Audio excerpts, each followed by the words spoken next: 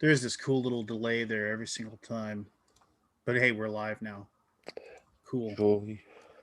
Yeah, well, every single time. You think I'd learn like the delay on it at some point? You think you would, but no.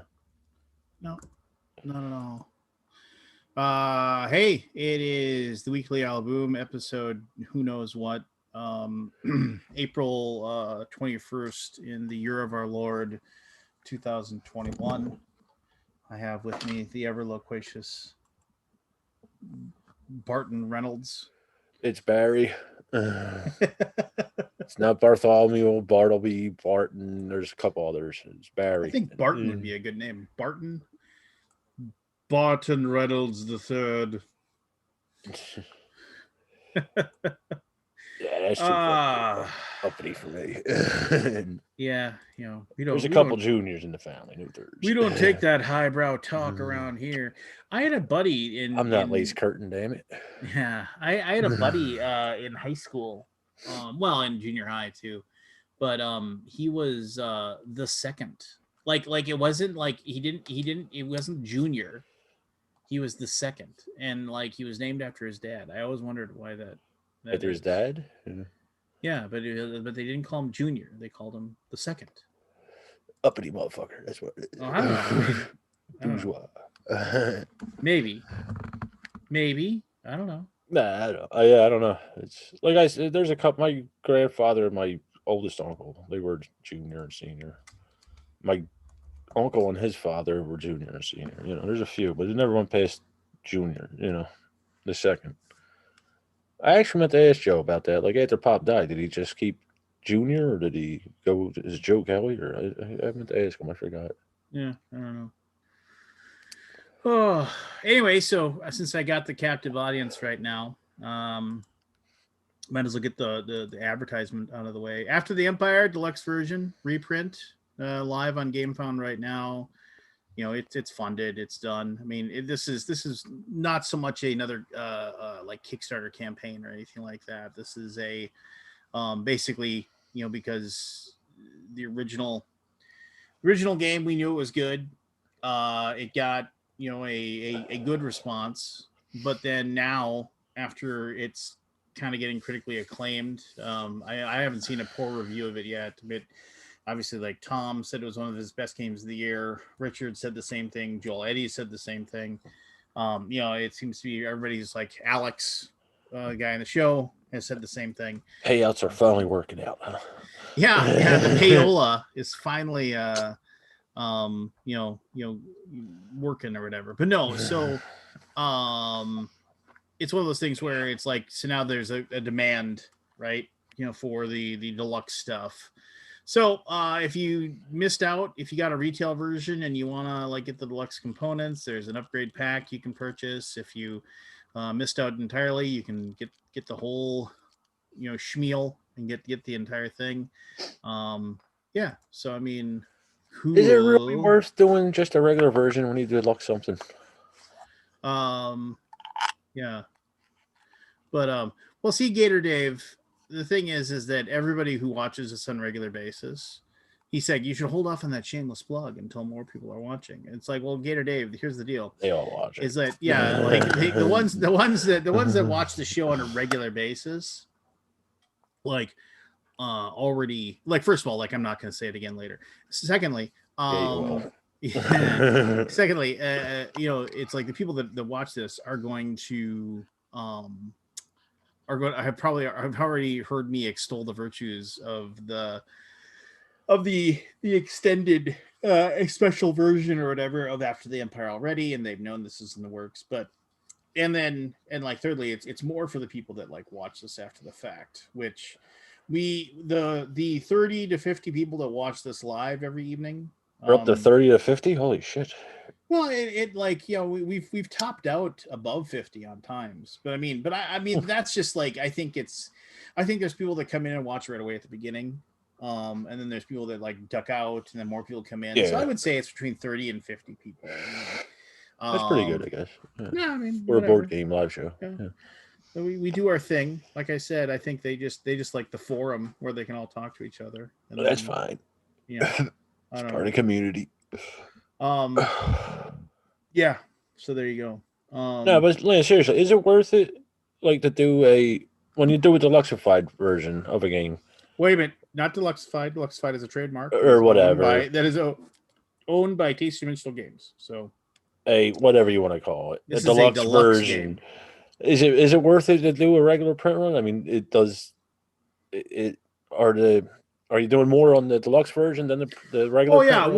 we'll print off more of both deluxe and the retail, obviously, right? So um, but I was there you just go. curious if it was worth doing 2 print runs instead of just all deluxe or whatever. Um, Usually, yes. I mean, it's like yeah. I mean, trying to remember. I mean, it's one of those things where they tend to uh uh end up like as like convention sales. I mean, Yeah. because like people go to conventions and they buy that stuff or whatever. Um, but yeah, I mean, I don't know. I mean, it's just No, I was just curious. I mean, like, if you're making so much more money on the deluxe version, why even bother with regular cardboard? Chits. I don't know. I got a grievance. Oh, all right, lay it on me. I have to eat a taco like a gringo now. It's kind of bothering me. I don't even know what that means. What do you mean eat a taco like a gringo? What does that mean? Being I got the hardware in my neck, I can't move it. Normally you pull the taco to you and you move your head to the taco instead of tilting the taco to your head. When you tilt the taco to your head, everything falls out. Well, yeah, but the trick there is that you eat soft shell tacos. Same thing. I think it still falls. But No, they don't. They're I wrapped actually up, prefer man. soft shell. But no, I still eat them open. If they're wrapped up, that's a burrito. That's a totally different thing. Oh my gosh. So I got to figure out how to get around this. I don't know. Just blender it up and drink it. Yeah. It's all the same food, right? It'll taste the same. You've never had hospital food for a long time, have you? It's almost the same shit. Well, I mean, are you like eating hospital food tacos? Are you going to the hospital and I purchasing mean, your it's the same tacos? thing. They mix What are everything. you? It's horrible. It's horrible. Besides, I like the chew shit. Yeah. All right, well, fair enough. But I mean, it seems to me like I'm giving you options, and you're just like, Oh yeah, but your options here have a taco milkshake. Yeah. Does that sound well, appetizing to you? I'd eat it if I really wanted a taco and I couldn't eat it normally.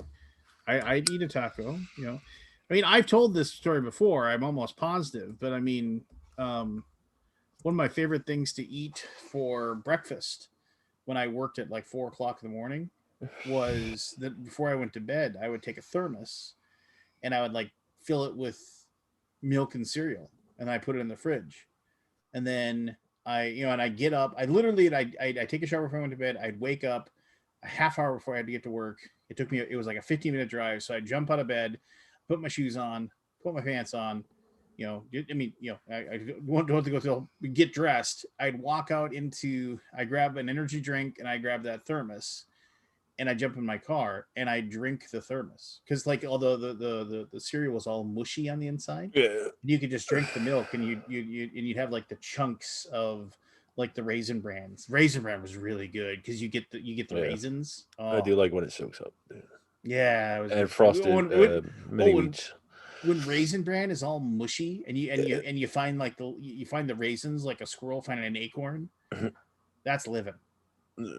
That's living. I'm a big raisin bran guy. I like raisin bran. I just asked Jen to pick me up a box for the first time in like 10 years, probably. I don't eat a lot of cereal anymore. Why not? I just, Cereal's great. I just don't. I had a I bowl don't. of frosted mini wheats yesterday. It was like I hadn't had one in like a couple of weeks because do you buy the bags? Nah, Jen, we only I'll eat a box in a week and then I'll be done. That'll be it for months at a time. Oh, see, I buy the bags. See, my son gets up and like he has a bowl of cereal like he like for school. He has a bowl of cereal before he goes to school, and usually at that point I'm like putting his lunch together, and I'm like if it's cold outside I go outside, start the truck, and then head inside the house. But I mean, no, I mean I would need cereal, man. I mean cereal's just a good meal. It's just so it tastes so good. I mean, even like as my wife says, they calls it old man cereals, like wheat checks. I love wheat checks. Oh, wheat checks is good. Yeah, I like Chex ones. Yeah, wheat checks and wheat checks and corn checks. Corn checks is also quite good. Well, I Um, really only eat once a day anymore. So it's like the you should meal's the probably well. meal. First of all, people that tell me that they only eat once a day are liars. I mean, they're No, I just mean a meal. I'll have snacks, but I only eat one meal a day. yeah. I mean, they graze all day long. I mean, No, I don't. I use like a 6 hour window usually. It's you know. yeah, I don't graze all day. See, when I get up in the morning, when I take my daughter to school, unless she makes herself some toast or something, I'll stop at a gas station on the way to school. And you'll either get one of those. She'll get like a donut and a milk or something there, Mhm. and sometimes I'll get a fountain soda, and then sometimes just to annoy her, I'll get like and they're horrible, of course, but I'll get like uh, a a gas station egg McMuffin or something.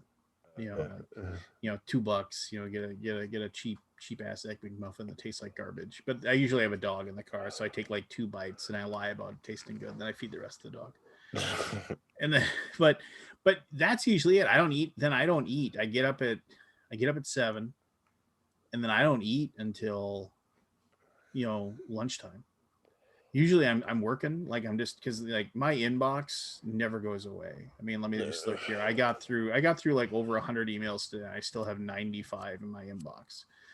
And tomorrow morning when I get up, unless I answer emails while we're doing this tonight, like my inbox will be back up to like 200 tomorrow morning. So I'm just like, so there's usually like projects and stuff that I got to work on and stuff like that. But then like the last like 2-3 hours of work is just emails. Um, and yeah, so yeah, it's nonstop.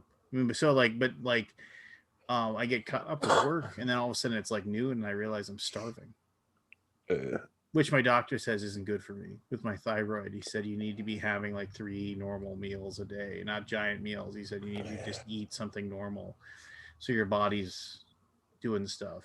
my Otherwise, doctor always said, like my whole life, I never ate 3 meals. I just, I never did. Working with the trains or with the, doctors, what do they know?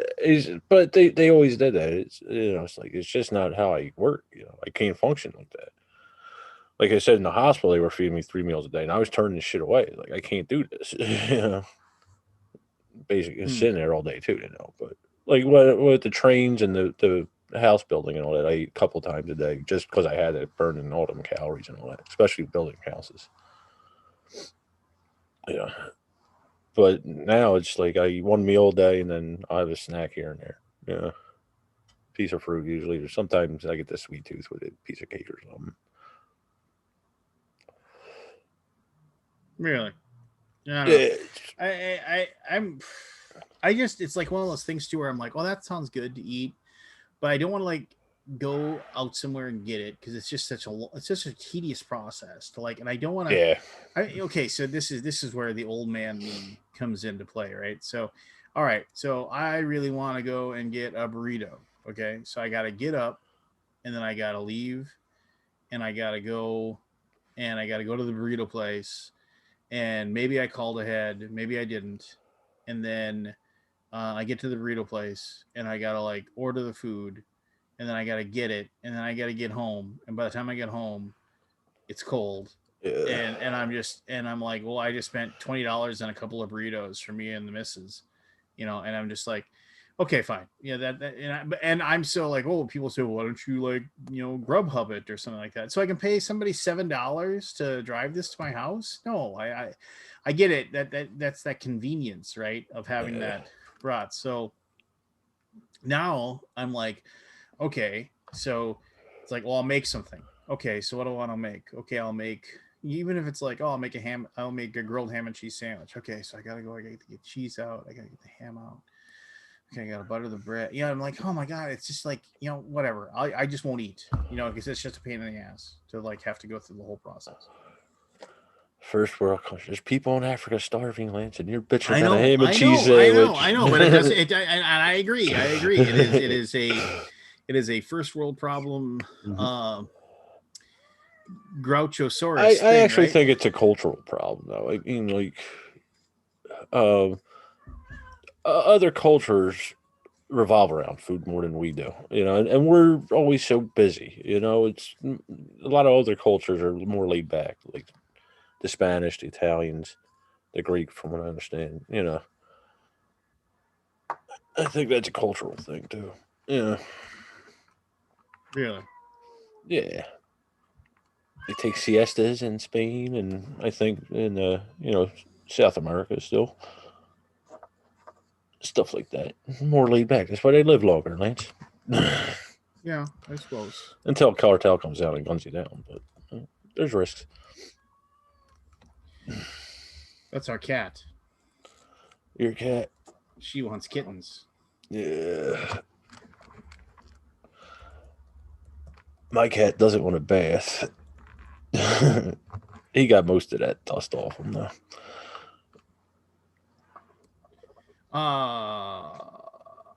Yeah, damn cat. Anyway, man, what you been up to? What's new? I'm waiting for this rain to stop. The rain kills me anymore, and then the temperature dropped today. That's hurting too. But I've been trying to do this deck outside, but it's just been raining so much. It's still mud, so I decided to start this front room painting it, and I got 2 walls almost done. It only took 4 days. It just got to a point I was sitting in the house for 3 days nonstop. I said, I got to do something. Yeah. But hopefully the next operation will take care of the legs give it out on me. Yeah. That's the biggest thing with the rain. But other than that, Jen had a birthday. She made it. She made it. I had to buy her a cake, but she wouldn't get a cake for what I call my second birthday. Yeah. Why do you call it your second birthday? It's the day of the operation. I was basically an infant at that point. Yeah. Oh, from when the train ran you over. No, that was 4 years later, I think, after the injury that led to me leaving SEPTA. 18, 19, 19. I'd have 19, 14. Yeah, 5 years. Yeah, I'm trying to think. Have I really done anything? No, I mean, other than playtesting games, I don't really have any new games to talk about. Though I did get to playtest the new Reavers of Midgard expansion, which was cool. I enjoyed that, and I'm excited for when we unleash that on the public. I don't think I played Reavers. No, I I don't think I prefer played it. that one. I prefer it to Champions just because I think Reavers is both in both kind of what's the looking for? It is kind of more simple, but also more deep. Excuse me, than Champions of Midgard. Yeah, that's just what I. But what are you gonna do? So I was gonna say this. Have you seen on the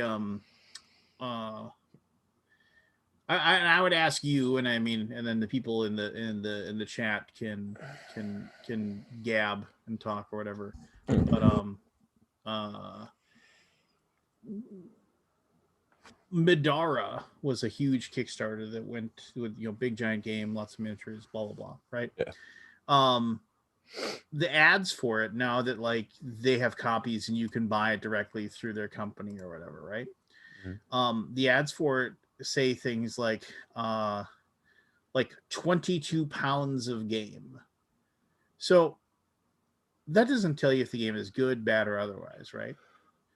I Do don't you? I think mean, that's what they're reaching for with that statement. well, I You know, but I mean, it was know, just kind of like I mean, it's one of those things where it kind of flies in the whole. This is this because is it's going got directly through their site, though. The sales. yeah. Well, my thought with that is that they already have an audience who's going to have word of mouth, so they already know if the game's good or not. Yeah. If they're going directly to their website, if we're at like Amazon or on BGG or something, I'd say something different. Yeah. But if I'm like no, Joe Schmo board gamer doesn't know any better, and I'm into that, I think that would excite me. 22 pounds a game. It means there's a lot of minis in it. All right. Fair enough. It just seemed weird to me, right? It's just like that.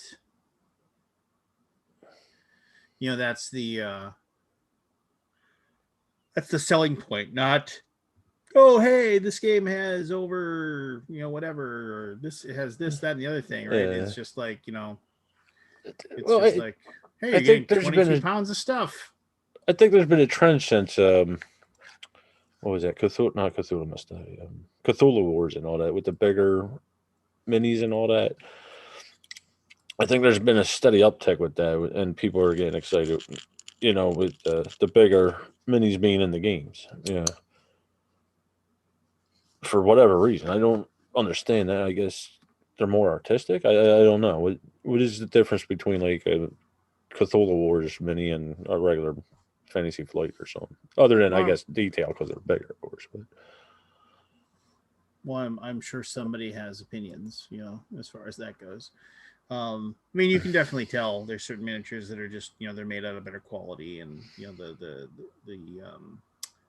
the what's I'm looking for here, like the textures and things like that are very distinct and well made. yeah, Yeah. no, but I'm saying if you're like a board game miniatures player, not necessarily a word mini game, but if you're a board game miniature player, what is the difference between whatever the regular 18 mil and whatever the Cthulhu Wars is it just you know keeping up with the Joneses? Is it what is it?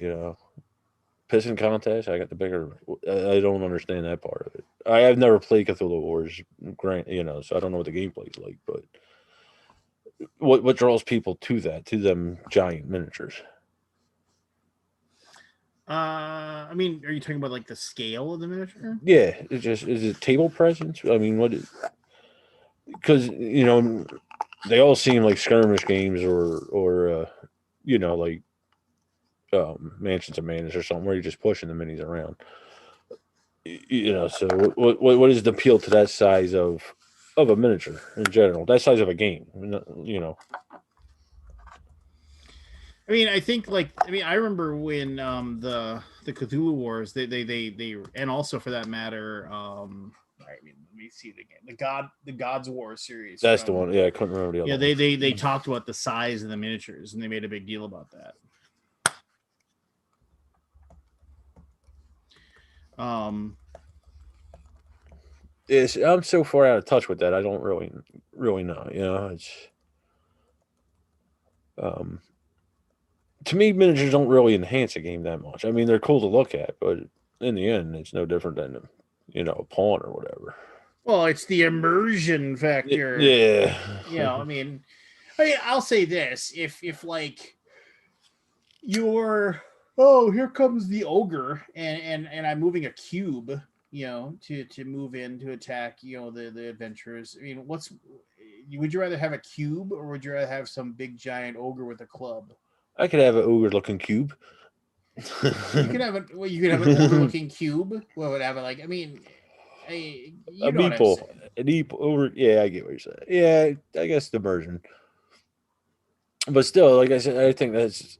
Oh yeah, I guess even Well, if like okay, perfect example.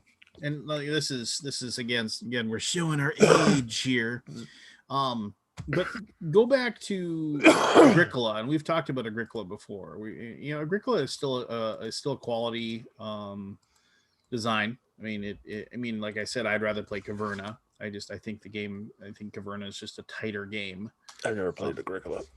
No, really? Oh, I played the creatures big and small. A couple of their offshoots. I played Caverna, but I never played the original Agricola. I did on an app once, twice, but I never played the physical game. Oh yeah, well, cool. I mean, so Agricola 2007. 2007 is Agricola. Agricola, let's see here. It's 7.9 rating. It is the 32nd overall greatest game ever, according to BGG. And it is the 30th best strategy game, according to BGG. All right. So, that being said, if we, man, people are still just pumping out videos for it too. Are they? Well, yeah. I mean, Oh yeah, they got new expansions and all that. Well, there's always new cards and stuff like that. So yeah, I'll give you that. But I'm sure people are finding it and they're getting very excited about it, right? I mean, there's nothing wrong with that. How many people never even heard of it because there's so much shit coming out. If they're just getting in the hobby now. Let's put a pin in that. We'll come back to like doing videos and reviews of games and things like that, right? So, anywho, man, I remember whatever happened to those people. Anyway, like I just seeing like all these like reviews and stuff, and I'm like, whatever happened to those people? Why didn't they continue doing stuff? I thought they were good. They did good videos. Anyway, so I'm all over the place here, and I apologize. But pick a subject, damn it. I'm stoned. The fuck. So well, okay, not quite, but so Agricola, obviously, like very popular game. Lots of people enjoy it, and there's lots of people that can enjoy the excitement of it or whatever. It's like it's just a solid game, right? But people lost their minds when Agricola was released, and because of the fact that they offered animeeples. Like it was like if you were like in the first pre-orders through Z-Man, then people are like, oh, it's just like, it's like you got the animeeples, and people like lost their minds about it. It's just like they were like, what? I don't have to use boring old brown cubes to represent my cows. I can actually have a cow, like a little wooden piece that looks like a cow. And a case can totally be made, and that if that was the beginning of deluxifying games. Like, I mean, and games would have been deluxed anyway because of it, right? I mean, they would have, somebody would have said, you know what? I don't want this, the meeple to look like a meeple. I want the meeple to look like a farmer. And they would do something along those lines. Somebody would have done something. But a case can be made that was like the first real time. And also a case could be made that the company Mayday Games might not have ever been as successful as they were. And then Seth Hyatt Games and all the other iterations. Yeah, Agricola carried him for a while. Because he, when nobody could get the animeeples, he started selling bags of animeeples. Seth Hyatt went and got, probably went to the factory that made the animeeples to begin with, and was just got some and showed them to somebody else and said, hey, can you make these? And because you can't hey, you can't make a cow-shaped wooden piece. Only we can. So you just don't have that option, right? So it's so people were able to do it. Weirdly speaking, I think, was it? God, Homesteaders came out in 2009, so it was a little bit after. But I remember Homesteaders for TMG had had like a painted cow meeple. It wasn't just shaped like a cow. It looked like a cow and it was painted. It had like it was white and had a spot for an eye and stuff like that. Holy shit! So That's yeah. top of the line shit back then. Oh yeah. I mean, before everybody's going crazy about how it's like apparently they haven't played Caverna, which is a better game. And of course I guess I'm trolling you. So Poor Caverna. I remember Agricola to me was I said I think it's pretty cool. Like I said, but the game just felt like a chore to be played. And this is what I said in my written review of it back in the day. It's like I would never give Agricola a bad rating. There are games out there that deserve to get trashed on, but this is not one of them. As I said before, for what it is as close to perfect as I have found. And for the right people, it is gaming nirvana. However, for me, it is a tired, ponderous time of pushing and placing wood tokens at a table with a few friends doing the same thing, in which all of us are stuck on our farming treadmills until we reach a conclusion that is neither a surprise nor as fitting a reward for the efforts we just went through. And that was my thing. My grandfather was an actual farmer. He hated it. Did he? He said it was just it was boring. He said. Oh, I'm sure. Yeah. He got months of not doing nothing, months of busy work. Yeah, what did he say? He said, I actually quoted my grandfather, and it's like,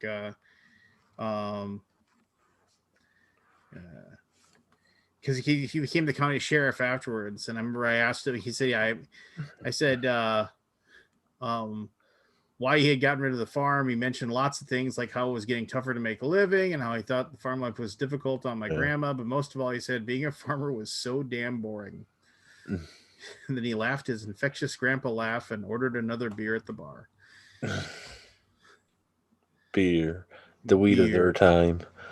Yes. Hey, how's it going? Hey, Alex. Hey, Alex. Look who moved the rock. And somebody actually what happened?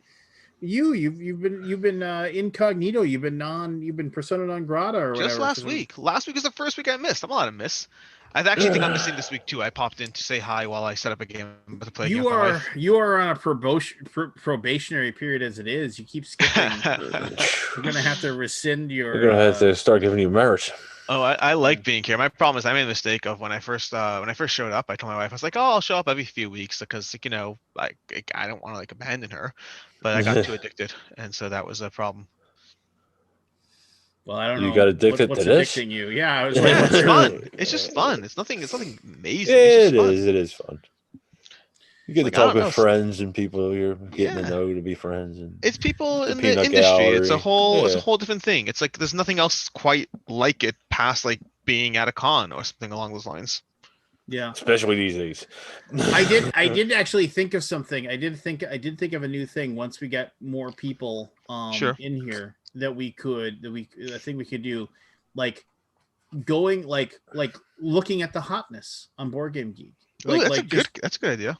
Yeah, like just what's our opinions? Have we played it? Are we interested at all? Anything like that? And just go through like say maybe the top 10 or 15 or 20 games on the hotness, and then just nothing special. Just Keep it to 10.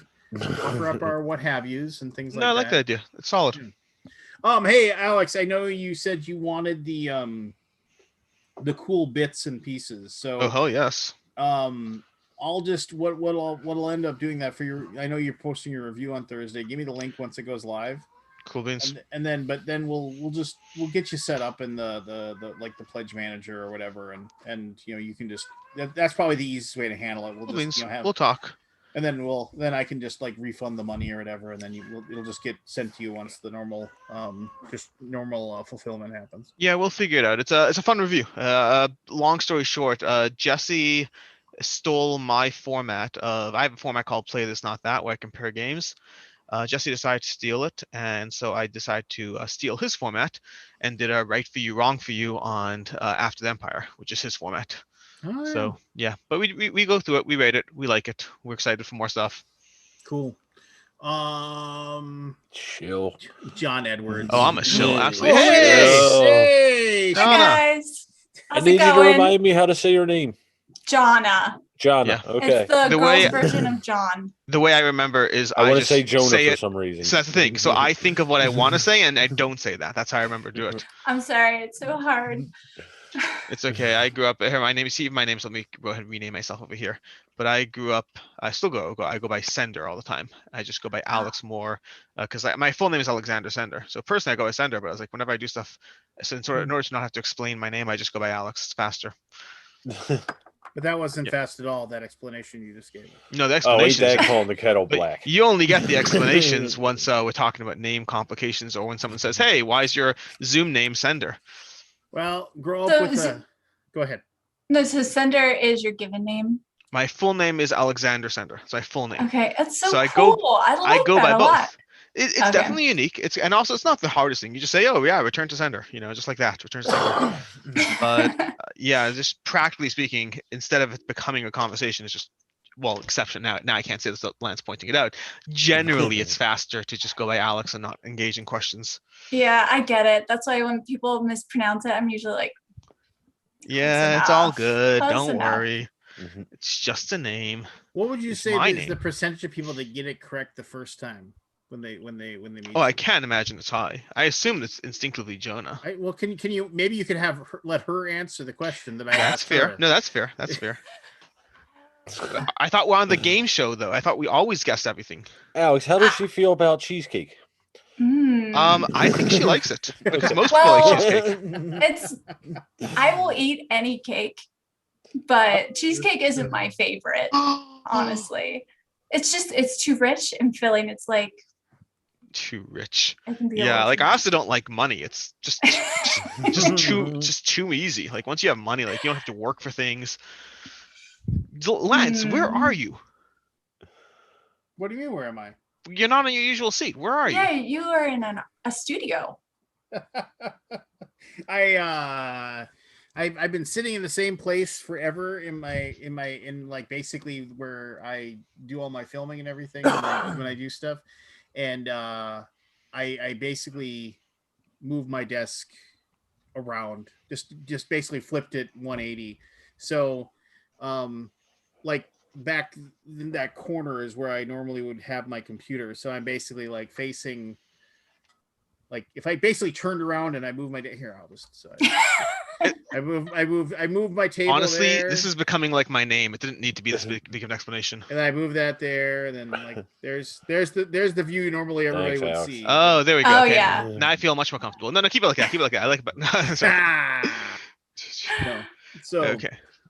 no, so I just interrupted you with something with the flipped it around. cheesecake, and I don't remember what it was. Do you remember? Name. Do people usually get it correctly? That was the Oh, question. oh Oh. yeah. I would say I would say 99% of the time people get it incorrectly. Boom. Yeah. Haha. You see. Mhm. Yeah, I Once in a mean- while I'll meet someone and they'll be like, "Oh, you don't know phonics very well," because phonetically my name Yeah. is Mhm. Jonah, but It is, yeah. I think phonetically, sure, but just name wise, I think it's a question of people just default to what they perceive as a normal name. yeah, Not normal. Normal's the wrong word. More typical name. yeah. Yeah. I've never met like Jonah. Like I don't know many Jonahs though. That's But I do spelled know that a way. Joan of Arc. Just Joan of Arc. That's what I'm saying. It's Yeah. not John of Arc.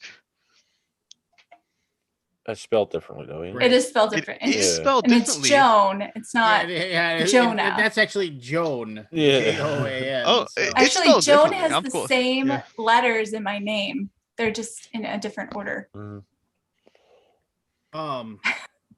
Yes. Anywho, Very interesting. Matt Paquette's in the Matt Paquette. I worked with a Jonna at a restaurant a long time ago. Was that you, Jonna?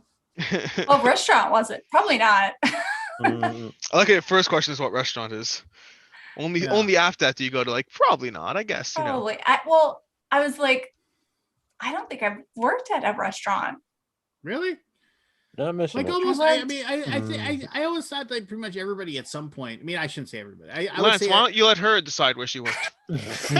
I no. I'm just saying. Really, I said most people at some point have worked like in a food service industry. At some point. Well, I worked Yeah. at a farmer's market for years, and I also worked at a like a Bible conference where I was a hostess, and I also was like a kind of someone who cleans up after buffet type thing. So, but that was very weird. That was not a restaurant. No, that doesn't sound like a restaurant. Buffet. Kabuki Kid wants to know how old is my gefilte fish jar. I don't know. What I have gefilte absolutely fish do no you have? idea. The What? gefilte fish.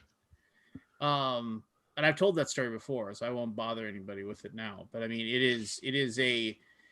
is an absolute miracle that I have that jar. I don't know. It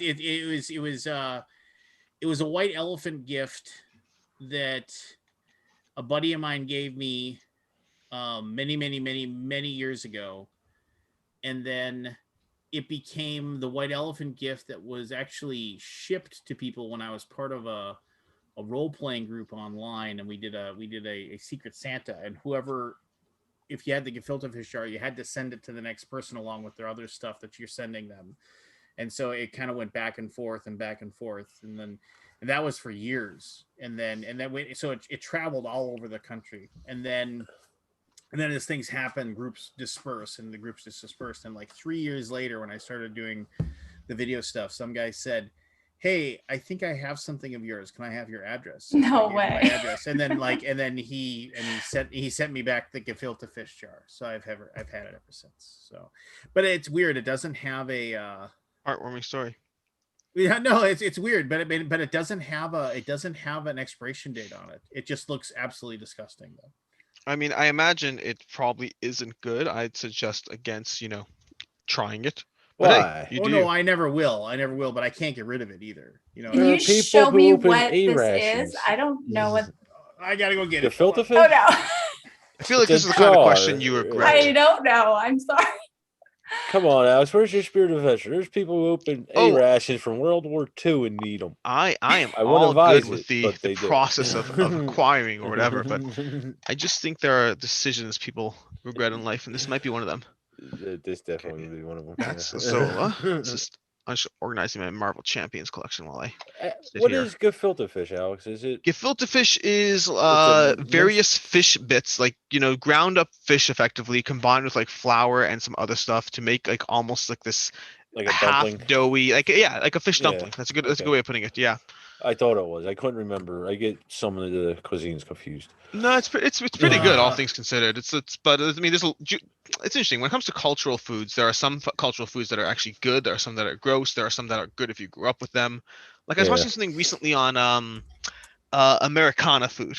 You know what like Americana food is? Like when you Yeah. combine like desserts and hearty foods, you get these weird combinations. And like some of them are things that I actually am familiar with. I'm like, oh, that's not bad. And others I'm like, that's gross. Who eats that? Sometimes it's like we get these bizarre things that we kind of get away with just because culturally we grew up with it and we're like, oh, that's normal. And the rest of the world's like, nope. No, it's not normal. Like Scrapple, I guess. Yeah, scrap is a good one. Pork roll. Yeah, stuff like that, yeah. Or what's it called? Ambrosia as a dessert. Ugh, Oh, yeah. hate that stuff. Yeah. Any desserts that have whipped cream in. Whipped It's cream pretty is much. yes. When you Well, combine it with something no, else. not desserts. No. I'm talking Hey! salads. I didn't realize Kevin was in this group. What's going on, man? How's it going? Hey, buddy, how are you? Do you Hey, show Kev. up just when it's Kickstarter week? No. What I Kevin knew is- was going to happen. Kevin is here, invited especially for me. But before we talk about Kevin's failure of a Kickstarter, wait, Kevin, can you just read off the amounts of the After the Empire Kickstarter There's and then a- your Kickstarter? I'd like to hear the numbers. Well, Lance has got some pickle jar in his hand that he's itching to talk about. no. So this is the gefilte fish, Oh. Ooh. and That is the and correct and- response. No, and I mean honestly, I don't know when this was because it was old when my buddy got it, that his dad gave it to him as a joke, and it was old when he got it. But it says kosher for Passover and all year round. Probably is. It says Menashevitz supports Israel's. Manischewitz. As I said, Menashevitz He didn't even know what amen meant, so we're not trusting you, Alex. Supports. No, don't you dare. So I asked after that episode. First of all, I will own the zero. The zero's mine. But I did go back the next day and like asked every single person I know to like answer the question. No one got it. It's a poor translation. I'm Anywho. just saying. Anyways, go ahead. Maniskewitz supports Israel's Red Cross. Says quality since 1888, and it is. I don't know if you can see. It's like all like That's usually what it looks like, cloudy. Donna. Is it supposed Honestly, to that look only like looks- that? It only looks marginally off. Really? Yeah, I mean, No, it's that like- stuff- They're that stuff looking is- that bad. You're talking about dumplings that are you served can in kind of a. you can kind of see it. See the. It's supposed to have water in. Yeah, it's supposed to have a water thing, and then Yeah. because it's like a dumpling material, it does get like a little jello cloudy. But like that looks, I would not eat that. But if it's fresh off the shelf, it wouldn't look significantly different. So let me explain that the reason I made the crack about the Game Topper thing with Kevin. First of all, let's record show. Berkey lives like an hour away from me.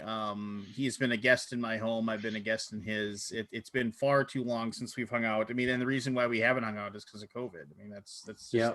otherwise, half a dozen times maybe in a year that we'll get together and play games. But anyway, many years ago, in the before time. Before time. Kevin invited me out to his place, a beautiful sprawling estate that he has. And I say that in all honesty. He'll talk about it all day long, but I went out there and he was like, and we played some games and he's like, hey, I want to show something to you. And I was like, okay, and then he showed me the very first prototype for the Game Topper. And he showed me everything that it would do and everything that it would say and everything like that. And I looked at him and I said to him, I was like, I don't know, Kevin. I mean, why would somebody get this if they have a table? I just don't see why anybody would want this. And it was almost like it was like I took the toy away from a child at Christmas. It was like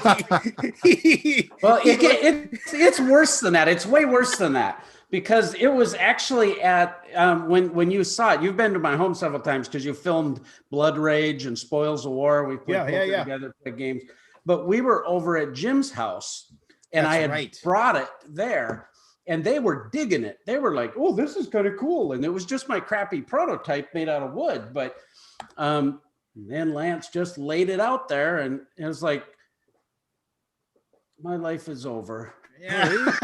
Yep. I mean, I remember the first time I saw it, you said something. I think it was like, and you said, I gotta. I mean, you said, I gotta tell you, Lance, you're kind of making me feel bad right now. You were like, I was just like, well, I said, I don't know. And then I've been after like $1 million at least of Game Toppers sold worldwide. I'm happy to say that I am absolutely 100% wrong, and I'm very, very happy for my friend Kevin. So it's a great story we get to share whenever we can say Lance said he was wrong. Yeah, well, Doesn't happen often.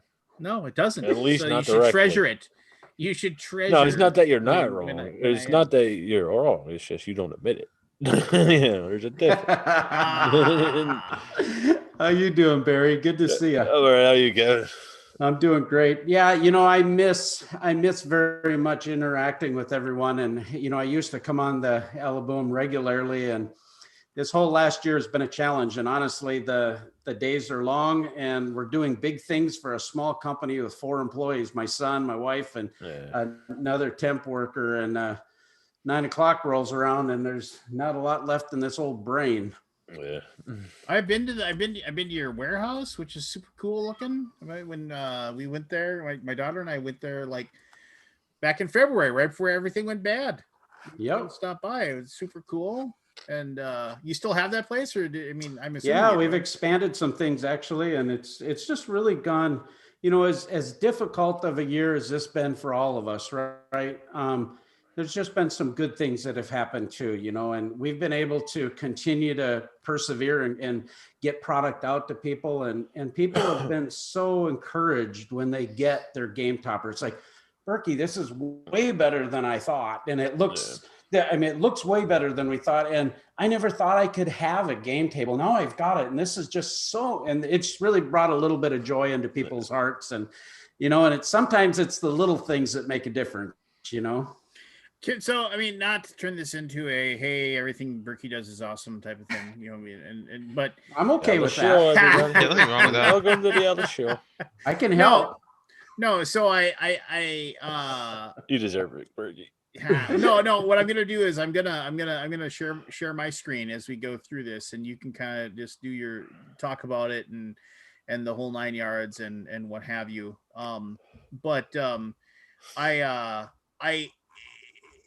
One of the nice things, I'm not saying this to trash on anybody else's like Kevin's competitors, but he's going to.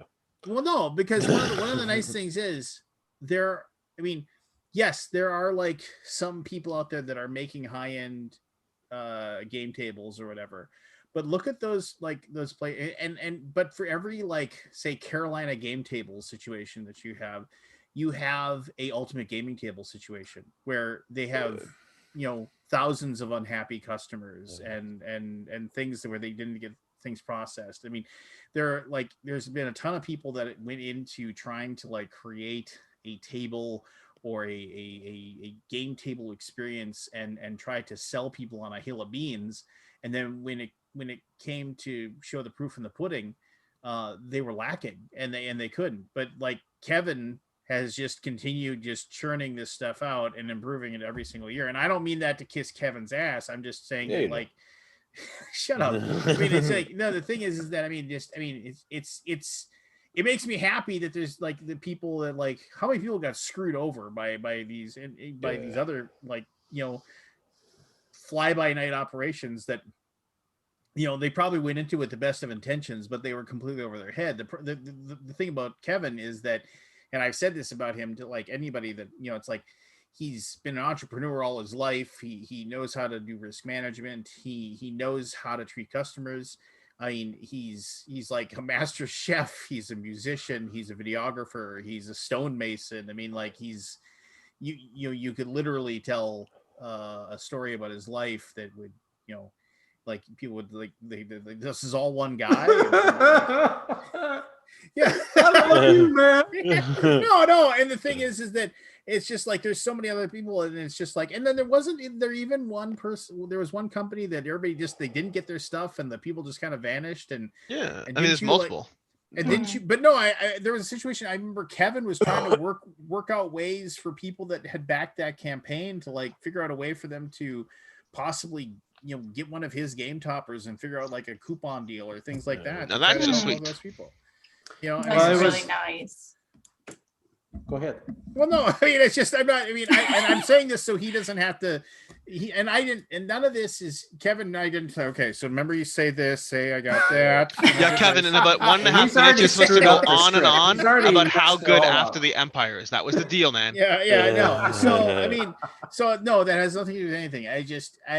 It makes me very happy that I was wrong about Game Toppers, but it also just makes me very happy. Don't worry, we're all very happy you're wrong. Yeah, but Kevin is above all anything else. He's an extremely good friend, and he's been he's been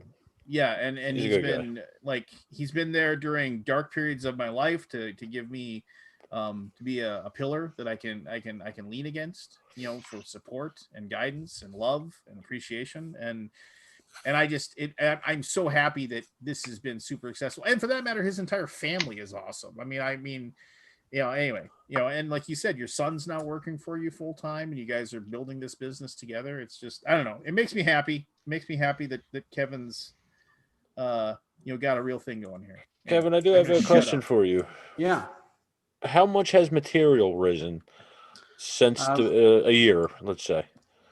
Yeah, it's been significant. It was, to be honest with you, going into this Kickstarter, I was crazy stressed out because everything about our product I've tried to design with high quality, and I've been unwilling to sacrifice that. I want it to be heirloom. I want it to last. It's got to be good enough for my home if I'm putting it in someone else's. And so I really hold to a really high standard, and I'm picky. My vendors know that. I'm probably a real pain in the butt to them, but that's the way it is. And I demand that. And it's one of those things when the prices started going up. We saw aluminum prices go up between 10 and 12%. Resin prices have, some cases went up 22 to 60%. ABS plastic went from $1.50 a pound to $6 a pound because of supply issues now. People won't even quote it. Wood prices have gone through the roof. I know what they are. Yeah. My packaging prices for my resin foam corners, which have been brilliant in our packaging and corrugate, they all went up. And it was like I was analyzing the numbers and I was like, we haven't had a price increase in 3 years. And I thought it's killing me to think that I got to raise these prices, and what can I do? How can I work around this? What can I do better? And then I just started working all my vendors and saying, listen, we all want to succeed, but I need to make this affordable for my backers, and yet we're not compromising anything. And I was like crazy stressed for about 4 weeks. And ultimately our individual prices went up a little bit. Shipping went up just a little bit, but our package prices are all pretty much in line with what we did last year. And I'm sacrificing a little margin for the Kickstarter backers. Honestly, prices are going to go up. They have to. One of the things about business, Lance talks about these other companies that have struggled. I don't want to negatively sell against any of those. I don't know what their problems were or anything, but I need to be a smart business person and I need to charge what's needed so I can be here to support people. And so we ran the numbers, and the best of our ability and business acumen, we've been able to do pretty well. Last Kickstarter, just before you get into showing some stuff, we actually delivered into 18 countries in Europe, Australia, New Zealand. We even sent 3 toppers to Singapore. A full container went to Germany. A full truckload went to Canada. Within 1 month of our Kickstarter, we doubled it. And by the end of the year, we doubled it again and delivered over 1,400 packages successfully. Wow. It's a huge task. And we're a small staff doing big things, but it's like we treat every customer like they matter. I'm still answering questions now. And I woke up this morning to 83 messages and we answered every one of them, Where's our first update then, buddy? It's coming out after I get off the Alaboom, and maybe I'll get 4 hours of sleep tonight. All right. Hey, Evan must be working. Well, Why is Evan working? This new app. Ooh. Never mind. I was gonna be snarky, but you showed me that. He's at his coffee shop then, correct? Evan? Yeah. Ryan just went to get some food. What are you guys playtesting? Just in case we end up needing to make an expansion. I think we know. Can't imagine why you'd need an expansion for this game. It's not very popular. All right, so We love it. Let me share my screen here so we can talk. We played it on our Viking topper with the castle mat, and it was the best ever. Solid game. It was the best, Jerry. The best. All right. Wow. They're the best. There we go. Game Toppers 3.0. I'm actually gonna head off. I'll try to be back on later tonight. We'll see. I just need to play a game with my wife now. Pins See you, and Alex. needles. Alex. I will try to be back. Pins and needles. Yeah, I'll be Alex. on. Let's see. We got 597 backers. 28 days to go. A meager 249 grand. Do you believe it? Yeah, Awesome. check this out. Fergus Falls, Minnesota. I've been there. Yeah, it's few really times. remarkable. I think That looks beautiful. That there is our Viking sculpted topper, and the rails were sculpted by Dogmite Games. And what a great bunch of Viking lumberjacks to work with from Michigan. Oh, their stuff is beautiful. Oh, Ooh. Dogmite are good. They're good eggs. Lost I power. enjoy them a great deal. All right, so There's so many amazing crafters in the industry that are really producing really nice stuff. Yeah, they do So- a great job. Hang on 1 second. I think I lost power. Oh, okay. Well, that's Oh, good. no. Oh no. Oh no. It happens. It happens. Another one that's really good is it Hal Zucchatti, I think his name is. Hell, Power on. Yeah, What did he have to like go and I'm Turn out the in robot Game on. Chopper studio here, and Did He's you, in the I was bunker. gonna say, what did you kick the hamster and make it You start? gotta running wave your again? arm so the motion Mhm. sensor will turn the power back on. do I need to get the hose? All right. So for those of you who don't know what the Game Topper is, it is a high quality. Well, it's a game topper. It sits on top of your existing table. It is cushioned underneath, so it won't scratch up your dining area. And you're able to place this on a table. And they come in multiple sizes. And also you can kind of maybe see this little tiny line right there and there. That means that it comes apart. And you actually can put it. There's these really nice carrying bags, and they're not light by any means, but they are definitely portable. That's a good thing, though. No, you want it to be heavy, Yeah. right? So it won't. So, and this is the Viking mat, which is the best mat. It is so. I know. I like love it. when I was heading to Con of the North. That's when the last time I saw Kevin in person. I said, "Hey, I'm heading to the Con of the North with my daughter. I need a game mat. You have a Viking one?" And he's like, "Yeah, you might know a guy who has one." And so I went right to the warehouse and picked one out. It was pretty sweet. But anyway, On in the north. yeah, come on to the north. So yeah, here we go. You had an interview with Mr. Hudson. Cool. Oh no, I can't. Yeah, that guy. So there you go. Where is this, Kevin? This is in my studio right where I am right now. Yeah, I was gonna That say studio I is recognize that sweet. background. It's that- our wood. It's really my wood shop. Those are all drawers with all my tools and stuff. That's but Ooh. beautiful. That is so cool. converted it, and I haven't done much woodworking in here for a while. So I don't know a whole lot about like where you started and where your idea came from to do tabletoppers. Yeah, thank you. It's really what had happened was I built a dedicated table. My dad built me a dedicated table that I designed back in the day when everybody wanted to do a geek chic, and I have this beautiful dedicated table, and both of my daughters live an hour in Alexandria away from us. They're both married with kids, and every other week we go play games. I got thinking we were loving playing on the dedicated table. How do I make a portable version? Okay. So being a woodworker, I designed one, and the first one was horrible. Big honking thing. It had a piece of carpet on it. It really sucked. Had a big hinge down the middle. I could barely get it in the Suburban. It's a proof of Yeah. concept. That ain't gonna work. Then I made a little bit nicer one out of pine. I believe that's the one that Lance may have played on. But I didn't have any cup holders or anything at that point. But then my dad and I made 2 solid oak ones, and I went to a manufacturer in my hometown that used to do plastic extrusion.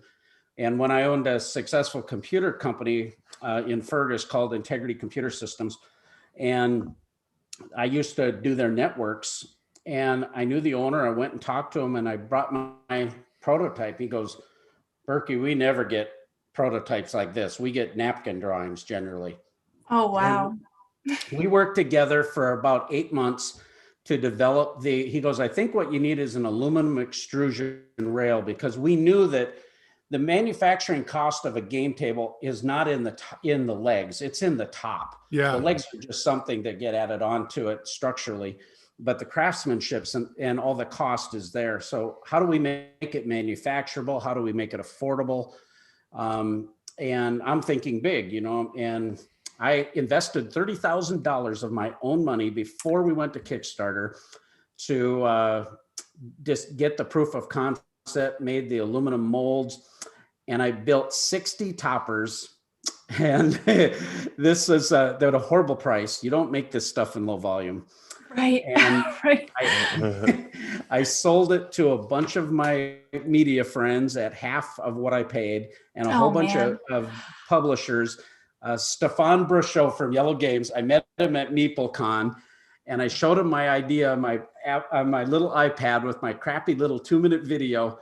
And a minute into it, and I didn't know the guy, I'd never met him, and he gave me a few minutes, and I was asking him about his show kit, and a minute into the iPad presentation, he hits the pause button, and he goes, and I'm going, "Oh crap," and he goes, "I want one of these right now." And we talked some more. And before I had even produced him, he bought toppers from me for Gen Con that year. Oh, that's awesome. It was unbelievable. And we get to Gen Con. This is such a cool story. I get them all, and I could tell you about all the woes and all the troubles that and obstacles that we had to overcome. I should have given up. But somehow we were able to keep going. And I get to Gen Con, set up all these toppers. We had like 10 or 12 companies that had them. And I get over to Stefan's booth and he goes, "Oh, I want to see this." And he puts his arms on the table and there's about 6 toppers there, a couple empty tables. And he goes, "Oh, I have made a big mistake." And I'm going, "Oh, crap. Why do we do that? I don't know why we even think that way." But he goes, "This is amazing. Look at these tables. I should have one on every table. Those tables look like crap." And he used a different word. And he goes, "This is $1 million." And it was so rewarding. And all I did was run around Gen Con with my top hat on and took little videos. And I got 130 videos of people first reaction. Just, "Hey, what do you think about playing on this? Do you like this? Do you know what this is?" And they go, "This is on a plastic folding table? This is awesome. How much are they?" "Oh, about $500-600. "What? This is awesome." And that year we went to Kickstarter, raised $500,000, and by the end of the year we doubled it. In 2019, we did it again, and we raised more and doubled our backers, and within 1 month doubled it. And by the end of the year, we doubled it again. Evan, I got to tell you, I worked the AEG booth a couple of years ago. Yeah. And you had your toppers on all the tables in the game area. It was so fun, wasn't it?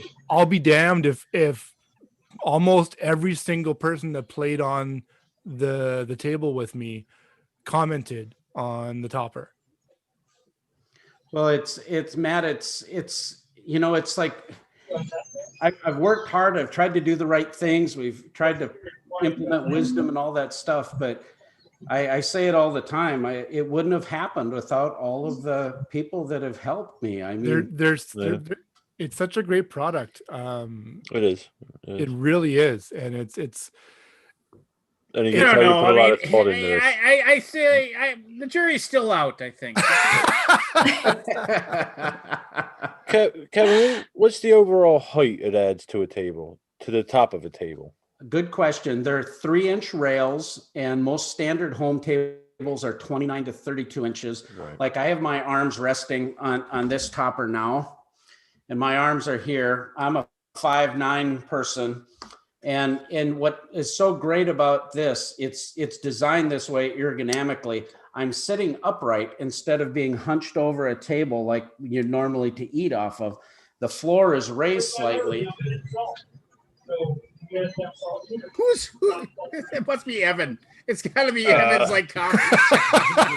I heard something muffled back there. Like, who's being arrested? but anyway, that allows for a lot better posture. People say all the time, "Man, I've been playing for 3 hours and my back doesn't hurt." And the visual acuity on the topper is really nice also. Yeah, but is the aluminum military grade aluminum? Yeah, military grade. It's like Ford stuff. Why isn't it titanium? Yeah. It really, what the technical part of that, I learned a lot about aluminum. It's T6, and it's the most expensive aluminum I can buy that isn't aircraft. That jumps the price 3 times as much. But the reason they use this in parts that have to have a certain hardness, like for firing mechanisms and heat related things. And it allows me to maintain really high-end tolerances so that the parts always match and that they don't dent, because aluminum is generally a little bit soft. Mm-hmm. Our new luxuriant and premium options provide that. Let's say, Evan, you want to mute? Sounds like Evan just beat someone up. Yeah. I didn't beat anybody up. Apparently, he didn't like his order. There's I a got lot of noise. Natural oak and premium hardwood components. Yeah, we have premium walnut inlays. It's still the military grade aluminum rail, but it has inlays that just give you that extra tactile, luxuriant feel. That's smart. The movement. In the That wood. requires The two corners, molds. wood too, do I see? So how sturdy is it with the legs? I mean, I know you've been going back and forth with the legs for a while. I remember seeing a prototype of the legs like a year and a half ago. Well, my good friend Robert Geislinger, who I thought loved me, he posted something on Twitter from a picture that he had. I'll show you here. See if you can see this. This is really dumb, but I'll see if you can see it. Probably not, since I'm sharing my screen. So you're going to be in the tiny little Oh, screen. so maybe you can't see it. Oh yeah, you're laying on top of it. You're like, ooh la la. Yeah, I'm ready for a calendar, a Berkey calendar, or a table. I like it. So it's not falling over, game. but I guess my question is that like, is it like, Rickety? yeah, is it, there's no way to like guarantee, like, what are the bottoms of the, and I'm not trying to poke, like, how is your game shitty? How is your game topper shitty now? No, I'm not. Is it wobbledy? Is it wobbledy? Does it wobble? And my other question is that I'm assuming you have some sort of like rubber stopper on the bottom of the legs or something like that, correct? Yeah, exactly. What's happened with the game toppers, there's cross supports underneath the topper that provide for a heavy duty friction footprint with a 3M rubberized material that's under the rails and the cross supports. And what that allows it just doesn't move. I'll move my under table before I move the topper. Water to try to get under it, so it looks kind of sketchy. But Like Mark was talking about AEG, Renegade. We haven't been Game doing this for Studios. 6 years. Evan, can I get a number 7 with buffalo wings and an extra? You guys drink margaritas while you play test? Because that's apparently how we roll. Where did you get a margarita? I see the 4 of us. A place called Porcano. You There's can get Evan. margaritas to go? All right. Haven't you ever? Where's this at? You gotta live up here in like Minnesota and North Dakota, where there's drive-through liquor stores. What? The drive-through margarita bar. I've had beer distributors, not liquor stores up here. Yeah. We are way too anal about our alcohol up here, apparently. Yeah. So, look at that, Game Toppers 3.0. So anyway, the legs are one of the new innovations for Kickstarter Game Toppers 3.0 is that we've incorporated a leg kit and new dining covers. And they're very, very stable. That's what you saw me sitting on there. The first thing I did to make sure that our prototype was good, and this was after 3 different ones, was jump right up on there, and it can handle a Berkey. So there you go. That's the litmus test. 1, 2, or 3 Berkey load. There it is. Military grade aluminum. Can I handle Berkey Jr. and Mrs. Berkey? Yeah, you could put 1.75 Berkey up on that thing. But we have ideas so it can be a massage table with a cushion and all that too. Oh. So- Official unit of measurement now. So, one of the nice things actually with the military grade aluminum, it's kind of nice. You put your arms up there, and on a warm summer day, it's nice and cool. It's like, oh, this is nice. It's like nice and cool on my arms. One thing you'll notice, there's a card slot in there too, so that it can accommodate cards and even thick enough to do tiles. So if you have stuff to get stuff out of your hand, I love that. really nice. That is one thing that so many of those produced wood tables don't have, like the wormwood ones or whatever. Really? And it's funny. Until I played on one, I looked at the toppers like, well, it's just a topper to make a table, a game table. Yeah, fine. And then you son of a bitch! How dare you transgress on the game topper name? Okay, sorry. But then I spent a week at the Playhouse at the AEG playtesting house. Oh, And they had Larkstone? toppers. Yeah, Larkstone. And we played on it every day. I'm like, this is fucking brilliant. Yeah, I've got John Sinzers right on the website there. He talks about Larkstone there. We've got a little testimonial emblem of a lot of folks in the hobby. Yeah, that was right after PAX 2018, PAX U 2018. When I flew straight there, and my MacBook died, but that's beside the point. So let's see here. You got a Lestrade, you got an Adler, you got that Watson going on. That's our number one seller. Notice the character Yeah. there. Mr. Eric Summerer, I believe. Mr. Eric Summerer of Dice Tower fame. Yes. Oh, Kay, I haven't seen Kay in ages. I just talked to her the other day. They're doing great. Good. She's not at the game store anymore. She's actually working with her husband at the Echo Lab. Awesome. But they're doing really well. We're hoping to get together in a few weeks. Oh, well, make sure you say a few hello. months, I mean. Well, if you see her before I do, say hello, please. Yeah, she's a honey. She's like a third, fourth daughter to me. Yeah, she's so nice. And there's the home. See, I thought the homes might be like more, but maybe more people have square tables than I'm. Yeah, 40 by 60 40 by inch is the 6. standard home table, and the Well, I guess that would is 38 by 60, and the outside dimensions 45 by 67. The Holmes topper is 3 foot by 6 foot, works great on those 30-inch by 6 foot plastic lifetime tables. And that's what a lot of the game stores have and a lot of the publishers at the conventions, and they work really well. Oh, the Mycroft. Yeah, but there you go. That's the one that it's huge. Huge. It's huge. a 4 by foot 6 by 6 foot.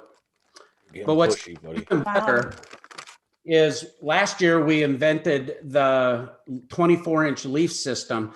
So that Mycroft comes as two 24-inch end pieces. You put them together, you get the Moriarty, which is the 4 foot by 4 foot. But then you put the 24-inch leaf in, it's the Mycroft. But you can add another 24-inch leaf to make it 8 feet and put it on like a ping pong table or a pool table. wow. People love that. The limited edition hand-signed sculpted dragon and Viking signed by Berkey himself. That is a story and a half. That's my daughter Hannah, who helps us with all of our graphics, that has the historical costume company. And I've met Hannah. And that's the Viking chieftain from Spoils of War back in the day. I still say you cheated that game. No. Is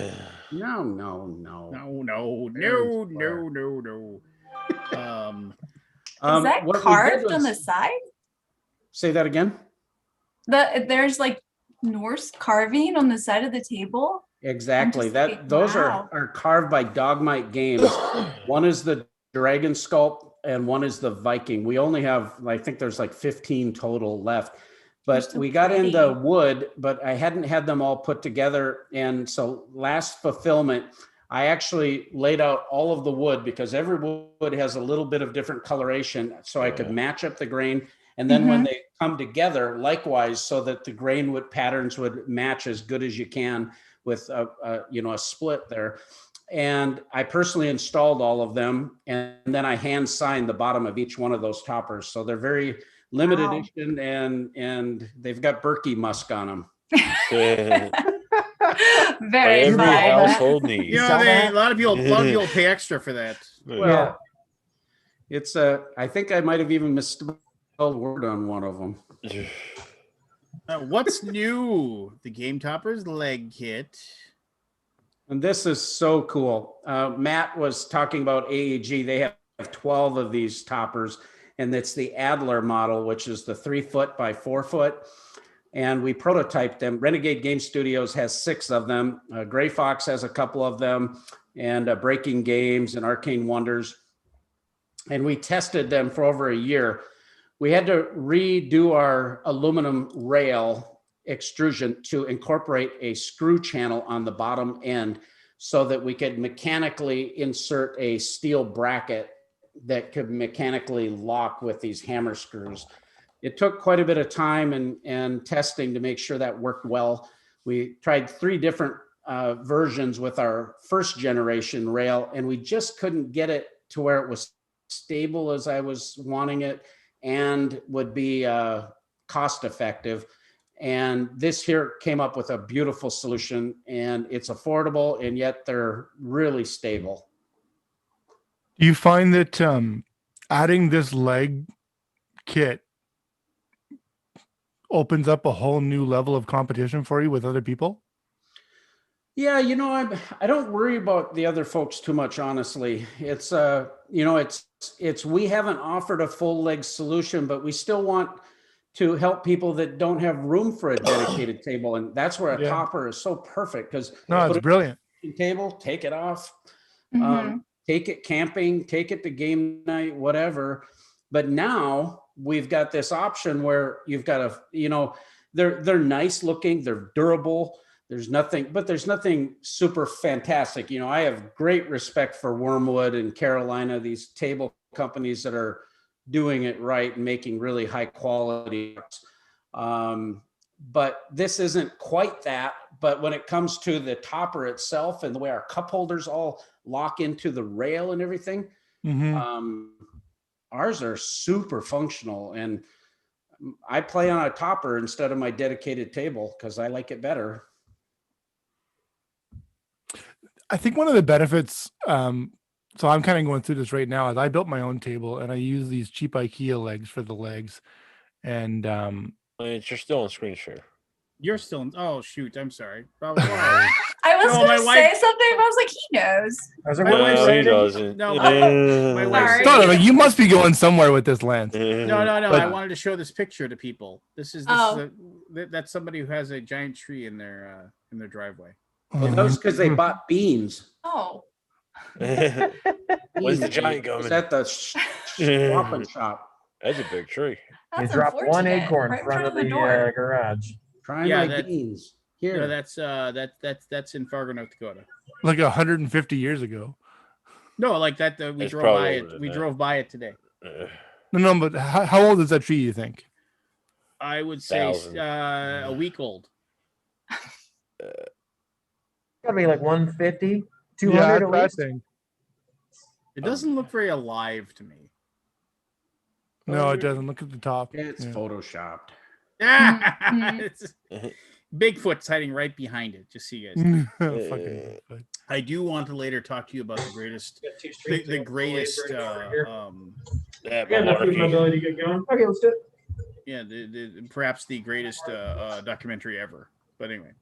What were you saying? Matt, were you talking about IKEA legs or? Yeah, so I bought these IKEA legs. It's just these $5 IKEA legs, and I'm like, every time I play on it, it's like wobble. So yeah, $5 IKEA legs too, actually.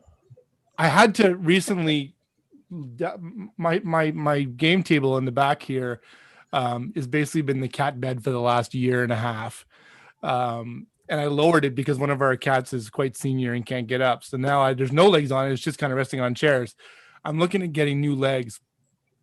And what I've been looking at is these hairpin steel rod legs. I've seen those.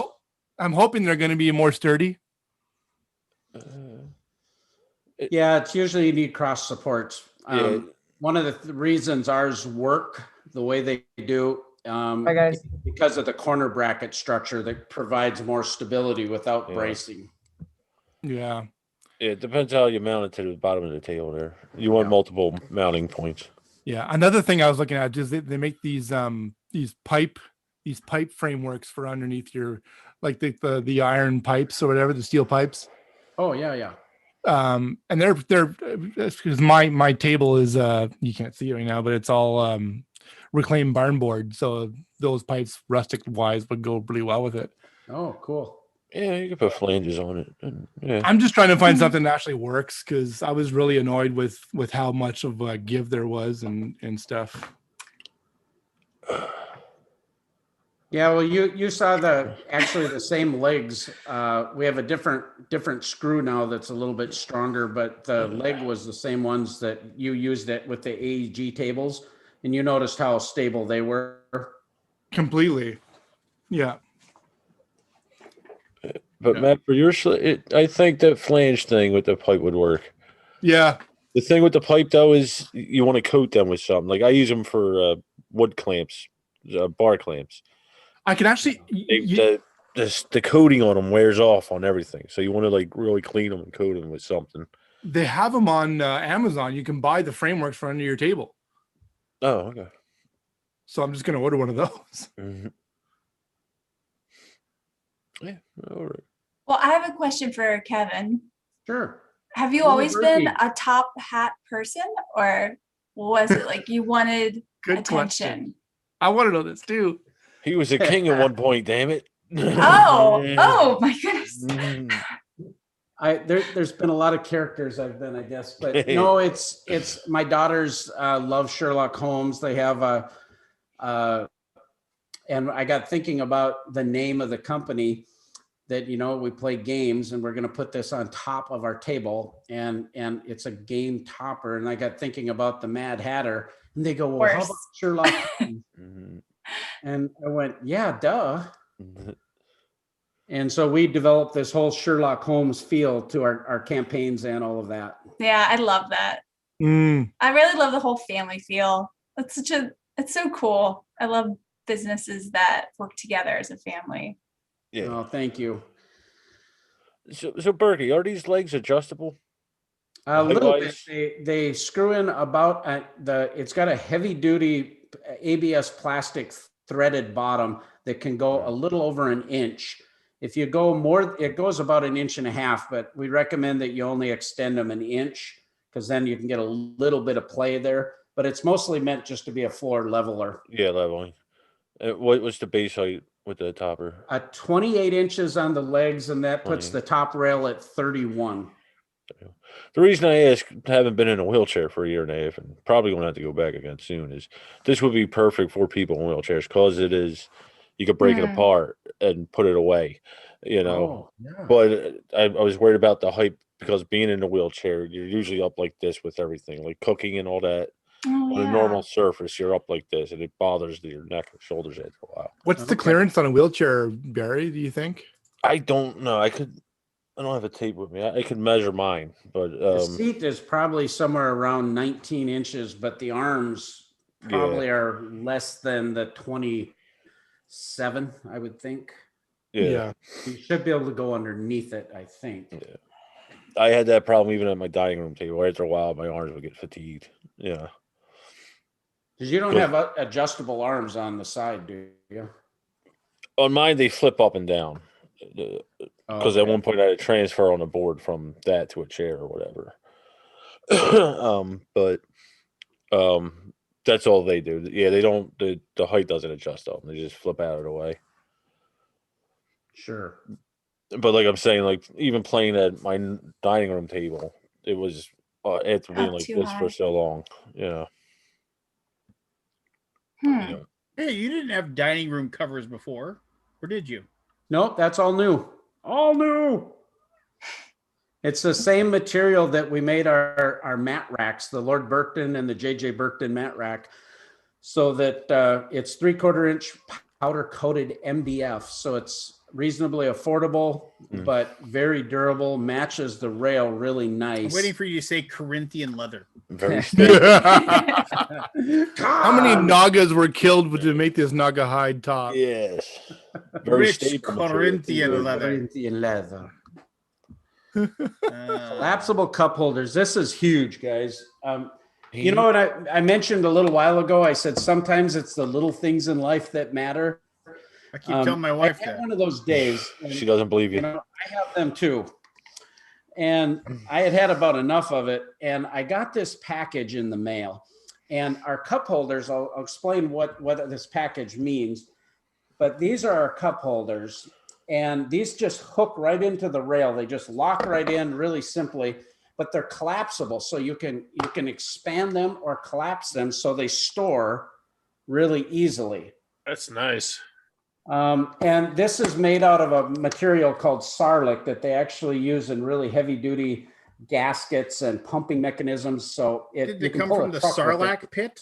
Yeah, Sarlic 236. The Sarlacc pit, where Where you'll be devoured slowly over 3,000 years. Over 2,000 years. And I like the wine glass one. That's fancy.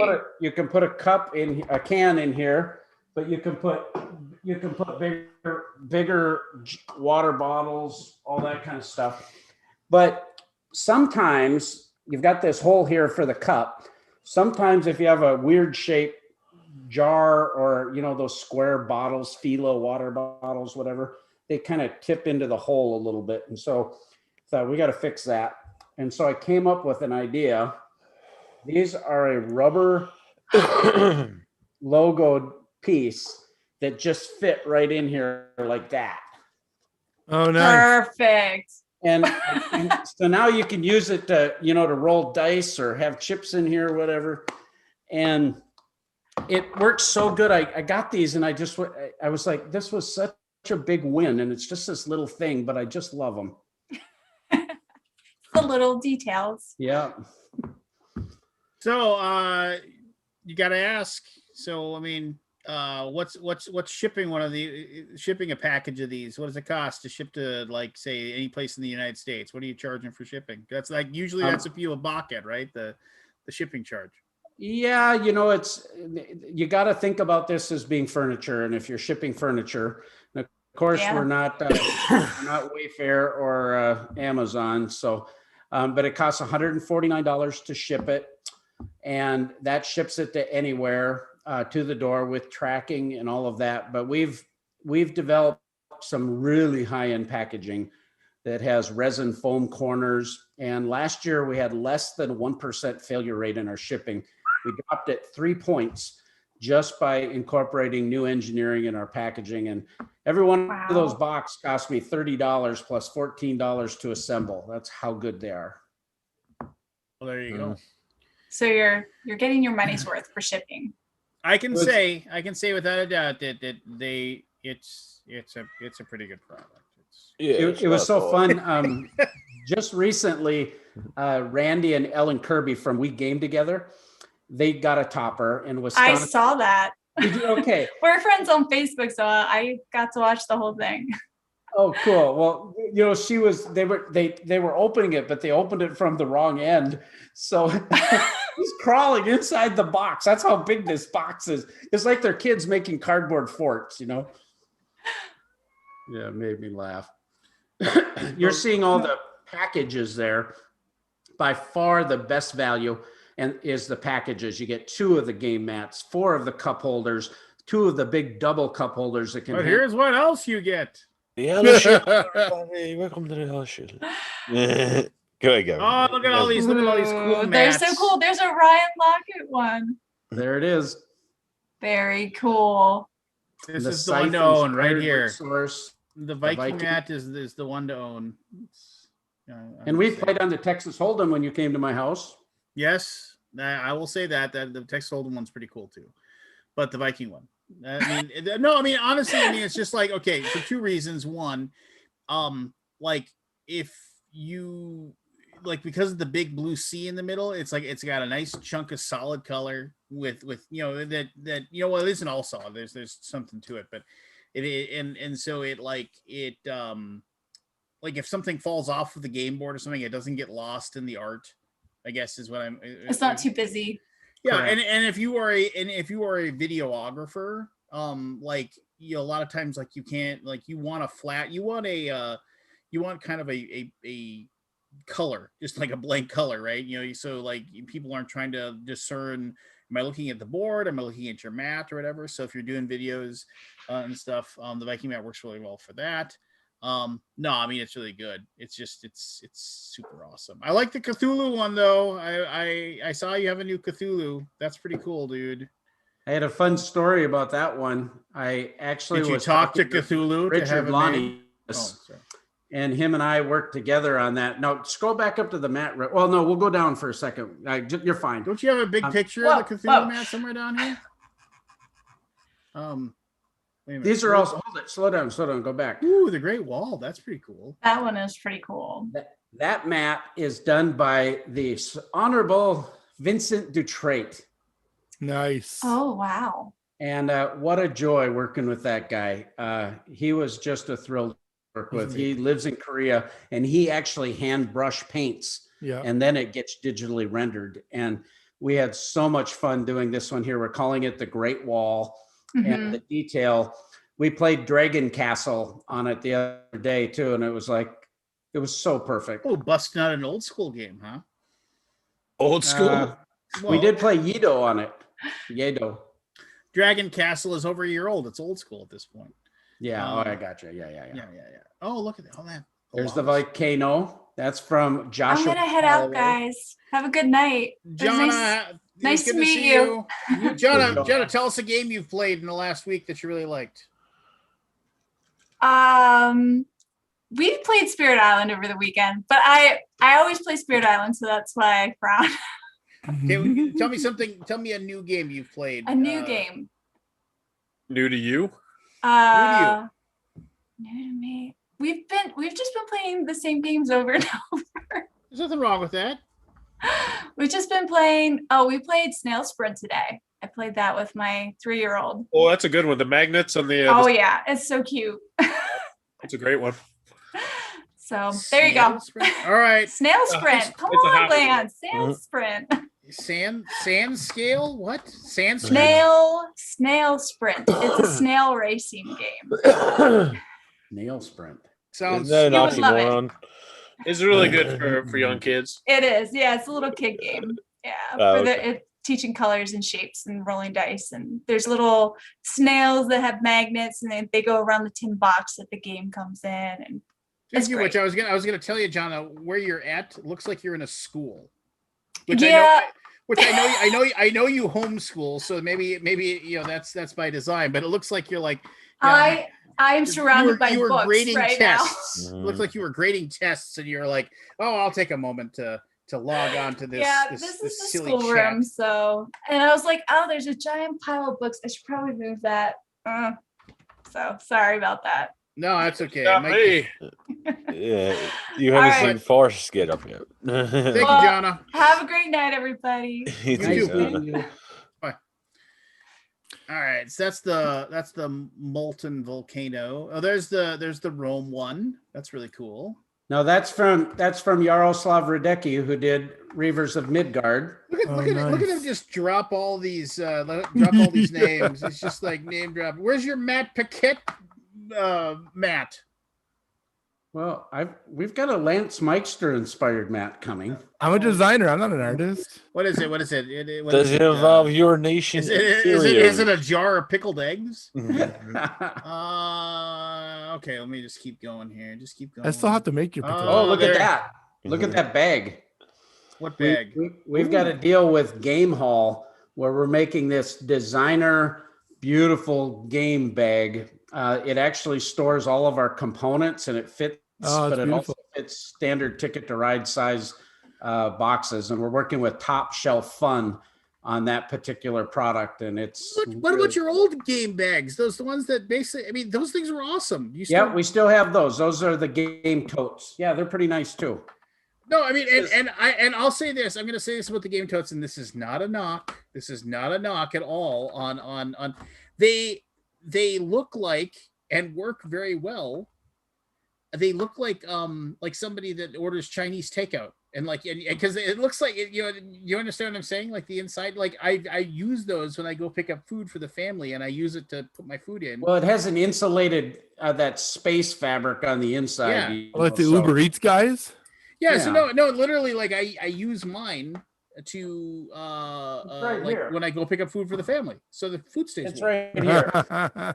Yeah, no, look on the inside. Show the Looks like inside. I mean, that. first of all, the suckers are like sturdy as heck fire, and you can cram 4 like square games in there easy, and if you're going to game night, you don't need more than 4 games. So those things are the bomb diggity, I would say. But anyway, that's just. Yeah, we've got about 180 of them left, and they're going to be in our early wave 1. We actually have about 160 units that are going to go out early in July, August. Who does that? See, I've been playing Sleeping Gods on the wrong mat. I need this mat to play Sleeping Gods on. So Berkey, worked I reached with out to you. Richard Lanius on the concept of this one here. We talked and did some art study back and forth. He goes, wouldn't it be cool if Cthulhu was raising out of the ocean, out of the darkness, and the island is coming, and you got some old, frigate, That's awesome. That's super cool. I reached out to you a while back about getting some mats done. I remember back in January, I think. And I never heard back. No, it's all good. Berkey's too good. You were on a schedule and everything, but I ended up getting some done by Deep Cut Studio. They turned out really good, but cool. I kind of want the stitched edge that you're talking about now. Nice response. Cool. Just bring them on the show.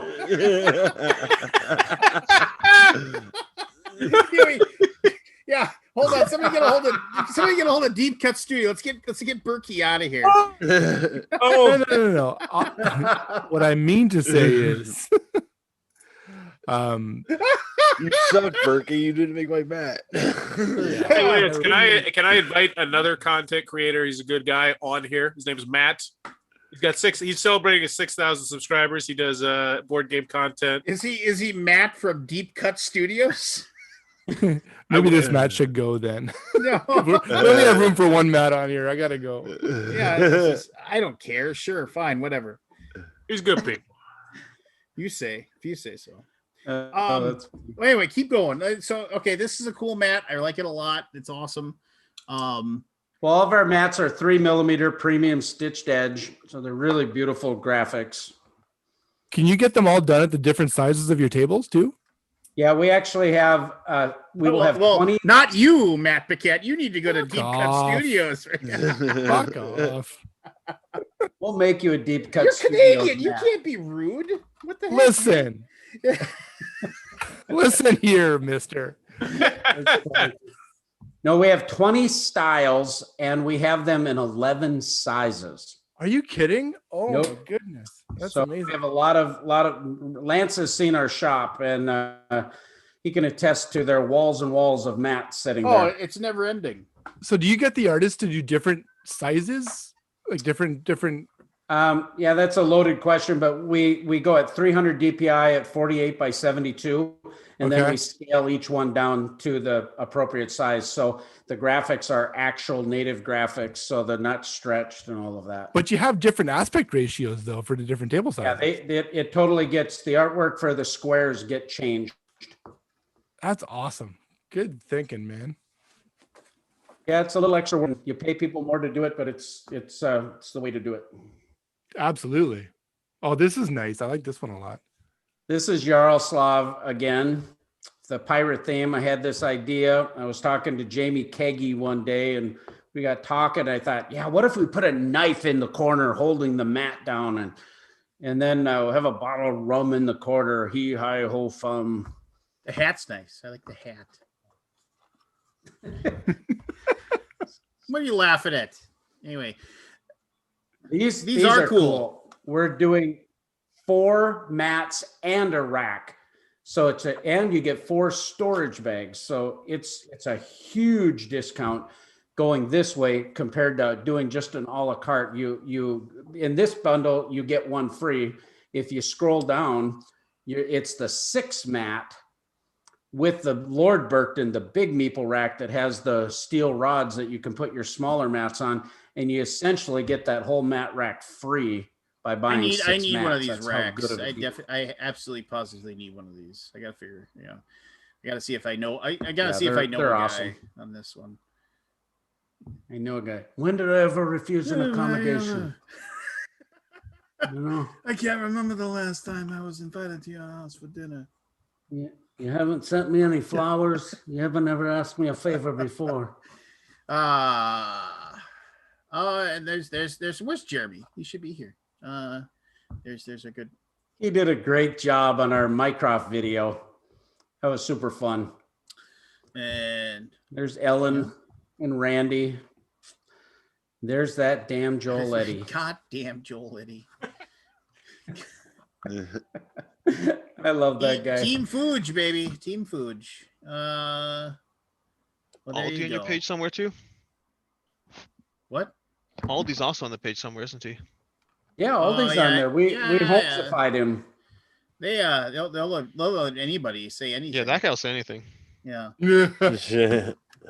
Now this here, Not right this now, is he done doesn't. by that guy, that Matt, the one that's just above there, Raymond Hawken. I met him at Essen last year, and he is actually helping me in the evening time, which is really cool. Okay.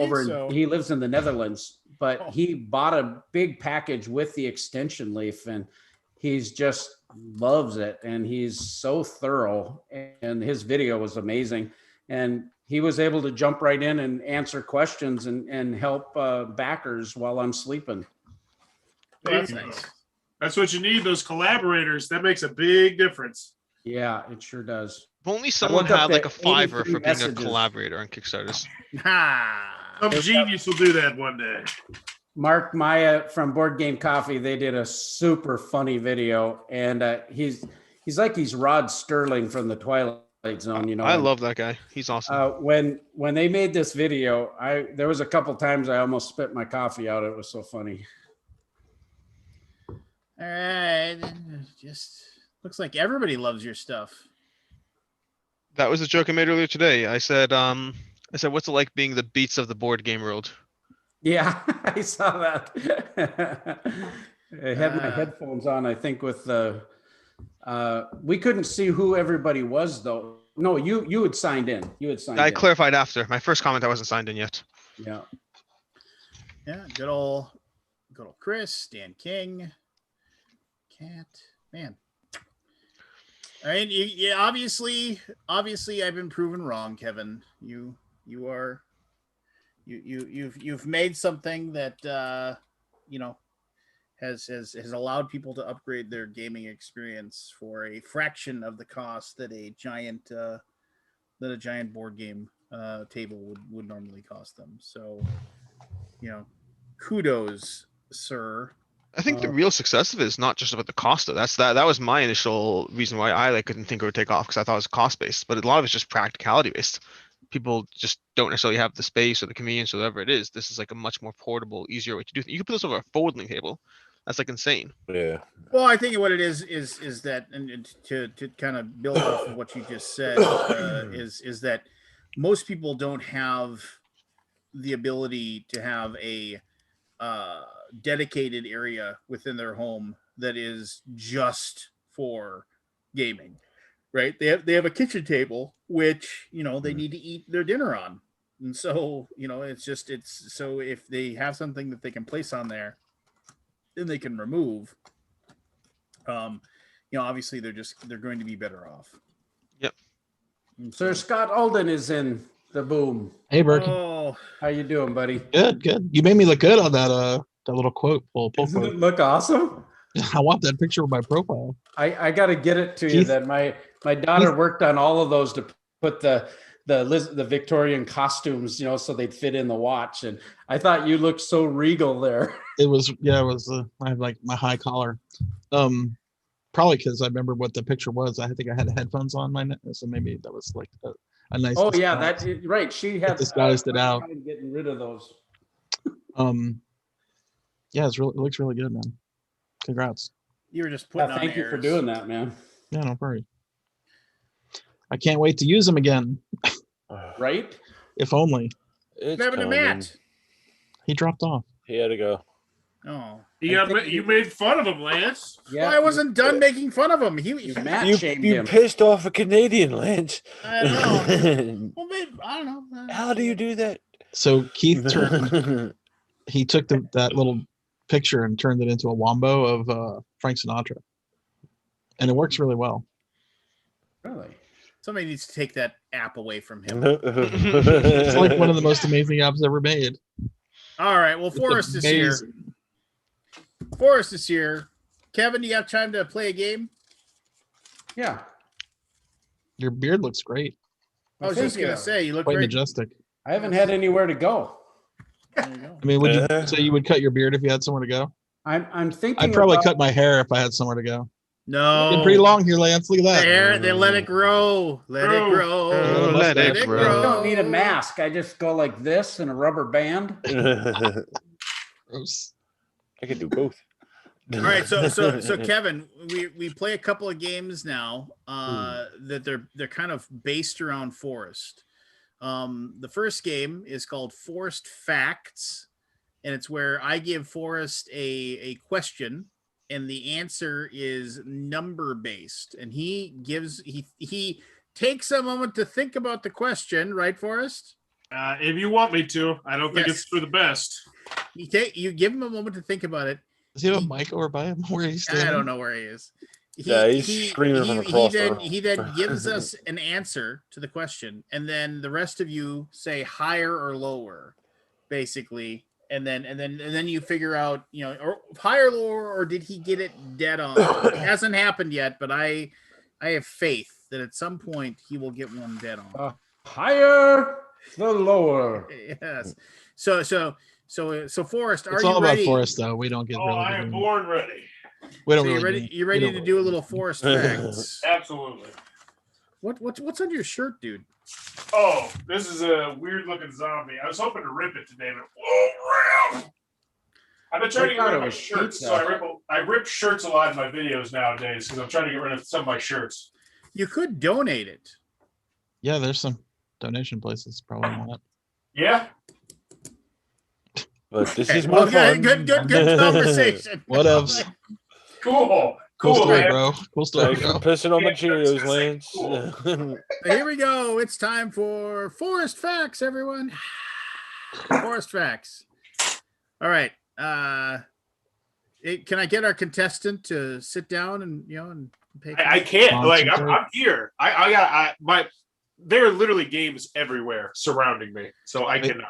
The microphone too, though. Say the title again, there, Lance. Forest Facts.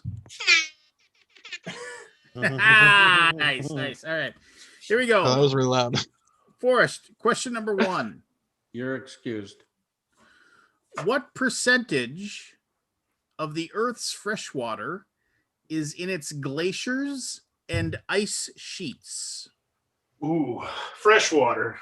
Freshwater. 84%. All right, 84% is what Forrest has posited. And then the rest you can decide, higher or lower. You would say higher or lower, Berkey, but you don't say it out loud. Don't say it out loud, so then we basically see who gets. Question number 2. In miles per hour. Oh, do I have to write this down? Well, you should probably you can just remember it. You can just remember, I suppose. I have our new acrylic coasters with dry erase pens. if you weren't doing a commercial, I would be highly disappointed in you. I think so. So, in miles per hour, Forrest. Yes. How fast was the strongest gust of wind recorded on Earth? Wow. If it helps, this was recently set within the last 2 years. Oh, yeah, that totally helps, Lance. Was it in Fargo, North Dakota? No, it was. It was not. I'm going to go with 139 miles an hour. 139 miles per hour. All right. Forrest, on average, how many babies are born every second? Oh, every second. How many seconds are in a day? 60 times 60, 360 times 20 equals 3,600, 7,200 plus the 4 equals 1,800. So 9,200. Every second, Jesus. 208. That's a terrible guess. Yeah, that's you know what? let's ask the question again because obviously you might want to redo your math. I did not ask for how many babies are born every day or every hour or anything like that. I said every 1,001. How many babies are born when I just said 1,001? Mind you, there are just over 7 billion people on Earth. 68. 68. All right. Is Is that this a better guess? I you don't- said per second? Per second. You can also make your own guesses and we can have fun afterwards if you wish. But yeah, here we go. What was the coldest temperature ever recorded on Earth in degrees of Fahrenheit? Oh, come on, man. Was Wait, this that's in the one we Fargo use, too? right? Oh, that's a good one. That's the American one, right? Yes, that's the That's American. the American What are the one. morons using that one? In The degrees coldest? Fahrenheit, the Oh, boy. coldest temperature ever recorded on Earth. It would be negative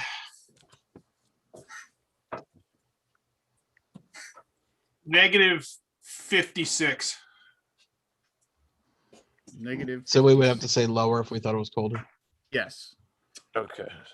Glad you clarified. Oh, so on this one, yeah, you're right. It was negative 56 last week in Fargo, I think. Ha Haha. You would not be wrong. What percentage of the people who have ever lived on Earth, like since the history of time, Since the dawn of man. what percentage of the people who have ever lived on Earth are alive right now? Oh, Jesus. It's a hard one. I picked this one just because I find it to be a very interesting statistic. Yeah. 7 billion people right now. So 100 years Or ago, so. how many people were alive? Probably like 4 billion, 5 billion. I feel like I hear a stray cat. I'm going to go with 1%. Straight cut. It's 1% are alive now. 1% are alive. Come on. Making it easy for them to make their guesses, but that's Yeah. fine. Like we got nowhere to go. Yeah. That's a gimme. How long has humanity existed? Like, I feel Well, like 1% is reasonable. 1 million BC. What million BC? Didn't you see the movie? At least back to who's that in 1 million BC? Was that Ursula Andress? no, Yes, it was Ringo Starr. No. Look Do at you remember 1 that million movie, BC. Caveman? Oh yeah, I remember Caveman. I I Caveman was freaking love great. that movie, man. Oh, remember he's got the giant bug on his face. Oh god, And there's so then- many things in that. There's so many great moments in that movie. It's yeah, and I mean They that cooked was the that was egg. that was on The pterodactyl egg. HBO. Oh, the pterodactyl egg, yeah. It was And on that every thing- day. It was on every day on Cinemax or HBO or Showtime, one of those things. All right, here we go. Who do we got? Hey, we got Hey, Grant. Hey everybody. Looking Grant, we clean, are in the clean middle shaven. of we're in the middle of Forest Facts. Do you want me to get you to caught up? Well, I mean that's probably not that interesting for the viewers. Oh, well, I don't. The viewers. Viewer? Okay, so just many- here, you got your piece of paper. Well, I got a phone. All right, that'll work. What percentage of Earth's freshwater is in its glaciers and ice sheets? Forrest guessed 84%. Higher or lower than 84%? Okay. How fast was the strongest gust of wind recorded on Earth? Forrest guessed 139 miles per hour. You can guess higher or lower than 139 miles per hour. Number 3. On average, how many babies are born every second? Forrest guessed 68. 68 babies a second. I mean, he knows there are billions of people, right? Yeah. We talked about the question a few times. He's done the math, great. He's good. He did the math. He I don't did know the what math. math it was, but it was done. The math took me completely math on the checks. wrong path. The math, Which one is this the last math spot? checks out. Question number 4 was, what was the coldest temperature ever recorded on Earth in Fahrenheit? He guessed negative 56. Dude, I lost my answers. And then the last one, they said, what percentage, since the dawn of mankind, what percentage of the people who have ever lived on Earth are alive today? And he guessed 1%. That was number 5. So you can't really go lower than that, I'm guessing. It's 0. I got it right. 0%. You think you got it right on? I don't think Boy, you this did. one's a rough one for you, Forrest. Forrest, just remember, Words. until you get a complete 0 on the 4 stump, you're good. You're good. Yes. You're good. Okay, here we go. Punching there, Number Sender. 6. Question number 6. Forrest, there are 195 countries in the world. Of those 195 countries, how many of them use the color purple in their flag? You should also say there, because that's not exactly true. There's 195 nations recognized by the United Nations, but that number is debatable. I was actually about to say the same thing, Grant. Yeah, well, he Anyway. said. Makes a difference. Come on. Well, Purple. Purple in the flag. Like Prince. Purple. Well, there's 1%. obviously just the two. 2. 2 Yeah, out this of is the two countries. 195. Which I think we all know. Okay. so how many are you guessing? 2. What you said you Is know that them? number 6? That was, and you know which countries have purple in their flag? Obviously, the answer's 2. Yeah. I'm gonna want to know which countries. I those want to are. know too. Why does that matter? That's irrelevant. Okay. He's right. It's not part of the question. You got Google. Google it yourself. I already know it's 2, and I know the 2. Okay. What percentage of the Earth's population is under the age of 30? I feel like we had this question before. Nope. Or a variation of it.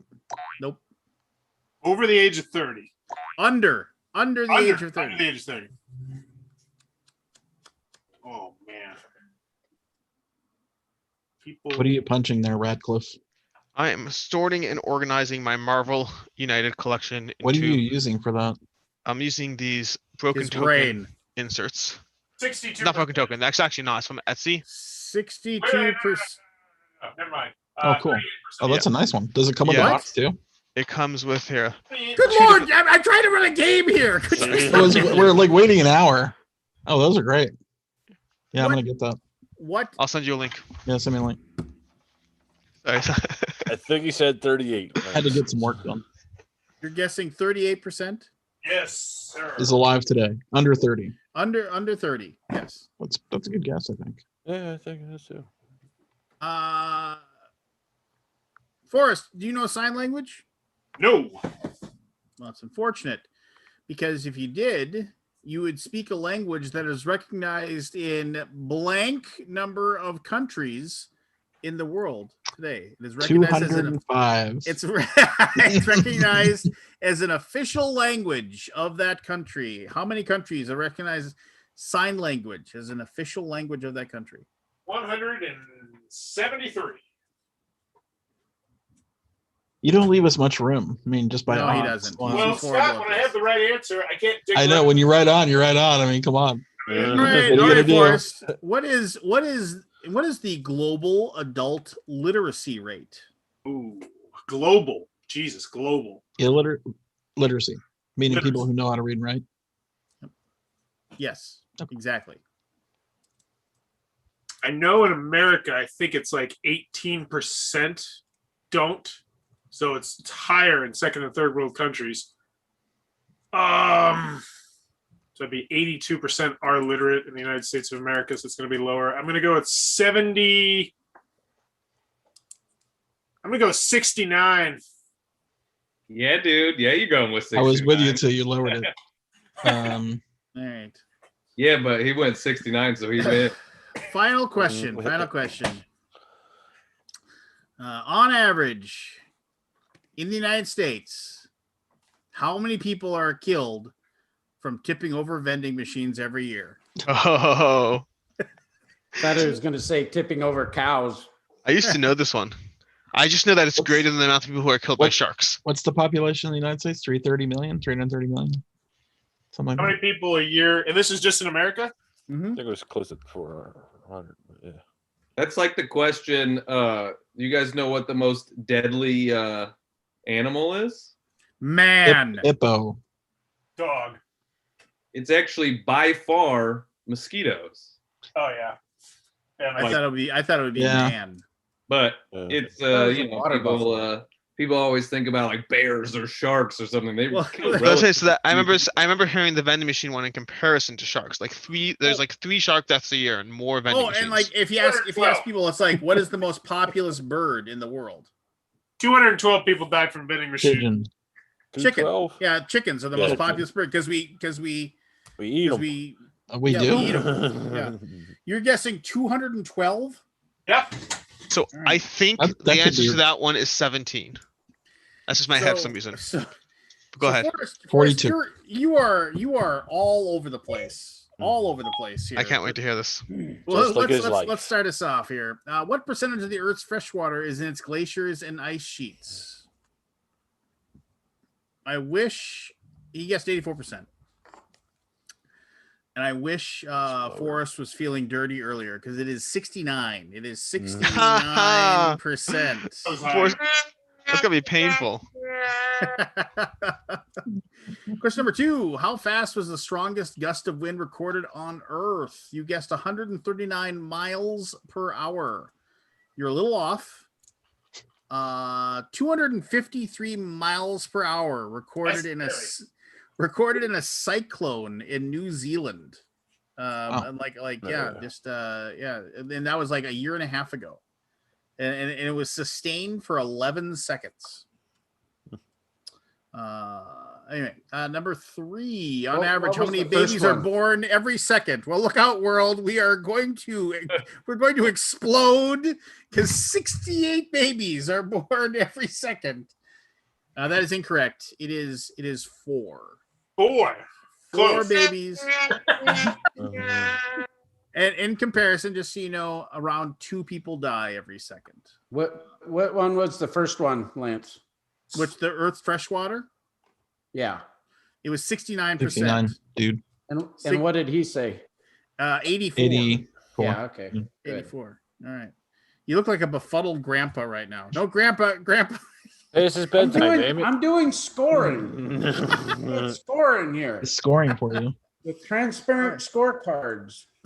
What percentage of the people who have ever lived on Earth are alive today? Forrest guessed 1%. No, you skipped one. Oh yeah, I did skip one. Sorry.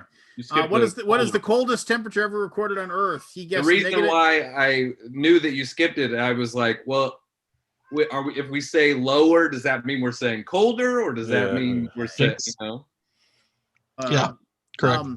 He guessed negative 56 degrees Fahrenheit, which is cold. And because I've experienced it, No so doubt. has Kevin. We've had to go outside and start a car before when it's like that. But no, it is negative 144 degrees. Oh my God. Negative. In Antarctica or something. That's stupid. It was in the Arctic. And it was recorded by like a U.S. weather station. Basically, some poor soul. How quickly do you die outside when you're in that cold? Fast. He said fast. Fast. 40 below zero. You have skin exposure in 5 minutes. Yeah. Up there, it's like when you get thrown out the hatch in space. Yeah, pretty much. Freeze. All right, here we go. That was grim. But what percentage of people who ever lived on Earth are alive today? Forrest guessed 1%. 1 baby. So it's lower. It's 0%. So for those of you who guessed higher, you're totally right. No, go higher. 7%. 7. Okay, still in the ballpark though. Yeah, I was thinking 7 10 points away. 6 points away. Yeah, there you go. 195 countries in the world. How many of them use the color purple in their flag? 2, he said. Forrest guessed 2. I want to know which 2. What? You got Google, Lance? Well, you got it spot on. It is 2. Oh my God. Is it 2? It is 2. But I want to know what 2. Confidently, you always sound like you know what you're talking about. It was 2, and I knew it was 2. So he pulled it out of his butt, but he got it right. So the first time ever, Forrest. He's been spot on before, hasn't he? No, I don't think so. He was spot on, and then he changed his mind on one. Yeah, I remember that. What percentage of the Earth's population is under the age of 30? You guessed 38%. It is 52. Wow. 52%. Here's the odd thing. 60 and older is like 12.5%. So then you obviously you can fill in the blanks there and figure out the rest of it. But that's kind of cool. You guessed 173 countries recognize sign language as an official language. 41. Yeah. 41 recognize it as an official language. What is the global adult literacy rate? I liked where your head was at, like trying to figure out, because you had the information as far as the US and you assumed it would decrease, but you're actually wrong, because you were forgetting about the fact that like there's a lot of countries in like Europe and things like that. It is actually 86%. 86% is the global adult literacy rate. What'd you say for the first? It was like 82. He guessed 82 and then he lowered it 82 down to and- 69, dude. So yeah, there you go. And then on average, how many people are killed from tipping over vending machines every year in the United States? You guessed 212 hapless souls are crushed by vending machines every year. It's actually only a baker's dozen. It is 13. Dang. Isn't that what Could've he, stepped that up. Isn't that what Alex said? Alex said 17. said 17. 17. He had 17. said Close, very 17. close. If Berkey's still with us, I would like Berkey to go in the box for the trivia Sure. questions. I think that would be cool. That'd be fun. Yeah, Berkey, do you feel like answering 10 trivia questions? And then I'll let you go if you need, if Grandpa needs his beauty sleep. Beauty quest. Yeah, I'm just drawing pictures of somebody here. Is it a anyway. penis? Ugh. Oh, thanks, buddy. Why do I look so unhappy? You got him to a T. You know, you need. Well, so who won all You this? captured it perfectly. I had 2 wrong. Well, there you go. Oh wow, nice. That's really good. I did good. All right, Oh, we got a ringer. He's going in the box. So yeah, Kevin, what I gotta have you do is you gotta turn off your volume, because this is Forrest Stump. So what I do is I give these people the 10 trivia questions, and they're guessing as to whether or not they think you're going to get the question right. And if they guess how many you get right, we give away Alaboom bucks, which we haven't really determined whether or not it's worth anything. Yeah, we still don't know what that means. Currently worth less than Dogecoins, but we're working on it. We got to make a fake cryptocurrency out of it or something like that. Right. So I want to foil everybody's plans. No. We're betting. We're trying to predict how many you will get correctly. You're trying to bet how many you should do it. You should try to get them right, and they're trying to guess like how. And I think you're going to do really well. I think that's just me. But anyway, so I need you to turn off your audio so you can't hear me talk. Go get a drink. Yeah, I'll just plug in my headphones. Go get a scotch. On. Are you Go scotch? get I can't hear you now. You can't hear us now, Kevin. Your game toppers are horrible. They're So garbage. because I can't hear you, I can just talk as much as I want now, right? No.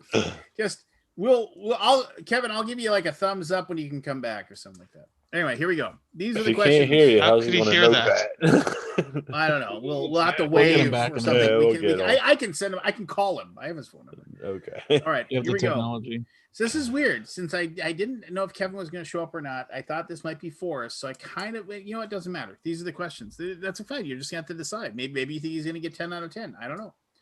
Here we go. Question number 1.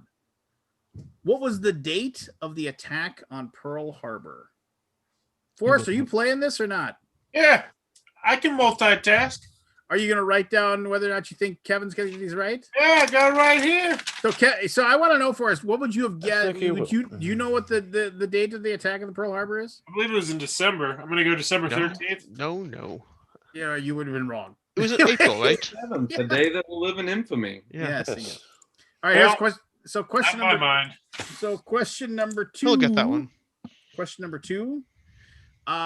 In what country did the musical instrument the didgeridoo originate? I think I'll get that. Yep, same. The answer is, of course, Australia. What is the state of Florida's biggest industry? Crazy. Is this a trap? I think What? it Better not. Kevin, you better not be. That would be. It would be tourism. Tourism. I would assume so. It's either that or Yeah. oranges, but I think the oranges died out.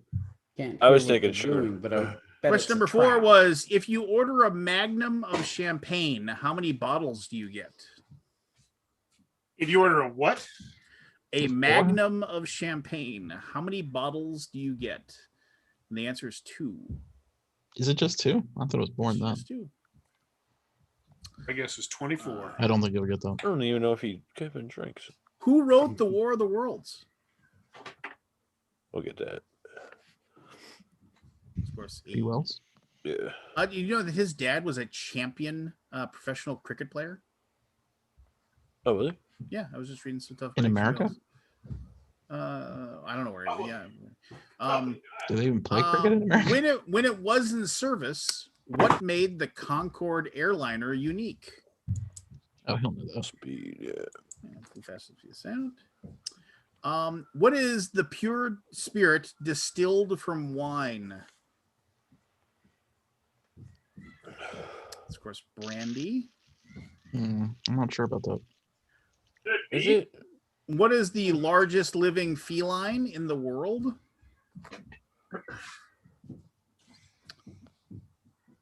That is the it is the Bengal tiger, but I'll accept tiger. Bengal tiger. Yeah, but I'll accept tiger for that one. What is the first letter in the Russian alphabet? Oh, gee. A. It is. It's a bit of a trick question. It is A. It's a trick question, but I think Yeah, it's A. And then what is the name of the Hunchback of Notre Dame? Or Notre Quasimodo. Dame? Quasimodo, correct. Maybe. All right. All right, I'm giving him So figure out how many you think he's going to get right. 7. 7. Okay, 6. so Scott, I got you down for 7, along with Barry. Oh, I shouldn't have done that. He saw that. Lock it in. What do you got, Grant? How many are you giving him? 6. Yeah, I'm giving 6 as well. Alex gives him 6. Forrest, how many are you giving him? I got 5 on it. We got How 5, many 6, you and 7. giving them, Lance? Forrest gives him 5. Who did I miss anybody? You got them all. Okay, Got you got us them all. all.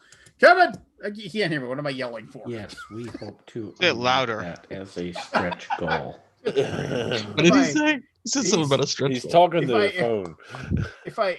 If I say it louder and slower, thank you so Kevin.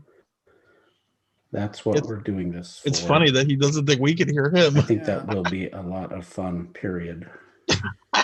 He's doing speech to Great. text. That's Yeah. cute. Not looking. Here, I'm calling him. Here we He's go. Are coming. you ready for me now? Yeah.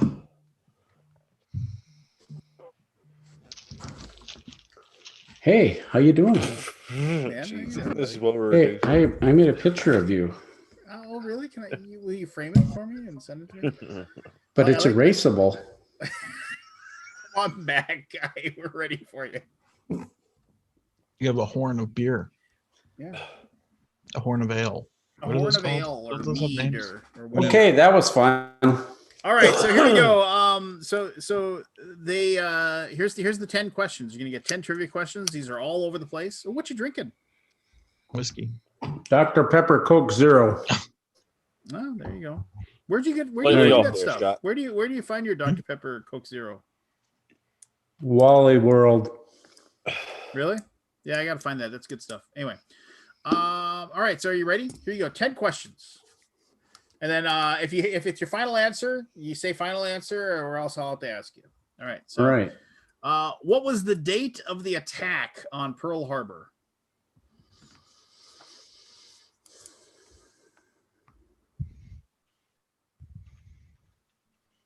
What was the date of the attack on Pearl Harbor? 1941. No, you got that right. Wait, what's the date? I need a date.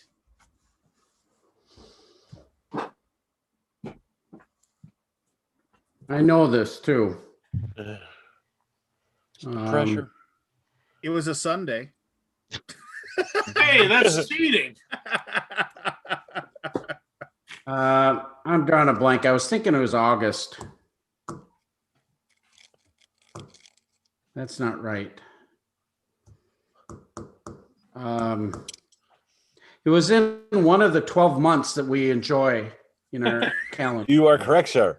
You're on your way. You're on your way. You're funneling it You're down. narrowing it down. Yeah, there we go. So can I look it up? No. When was the attack on Pearl Harbor? It happened December 7th, 19. Oh, jeez. I'll You put said you it down. wasn't in I'll put you December. down for a wrong on that one. All you need is a year. Come Wait, on. it's in December? Yeah, December 7th. December 7th. There's this. You said December 13th, right? Oh, I thought you guys said it was in April. Okay. Where are you right I now? meant December. I didn't mean the other one. Question number 2. FDR's famous speech, December 7th, the day that will live in infamy. Yes. December 7th. Because All right. in the World War II. Kevin, question number 2. In what country did the musical instrument the didgeridoo originate? Maybe in Australia. Final answer? Yeah. Correct.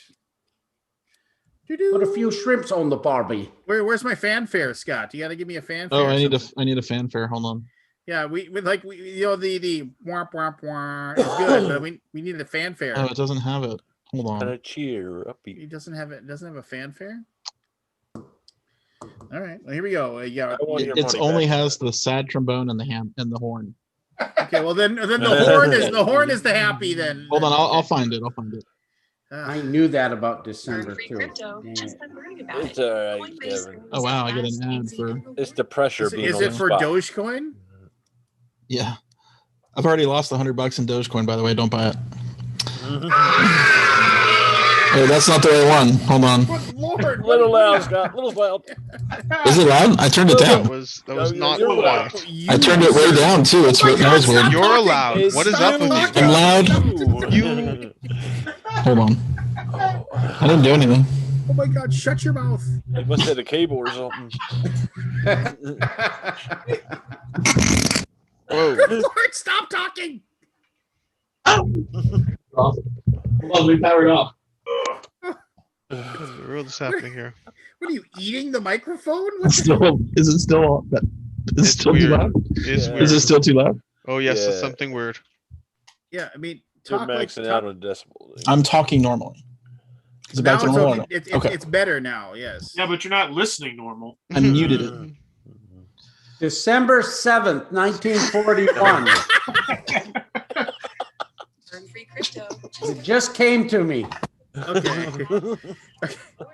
All right, Kevin, you've been to Florida, right? Dice Tower Con, that In kind of Florida. Yep. Yep. Yep. thing. What is Florida's biggest industry? Tourism. Final answer. Correct. Oh, dang, I didn't know that. This is number 4, Lance? This is number 4, yes. Okay. He's gotten 2 correct. Kevin, if you order a magnum of champagne, how many bottles do you get? Oh. So how many millimeters in a magnum? You say, estimator D, I need a magnum of champagne. We have a Dom Pignon, 1971. I'm going to go with that's the big bottle, 750 milliliters. But it's how many bottles? They bring the bottles to your table. How many bottles do they bring you? Not the size. A magnum is a big They bring bottle. one, but it's a big honking one. Okay, but what How many is the- normal size bottles of wine? How many normal size bottles are in that? Is that the equivalent of? Somewhere between 2.5 and 4. Can I have Final a answer? Narrow down a little bit. Is that your final answer? Somewhere between. Well, don't I get a little leeway? No, this is trivia. This is straight trivia. Okay, I'm gonna say 4. Final Yes. answer? Yeah. It is 2. I was gonna say 2. You did. You said And you're going to be 2.5. right. I All right, want here we 2 go. magnums. I have a feeling this is where you're gonna take off. This is where you're gonna do really well. You got to run the board. He's gonna run the board now. So Kevin, who wrote the classic novel The War of the Worlds? Wells. Final answer? Final answer. Correct. There you go. Question number 6. When it was in service, what made the Concorde airliner unique? That I designed it. I did not know that about you. Yeah, well, it's a thing. It was Like the the match game, first. you get- It was you get- it traveled at the speed of sound. It was the fastest. What do you call it? Supersonic jet. There you go. Perfect. Yes, it was a supersonic airliner. Look at Is this. that I too loud, told or I you. could- I told you he was gonna Keep gonna him have a run coming. here. Keep him coming. Okay. It's like the match game. You get a punchline first, and then the answer comes. Yeah. It's awesome. So, question number 7. What is the pure spirit distilled from wine?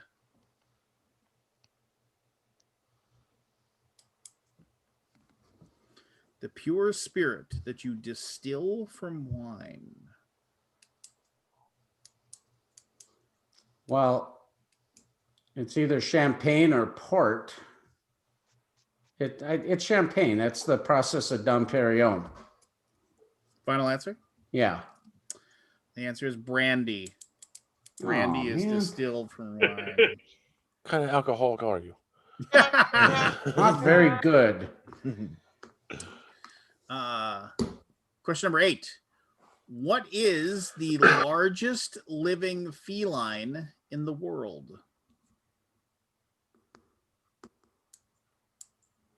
What is the largest living feline? Well, I think you want to say lion, but there's this other crazy big cat. I can't remember what it's called, right? It's in the Himalayas.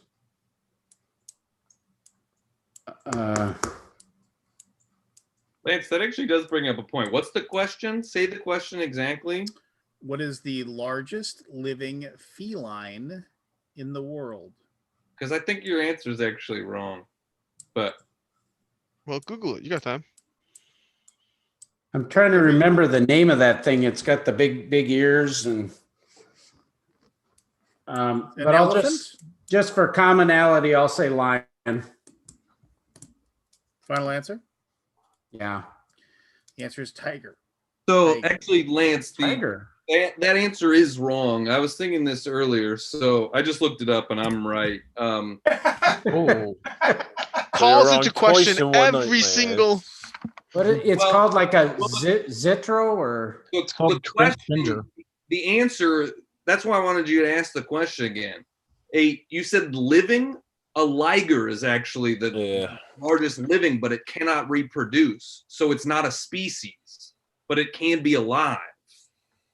So it's not considered. But I'm using feline as the species, so Pretty sure you originally said cat though. regardless, he answered. I said feline before. Regardless, he said lion, and it's wrong. December liger. 7th, Lance is not wrong with that. It's a good 1941. call. Point of order.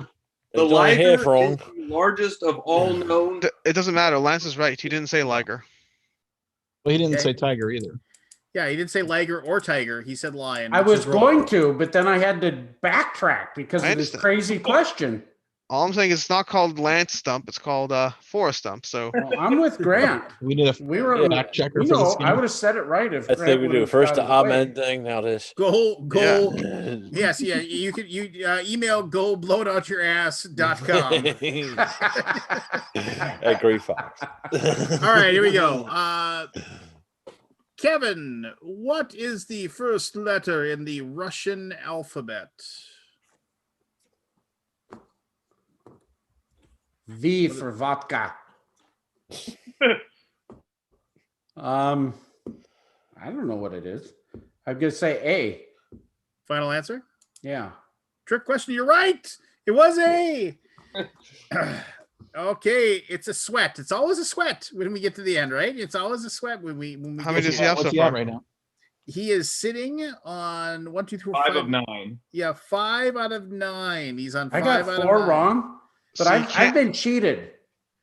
So he can't get 7, but he might be able to get 6. You could get Banking on 6. you not getting this, Berkey. He's Take got no gun. 6 or 5. I can win it for you. You can I win said you our were gonna get 6, fictional dude. money. And how much do I get paid if I lose it for somebody else? The same amount of our I don't think anybody fictional else money. has 5. You get a we sense do. of quiet self-satisfaction. That's what you want. Who's at 5? sweet Oh, we don't know souls. yet. Forrest said 5. Forrest. Yes. So Alex final question on Forrest Stump this evening. Okay. What was the name of the Hunchback of Notre Dame? Oh, he's got that. Damn it. The name? Quasimodo. Cha-ching! Ding! You and me, Grant. You and me together. There we go. Good job, Alex. Grant and Alex win the Alaboom Bucks, which are worth a little less than Dogecoin. I'm cool with it. I have 0 Dogecoin, so I got more Alaboom bucks. There Poor you go. Scotty. Wait a minute. How much money did you? I mean, if you don't want to share, that's fine. You lost $100 on Dogecoin. Bought $500 worth of Dogecoin. I lost $300 on Bitcoin 2 years ago, but Don't you wish So- you still had it? I Whatever. mean, I was- no, it's a So hindsight. today is Doge Day, so I thought it was going to go up like through the roof. That's not unreasonable. I mean, it's not an unreasonable thought. Yeah, I know. People It's are already crazy. gone up what like is- 100,000 times. What is Dogecoin at right now? It's 36 cents. Oh, and you bought it at what? I'll tell you. Yeah, I bought like 2K of Bitcoin when it was like $2,000 and Don't you it wish you still had dropped. it?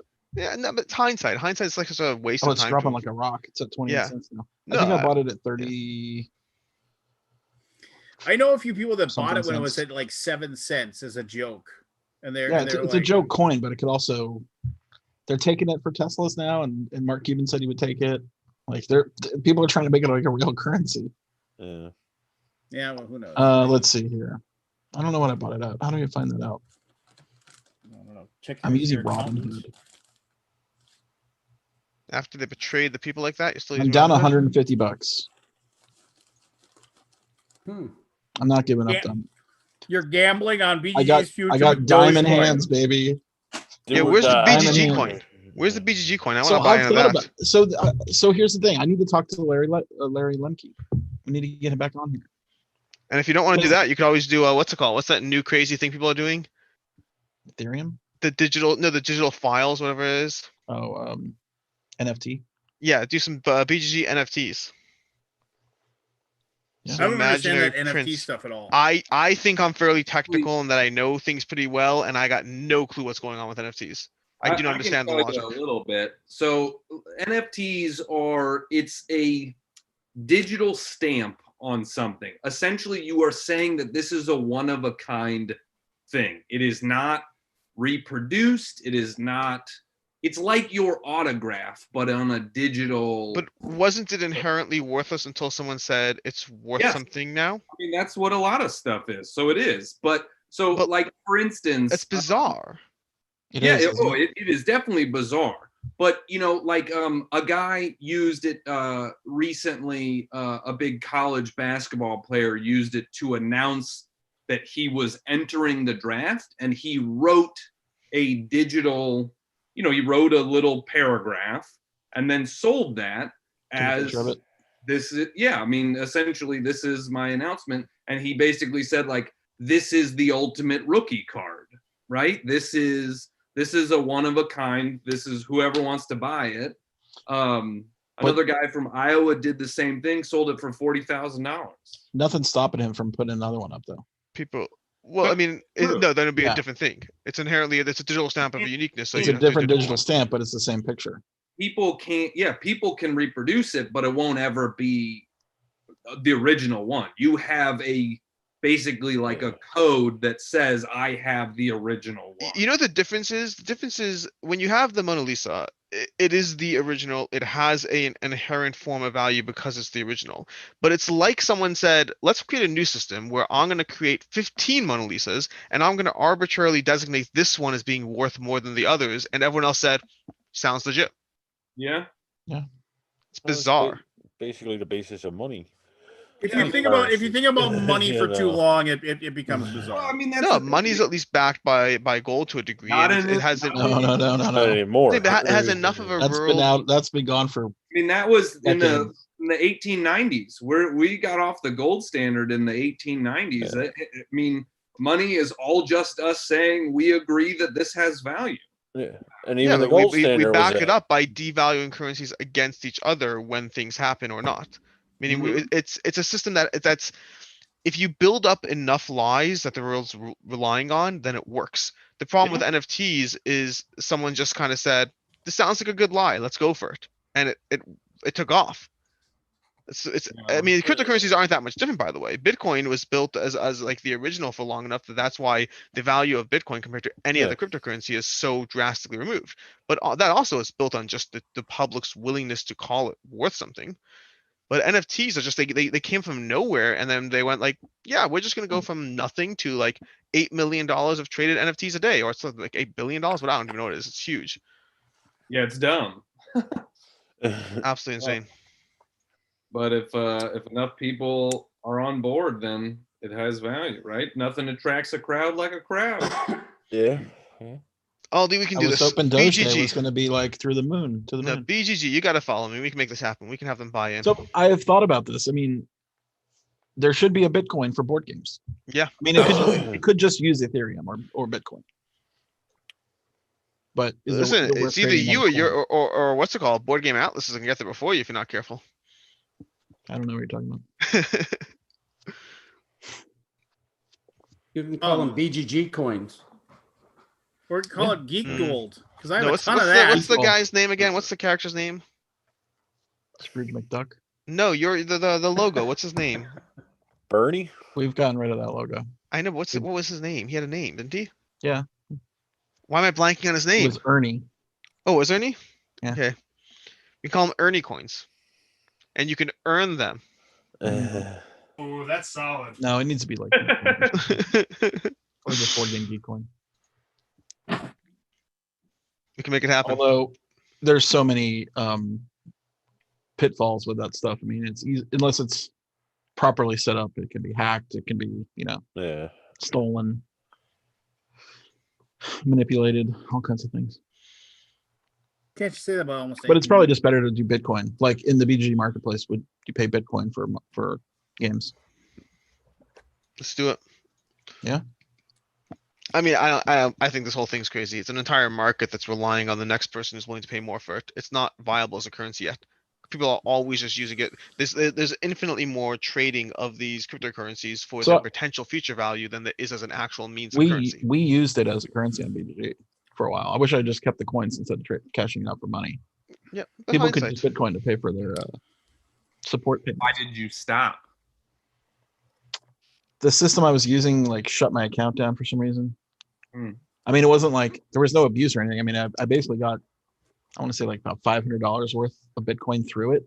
So there was nothing, and I was turning it instantly into cash and putting it in my account. So it wasn't, I was not holding any Bitcoin, or I was just taking deposits, or, taking the cash out. I mean, at the time of transaction. You fool. Had I held on to that, it'd be worth probably 50 or 100 times more. Yeah, but that's hindsight. No one can do that. You can Yes, never I like know. sit there and. Lots of people It's can funny, do I went back, hindsight. People do it all the time. I know, but a it's friend so of mine, meaningless. well, he wrote to me the other day. He goes, if we bought what we talked about last time we spoke and bought our $1,000 worth of Bitcoin, we'd be millionaires right now. Let's I say, said, like, it's we no talked different. about this. He goes, he's brought up a conversation from 7 years ago. But this is no different than saying, hey, if I would have bought in at Starbucks stock when it was worth like $1.20, like these are all hypotheticals. I bought Amazon when it was 30. Yeah, they're great hypotheticals, but yeah.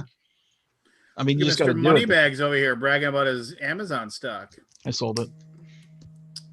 Look at Mr. Moneybags making the wrong choice. I'm not going to sit on $3,000 stocks or whatever it was. I remember when my brother got married, his best man was like this financial expert guy. Like he was like a big Wall Street guy. And he was shorting Amazon. mistake. How'd that work out for him? Yeah. He's like, there's nothing backing it up. They're not making any money. I was like, really? That's fascinating. What is this Amazon thing? What he's because it was like it was going crazy back when it first came out, IPO'd or whatever. And he was shorting it. Look at you using big terms like shorting and things Big like terms. Was this pre 208? It was pre what? 2008. It was like 2000. When did he get married? I was not dating Michelle, so that was 2000. I want to say, Oh, this was or 1999. 1999, I think, because there was no Board Game Geek, I don't think. that. Even more scandalous. No Board Game Geek. Board Game It Geek. was just a glimmer in my eye. That show of a company. Yeah.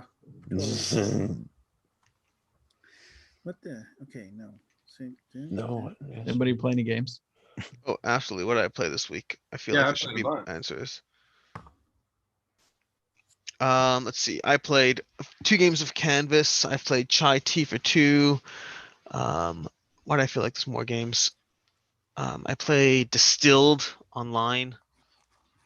What did I play Saturday? Let me pull my phone out. I played Nidavellir on Board Game Arena. Oh, Board Game so Arena much is fun. great, by the way. I don't know if anybody has ever used it.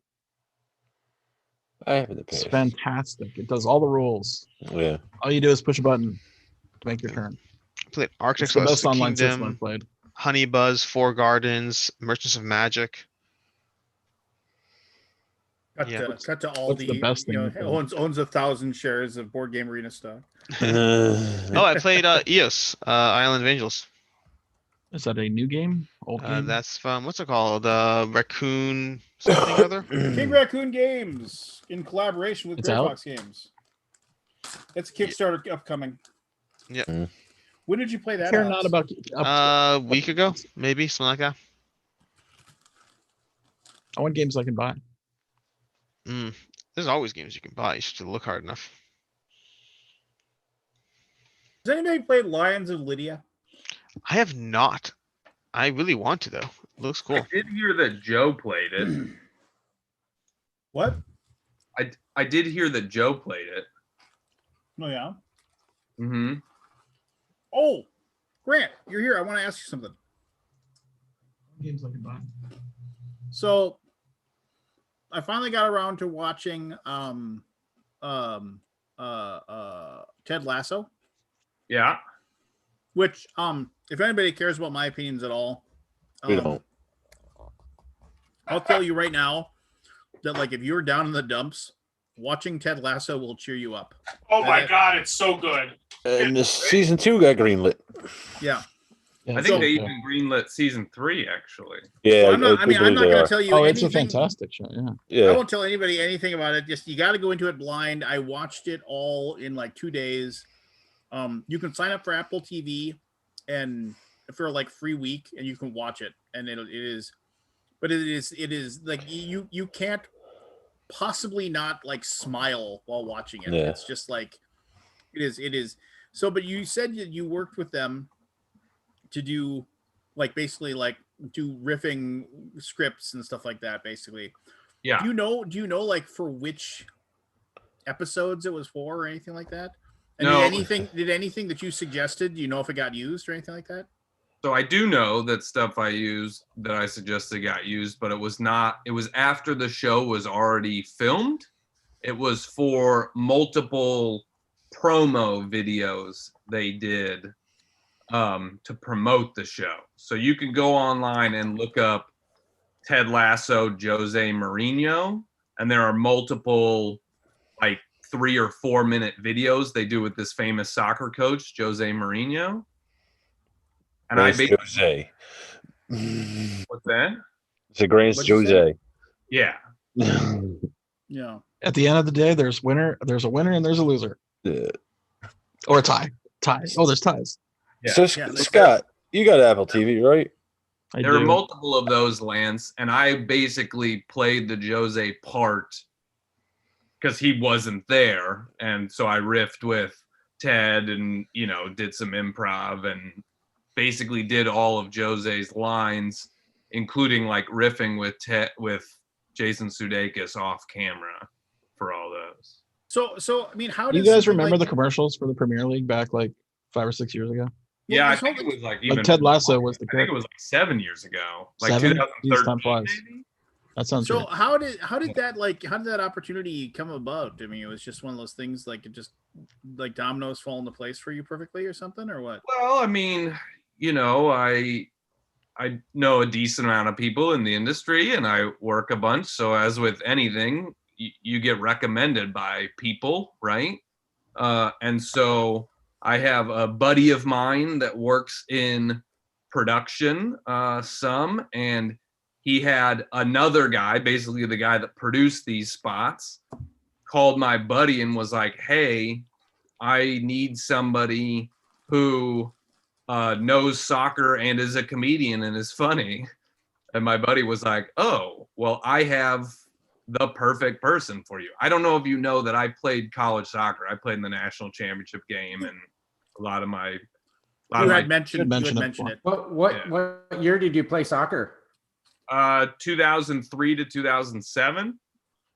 I was in college. My nephew played on the Duke national championship team, and then he played for the Minnesota Thunder. Eric Otto. Oh, awesome. Yeah, I had a bunch of teammates that went and played in the MLS and stuff like that. So that's awesome.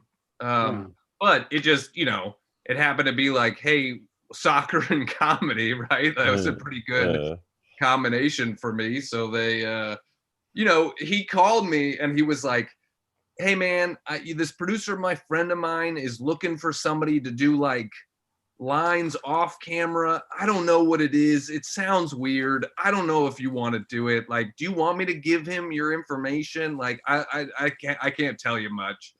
And so I was like, yeah, I mean, sure, give him my information. Like, what does a conversation hurt, right?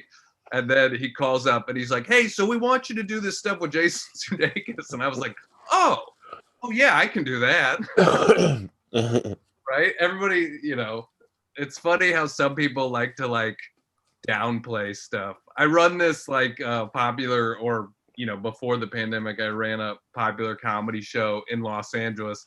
And I remember getting an email from like a big agency being like, hey, we have an A-list celebrity that wants to come do your show. And I'm like, who the fuck is this? Like, is this is gonna be some real housewife of Orange County that wants to try stand up, and I gotta, you know, some dumb. I'm not putting a Kardashian on my show, you know. That's what I'm thinking. And so they're like, call me, and I call them with such this surly attitude. I'm like, yeah, what do you want? And they're like, yeah, so Dave Chappelle's working on his new Netflix special, and he wants to come work out his special at your show. And I was like, oh, sure, yes, we can make that happen. You know? I can give him 5 minutes on a Tuesday. When would you like me to pick him up? At what I'm gonna check out, guys. I was just gonna say, Kevin, everybody Good go. seeing you all. If you don't have a game topper, buy two. Go buy two. Go buy two. Buy two from Kevin. And Kevin, it's Pop good to them see on you, top man. of each other. Kevin, you and I should talk on the phone sometime. At some Absolutely. point. I mean, not business. I just haven't talked to you in forever. It would be nice to talk to you. Kevin. You too, Grant. Very nice. Thank you. Yeah. I'll see you guys later. See you, Kevin. See you, Berkey. See ya. All right. Well, now we can talk about Kevin. Well, we can. Where'd you run that show, Grant? What was it at a hotel or was it off strip or? The show that I run? Yeah, and the one in Vegas where was that? No, it's not in Vegas. Los Angeles. I was in Los Angeles. Yeah, it's but I mean, it's one of the best things I've done. It's on like every top 10 best show in Los Angeles list and stuff. It's a invite only, guest list only show. It's in a secret bar that's hidden behind a barber shop. You have to say it like a code word to get in. It's a speakeasy. Yeah. Yeah. So great. Yeah, are you going to do this when everything settles down? I mean, is the place still available and all that, or? They're hanging on. It's been a rough year. I'm sure. Yeah. They're hanging on. So yeah, I mean, I think we will once You know, I don't know when they're going to let shows happen. Obviously, bars are starting to open in LA at like 25% capacity, but they're not allowing any shows or anything like that yet. So, yeah, I mean, I'm sure we will do it at some point. You know, it was a popular thing, and you know, a lot of good people. You know, it's fun for me too, right? When I'm like, I get to, you know, Dave Chappelle's on stage and Chris Rock shows up and they just riff for an hour on stage together, and then I get to drink whiskey with them afterwards. You know, That must suck. Yeah, a horrible life.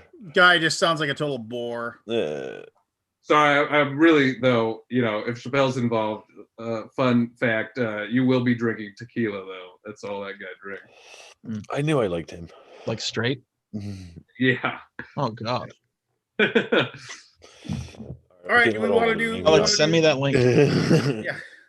I don't need to talk off topic a lot. Alex, what did you think of Four Gardens? I played it for the first time this past weekend. I thought it was a solid game and not special past being a solid game. Yeah. Like there's aspects of it that are very clever. The tower is clever, but I think it tries to be clever more than it tries to be practical. So I mean, I think it's a good game. I just don't think it's a great game. Yeah, I think I probably agree with you Solid there. 7. Yeah, it's a solid 7. My 5-point scale, whatever, is like a 3 out of 5. It's good. There's no real complaint. Yeah. But you also spend a lot of mental energy trying to plan around the tower situation, and then the tower situation can change right before your turn. So there's no point trying to do it before your turn, and then you're kind of looking at the side. Like it might even be a 4 to 5, except for the fact that they prioritized a pretty looking game over practicality. Did you play it at what player count? 3 players. See, I played it at 2, and there is a little bit more planning you can do, right? Because you're practically speaking, the tower changes even the player right before your turn, so you have to rethink your move as soon as it's your turn if the person plays the tower. Yeah. So again, it's nothing wrong with it. I loved Aquatica from them before me. The last game they sent me, loved it. What a 5 out of 5 for me. One of my highlights this year. I agree with that. That was on my top 10 of 2020 list. Yeah, a great game. This one is good. I think it's a pretty game, but I think it will not last up to the overwhelming hordes of games that show up every year. Yeah. What he said. Yeah, I think I agree with that. Where I'm like, I like it. I certainly would recommend it, but is it going to be like my favorite game that I'm going to play all the time? No. I can absolutely recommend it. I mean, anyone who bought that game or plays that game, they'll enjoy it. It's just that I'm in the fortunate position of playing a lot of games, and it won't hold up against that. Yeah, I like it though. Yeah, I would never turn down a game of it. It was fun. I mean, the actual collection system is fun. The actual planning ground, it's fun. Trying to min-max your way is fun. Are pretty gorgeous.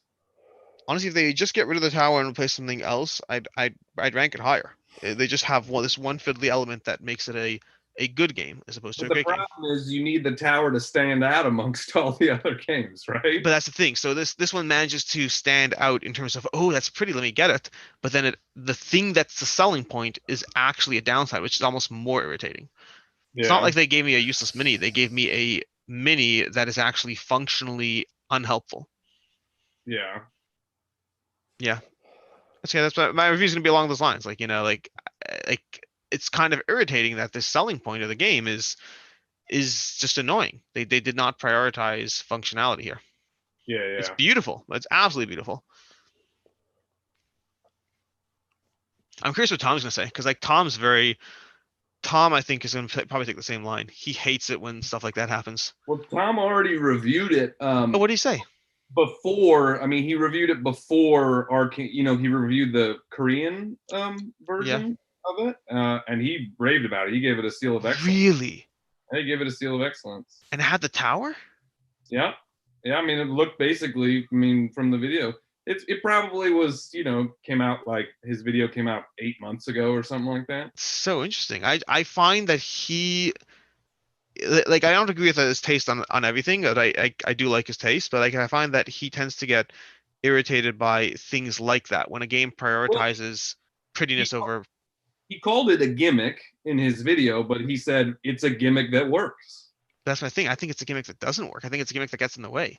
Yeah. If they gave everyone their own private tower, it'd be annoying, but the gameplay would be better. It's just interesting. I don't know. Maybe I'm wrong. I am wrong with things. I was just asking your thoughts. No right or wrong. No, yeah. I mean, that is a nice thing about opinions. Like it's there is no right or wrong. It's you don't like my opinions, well, go watch someone else then. Yeah. But no, it's fun. It's solid. Yeah. All right. Go ahead, Lance. Go ahead, Well, Lance. isn't that what I mean? I was just gonna say, isn't that what most games are, though? I mean, What? I'm not trying to downplay, but I mean, most Good, games that, not great. yeah, most games are like, yeah, this is solid, and it seems to it gets you where it needs to go, but it is ultimately forgettable, and you just move on. Oh, absolutely, and I'm okay with that. I'm okay with that. But I mean, most is also a relative term. I mean, I every year there's a good 20, 30 games that enter my collection and last for a while. Not forever, but for a while. There's a rotation. But I'm okay with the idea. I mean, like we have this weird perception with games that they have to be like something that has to be good enough to keep forever. But that's weird. We don't apply that to any other medium. We don't sit there and say, well, you're not going to read that book 15 times, so don't get it. You're not going to watch that movie 15 times, so don't watch it. Most forms of media are designed to be consumed and enjoyed and moved on Price from. points of games though make them a little bit where you Only if feel you're like not you well have. set up with like trading platforms and resale stuff and all those things. Yeah, but most people don't do that. I know. I agree with you. I agree. There's a practical barrier in place, but I don't even know if that's necessarily that. I mean, I guess because you have rental models with movies and books. Yeah, Books don't it's really on have the rental. higher end of a recreational purchase. Probably like Yeah. well, what's higher than a board game for like It's buying? not. I mean, it's not. It's no different than. I'm saying everything's relative. I mean, like even nowadays, like how many people are sitting there at home and buying, Mulan to watch for $30 to get early access to this thing that they can just Some literally people just bought it. wait. I mean, I bet you more than some A people bought it. I made a big stink about it on my Facebook, and a lot of people basically told me it's super economical for them because they're doing it for 4 people. Yeah. Four So to six board games people. and board games are different. How? They're not. So But I thought Mulan was a ripoff, but like. Oh, I'm with you. I have Disney Plus. I'll wait 3 months. I don't care. A 4-person family going to the movies is like easily $100, right? Yeah. So you can buy Mulan for 30. That's what I'm saying. Like, I think we apply this different logic to board games, which I mean, I don't get me wrong. I'm all for economies It's on of the everything. higher end though to purchase a board game. I have to say. For me, what were you saying? You Sure. said something, Grant. I didn't hear what you said.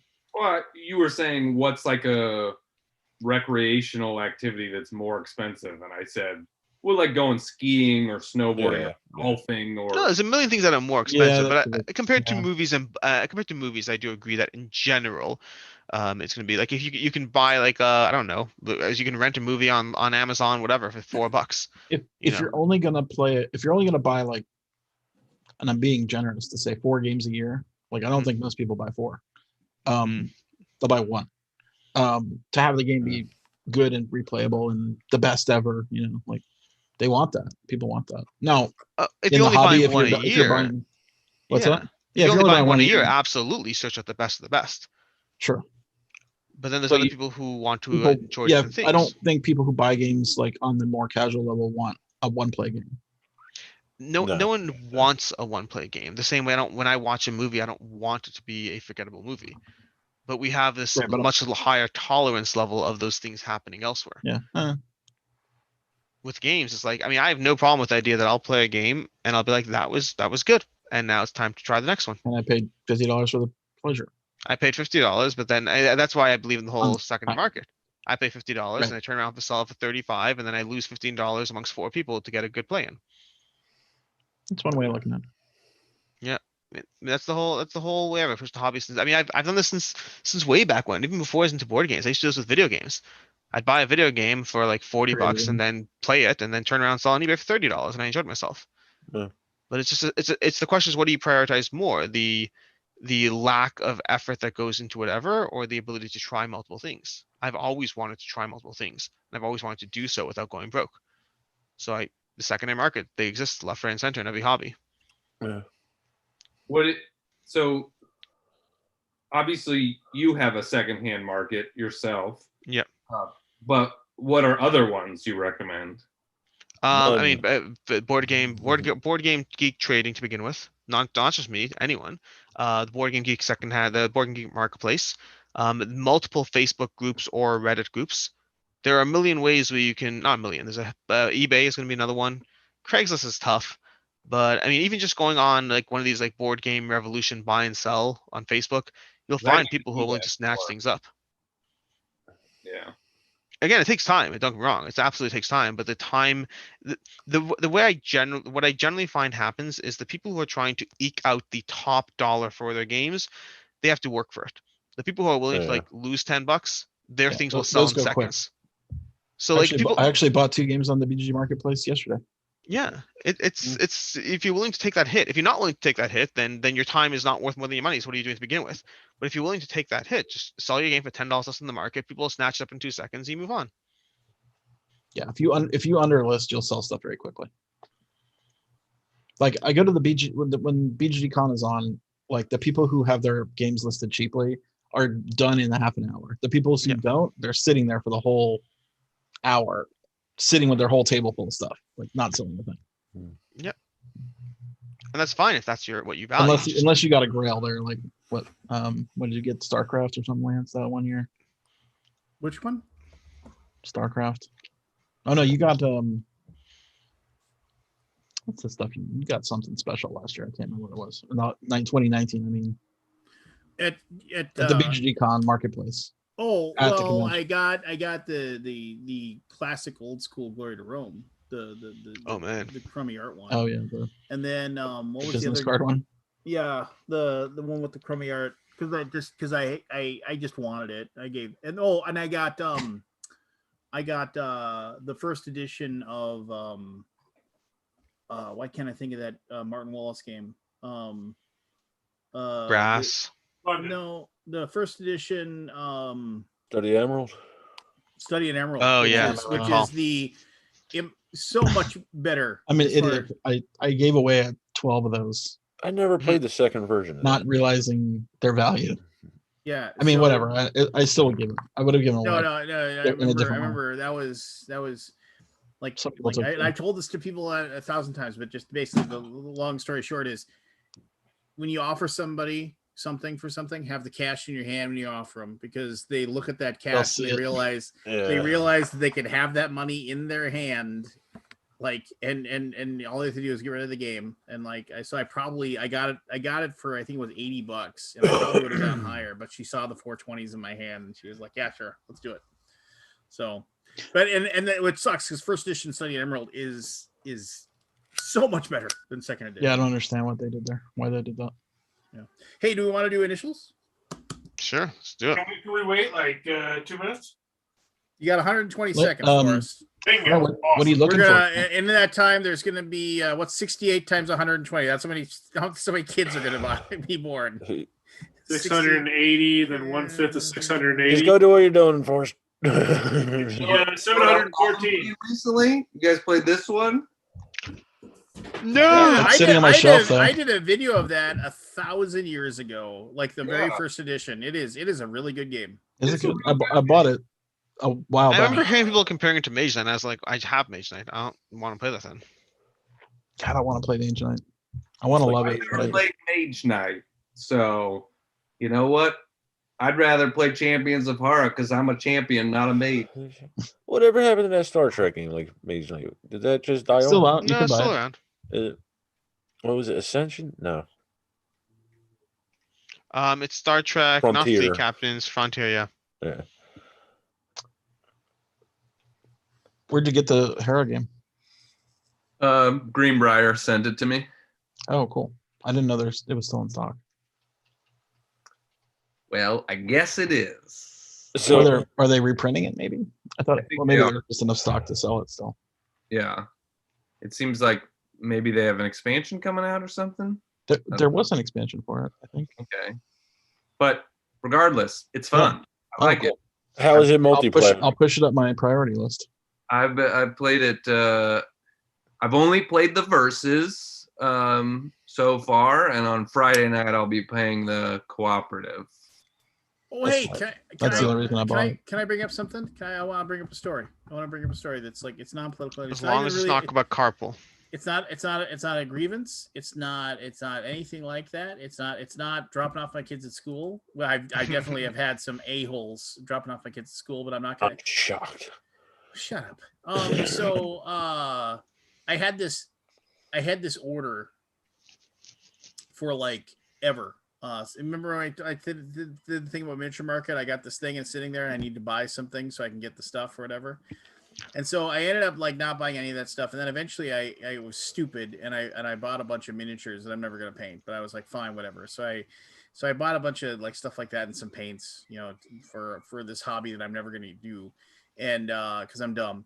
But I got the order done and they delivered it to me.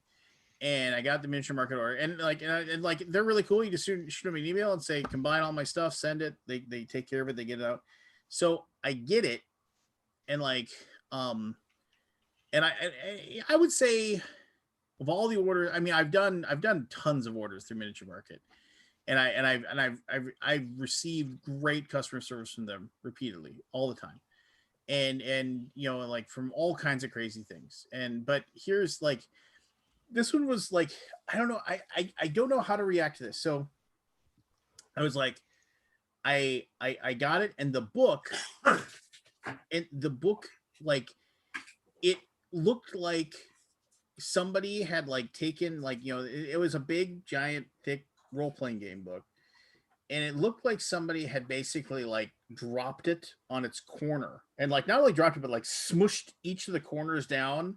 And then it looked like somebody had taken like the spine of it and just like went to a sharp edge of a table and just hit it as hard as they possibly could. Like, I don't know, big ding in it. Yeah, like it just, I mean, and normally like, okay, books get damaged over time. I can deal with it. But the thing was, it was like it was cracked enough that like the cover art thing was splintered and it was just kind of like I was super excited. I was going to read the book and I was like, no way, I'm not taking this. I'm not keeping this. So I emailed them and I said, look, it's like, here's the pictures. I took pictures right away because I know how annoying it is when I get like my own components request things. It's like, I'm missing a miniature. That's like the entire email. Well, great. I'll get that one sent out to you. No, I need to know. Yeah. But anyway, so I sent the pictures of everything and I said, I'm happy to just let me know. I'm happy to send this back. I just want a replacement. And they emailed me back and then the exact same time they emailed me, I got a thing from UPS saying, hey, here's a tracking label or whatever. And I'm like, all right, that's cool. Whatever. And so I put it in a box, the same box that they sent it to me. Did you know that UPS, cool thing UPS does now? Like if you walk into a UPS store and you just click on the label, you don't have to print it off. You can just show them the thing and they scan it and they print off the label right there at the UPS store and they slap it on the thing and send it off for you. Oh, on like the app or something. Oh, that's yeah, I didn't know they could do that because I was like, I don't have any ink. I was like, this sucks. I was like, but no, they like scanned it, sent it, done. And in the meantime, I had actually got the notification that Miniature Market was sending out another copy of the book, right? But in the back of my head, like I didn't need 2 copies of the book. I didn't need that one. I was like, what are they going to do with that book? I was like, I mean, because they can't return it to anybody. They probably can. I mean, go ahead, finish. Here's the deal. Like it's one of those things where it's like, I know for a fact that it's like, for the most part, like a company that sends out a ton of stuff, it isn't cost effective to pay for extra insurance for anything. Correct. That gets sent. We do it all the time, by the way. You do? You pay for extra insurance? We do. Not cost effective though. I'll probably say about 500 a month claims. Okay, well, maybe about $500,000. When I'm sorry, well, okay, cool. Then you're proving me wrong in your case. But no, how much are you paying for that? $2 per package. How many packages are you sending out? When we do our fulfillment, 30,000. Wait, not that many. No, but how many are you sending out? It's probably like a couple thousand a month. So if you're saving, so I'm probably overpaying. Yeah, that's the competition. That's what Lance and I are saying. If you're paying like $2,000 a month to save 500. So like right now we're dealing with a situation. Well, now that you put it that way, probably not worth it. Yeah. So, but here's the thing. Well, whatever. Okay, so we can talk about that in a second. Here's the deal. So we're dealing with a situation where we sent like a retailer purchased a bunch of copies of a game from us that was fulfilled. It got sent to them.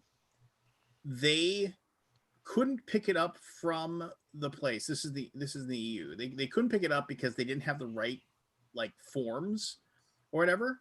And it's so and then for whatever reason that retailer, I mean COVID, who knows, thousands of different possible reasons, he was sick or whatever, he never went and picked up his stuff. So UPS, well, you never picked it up, we're sending it back to the warehouse. So they send it back to our fulfillment.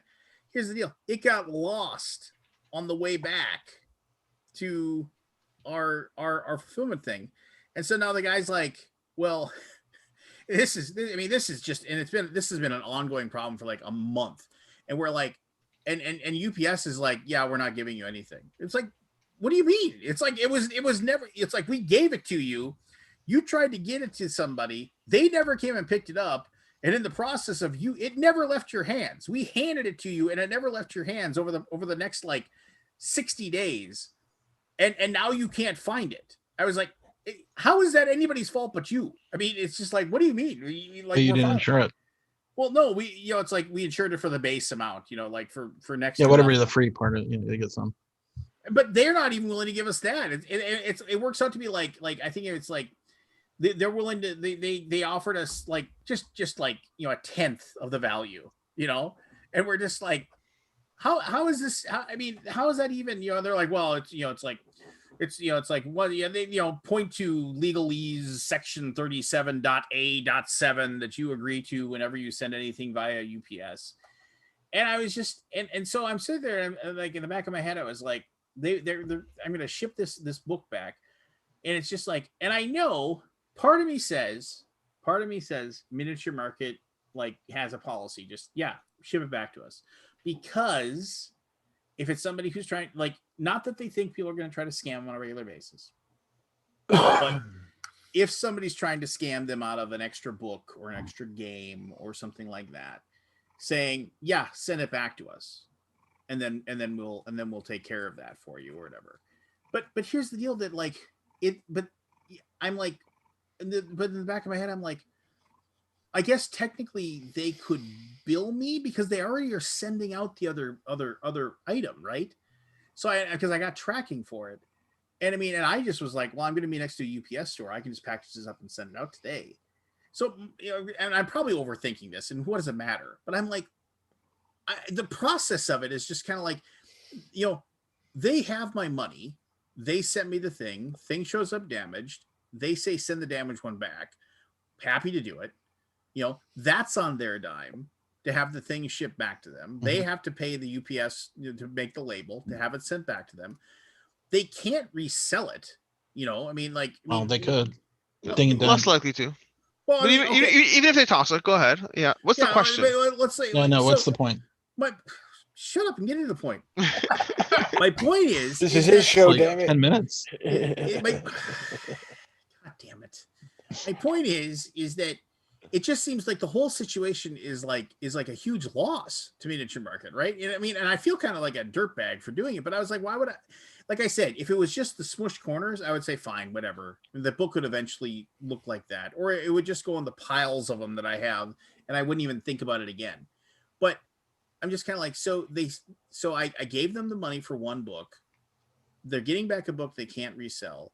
They're sending me another one free of charge. So they have to pay for the shipping to send me that one. They have to pay for the shipping to have the one sent back to them. It's like the whole thing is like probably a loss of between 40 and $60 for them. So I can't speak for Miniature Market. I can tell you, first of all, obviously Amazon. Let's take Amazon as the giant of the room. Amazon makes most people send their stuff back. And I don't know if you know this, but none of that stuff gets resold. If the box has been opened, if the box has not been opened, Amazon warehouse sells it. If the box has been opened, it doesn't get resold. It goes into giant pallets of stuff that people can buy for pennies on the dollar. That's literally, if you just Google Amazon I've stuff, seen that. They just go there and they buy the pallets. Yeah. Correct. So Amazon's going through that same policy. They're making people send it back because they need to incentivize the system. People don't say, oh no, my headphones are damaged. Oh, you can keep your $400 headphones. No. So that's Amazon level. I'm kind of more where you are mentally with Miniature Market. Like for me, I have people send stuff back if it's actually worth reselling. If it's not worth reselling, I don't care. I assume that I don't have a horde of people out there trying to scam me. And for the one person that does, I'll take the loss. It's cool. I imagine miniature markets should be in the same zone. Obviously, they're larger than I am, but I don't imagine they're Amazon level large. So I guess I agree with you, but I also understand where their policy is from. Their policy is from just, you don't want to incentivize that. Will they take a hit on this? Absolutely. They're going to lose through the nose in the sale. Okay. Price of doing business. Yeah, I mean, admittedly, like It's I a said, customer service thing.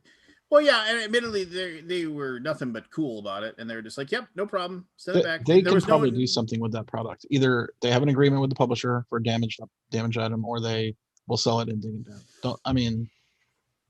They'll use it for something.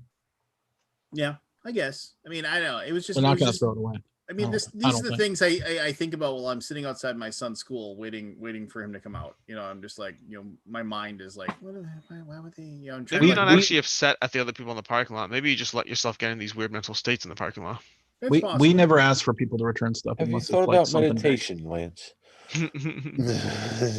Everybody's so damn sure they're the smartest one in the room. That's all I gotta say about that. There's a thing about that, by the way. Like 75% of people think they're smart, think they're above, think they're above average in intelligence, whatever it is. And there's a certain name for the fallacy, because the problem is the people who are above average in intelligence are right, and the people who aren't have no way of knowing it. That's the very nature of being below average in intelligence.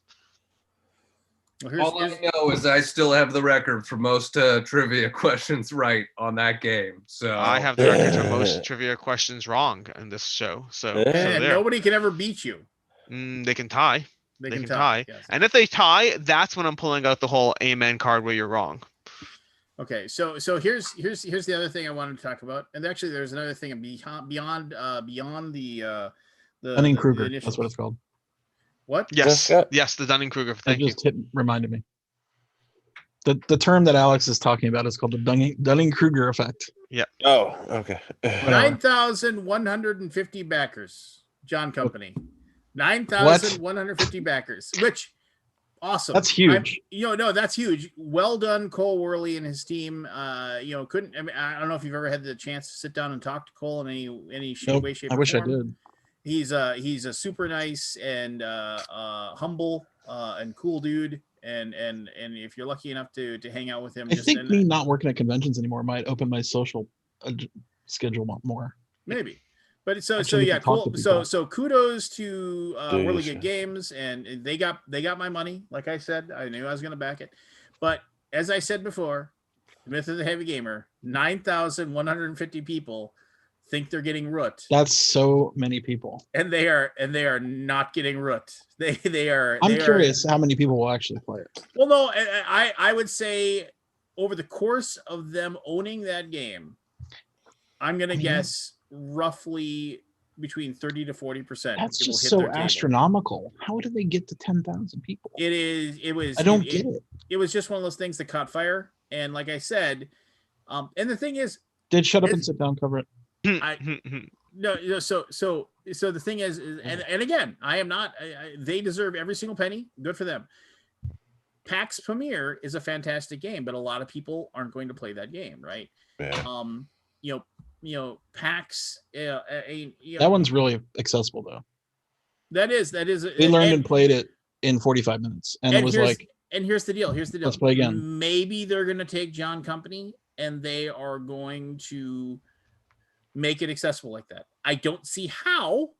I mean, I don't know if I'm the only person here who's played it, but I mean, I don't see how. I mean, maybe they're gonna do something with the second edition and do it and make it in some way.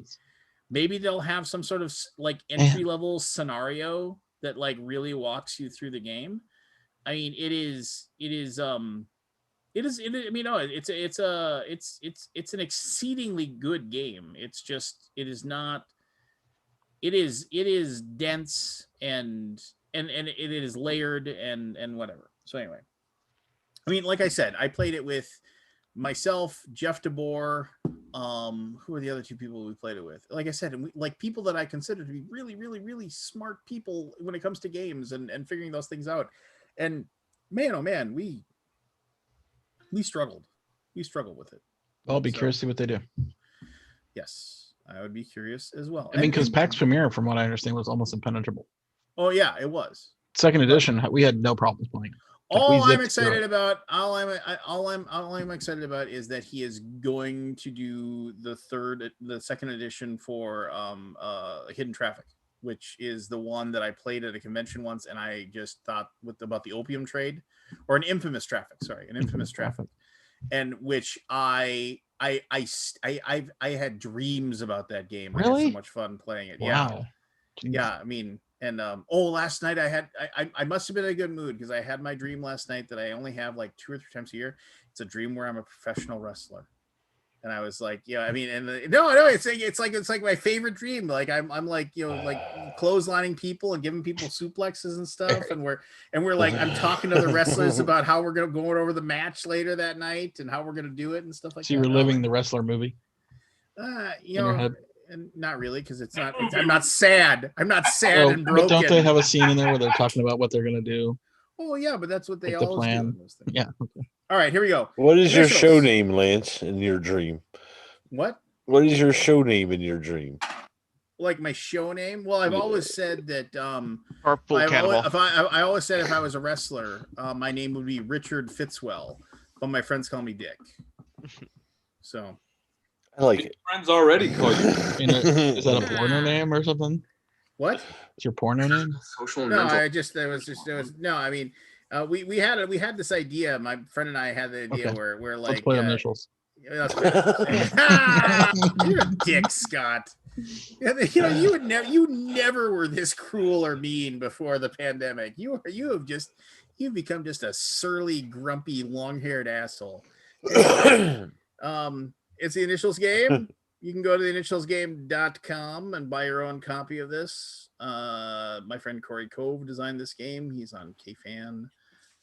My friend, like I said, I've been on the radio show a few times, probably a dozen times now. Good people, nice people, awesome people. Minnesota nice. For those of you who aren't familiar with the rules, Forrest, are you listening? Yes, of course. Okay. For those of you unfamiliar with the rules, the name is your buzzer. All of these things are people, places, things, sayings, what have you. They will all have the same initials. Your name is your buzzer. Kabuki Kid is in attendance, so she will be the arbiter of reality. And Paul Tompkins is in attendance, and he is the scorekeeper. So, and then we will dive in. And then, and I have another thing I want to do after this, and it's BGG related. So, get excited. All right. So, yeah, Kabuki Kid just agreed with me. The pandemic has soured Aldi. She agrees. Why is I sour? Because you're always giving me the business. Well, we just went through a 10-minute story. I didn't want to start another one before playing some game that you were begging to play a minute ago. Yeah, you just always give me the business. Give me the business. Also, Lance forgot a key point of that comment from Kabuki.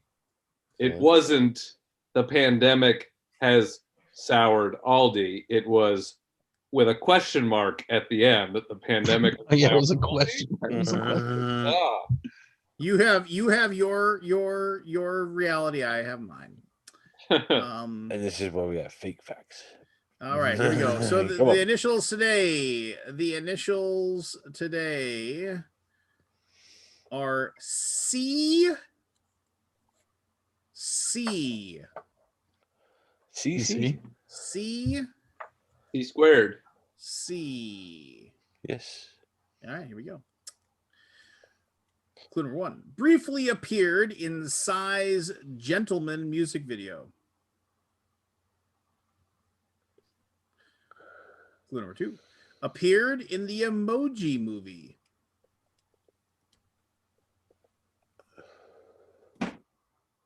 Clue number 3. Includes swapping. Say that again. Includes what? Swapping. Swapping. SWAPPING. Swapping. Clue number 4. Includes Mr. Toffee, Tiffy, and Mr. Yeti. Mr. What? What was the first one? Mr. Toffee. Toppy? Toppy. Toffee. Toffee candy. Mr. Toffee, Tiffy, and Mr. Yeti. Clue number 5. Commonly found on mobile devices. Forest. Candy Crush. Candy Crush is correct. Well done, Forrest. All right. All right. Here we go. I Item number think 2. this is going to be a tough one. Known for his toothbrush.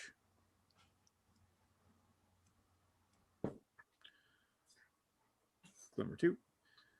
Connected to Robert Downey Jr.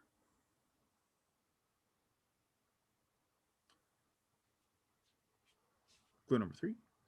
Appeared on Time Magazine. Clue number 3. Appeared on Time Magazine's list of the 100 most influential people of the 20th century.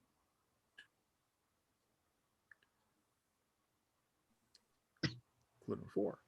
Connected to modern times.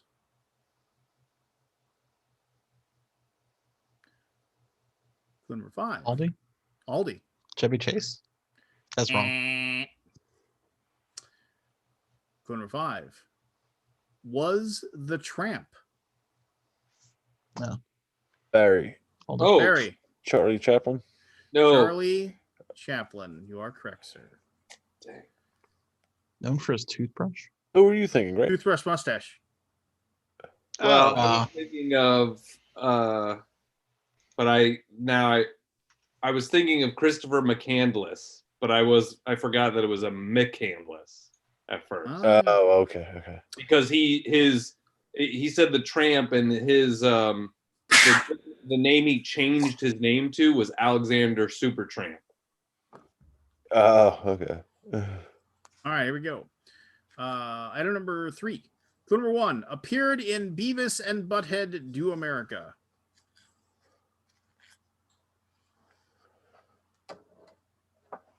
Connected to Stanford University.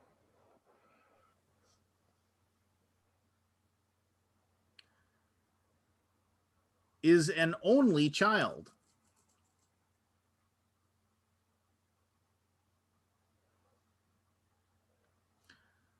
Was part of the official U.S. delegation at the 2000 Olympic Summer Games in Sydney.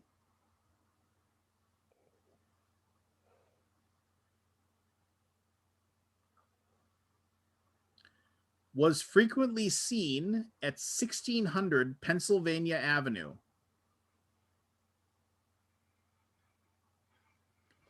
Boy, these are tough this week. Final clue. Is the daughter of the 42nd president of Aldi. Chelsea Clinton. Chelsea Clinton. Yeah, I was thinking Carter for some reason. It's anybody's game. Yeah. Clue number 1. Was a moist towelette tycoon. Moist towelette. Clue number 2. Was a hot tub repairman.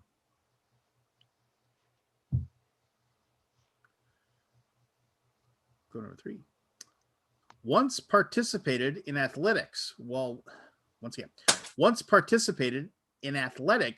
blindfolded. Aldi. Chevy Chase. Chevy Chase is correct. Yes. Waiting for it. Yeah. The next clue was battled El Guapo. Wanted a Christmas bonus to pay for a swimming pool, and was the What was the first one? Moist towelette. Was that from like Fletch or something? No, that's from Community. Oh, I never saw it. Yeah. Oh, that's a fabulous show. You should watch that.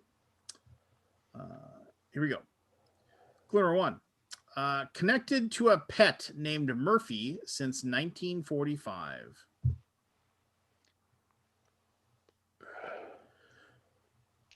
Clue number 2. Appeared in Back to the Future Part 2.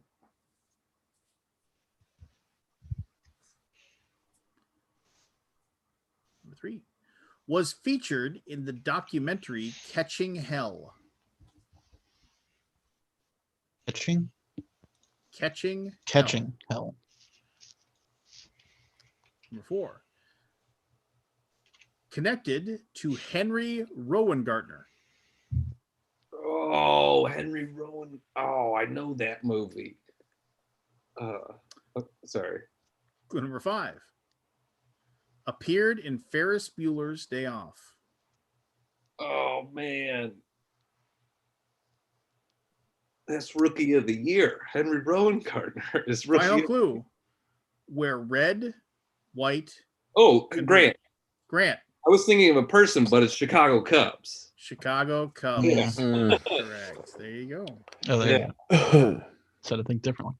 Henry Rowan Gardner, man. Funky butt loving. Alex. Alex. Yeah. Just want to make sure your microphone's working. Oh, my microphone's working. I mean, do you not remember the 0 and general trivia? Yes. If you want to make this about board games, I will win this competition. General trivia is not my thing. Clue number 1. Was a part of the 2006 James Bond film Casino Royale. Clue number 2. Inspired the title of a Keanu Reeves film. Clue number 3. Known for a 1991 hunger strike. Forrest. Chris Cornell. Chris Cornell is What did he do with? Did he do the theme song in Casino Royale? Yes, he did the theme song for that is a great song. Rest in peace, Chris. I love that one. What else is there? Oh, what other questions? Connected to Super Unknown. In 2001, he teamed with members of Rage Against the Machine and was the lead singer of Audioslave and Soundgarden. Soundgarden is one of my all-time favorite bands. Just Bad Motorfinger is such a good album. So good. It is. It is so amazing. All right, here we go. Clue number 1 was once played by Oswald the Lucky Rabbit.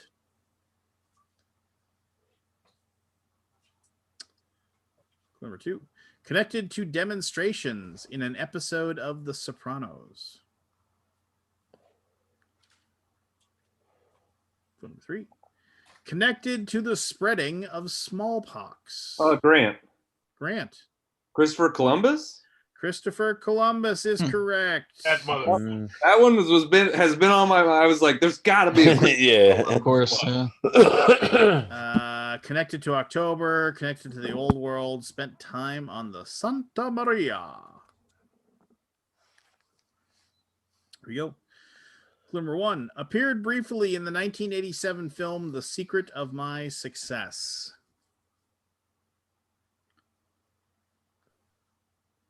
Number 2. Made love on a train in a 1995 film.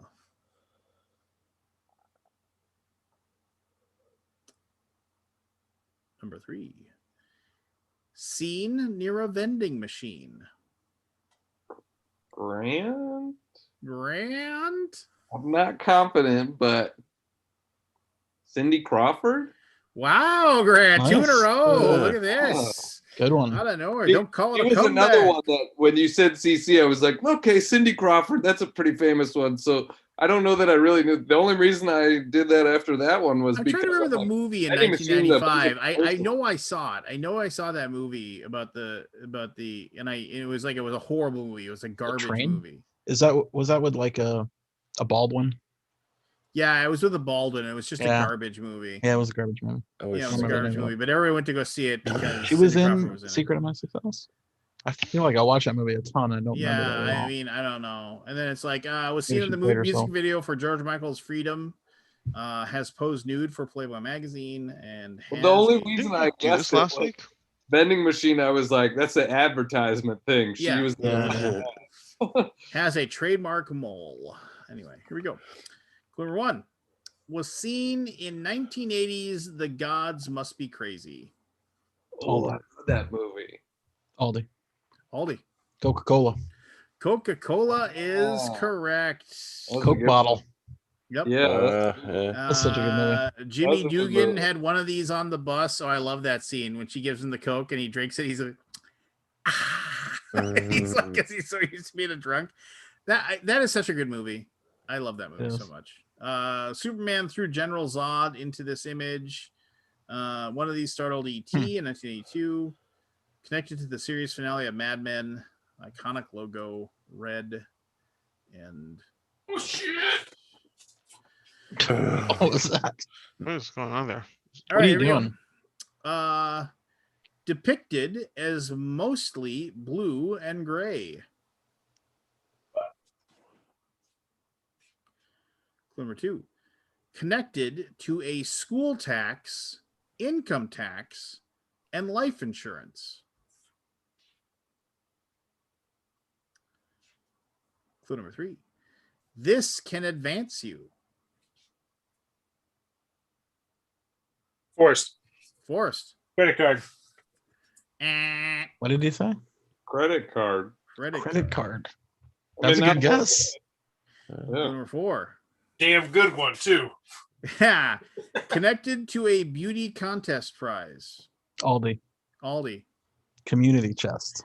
Community chest is correct, which is a board game related question there, Alex. Just letting you know. Included a bank error in your favor. Includes a get out of jail free card. Here we go. Number 1. Connected to a 1987 controversy involving the Star of David. Clue number 2. Debuted in 1971.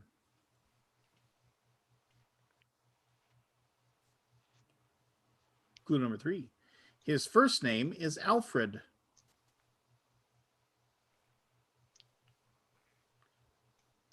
Number 4. Most often seen during autumn mornings.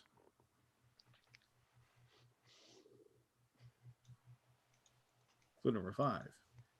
Connected to the color brown. Oh.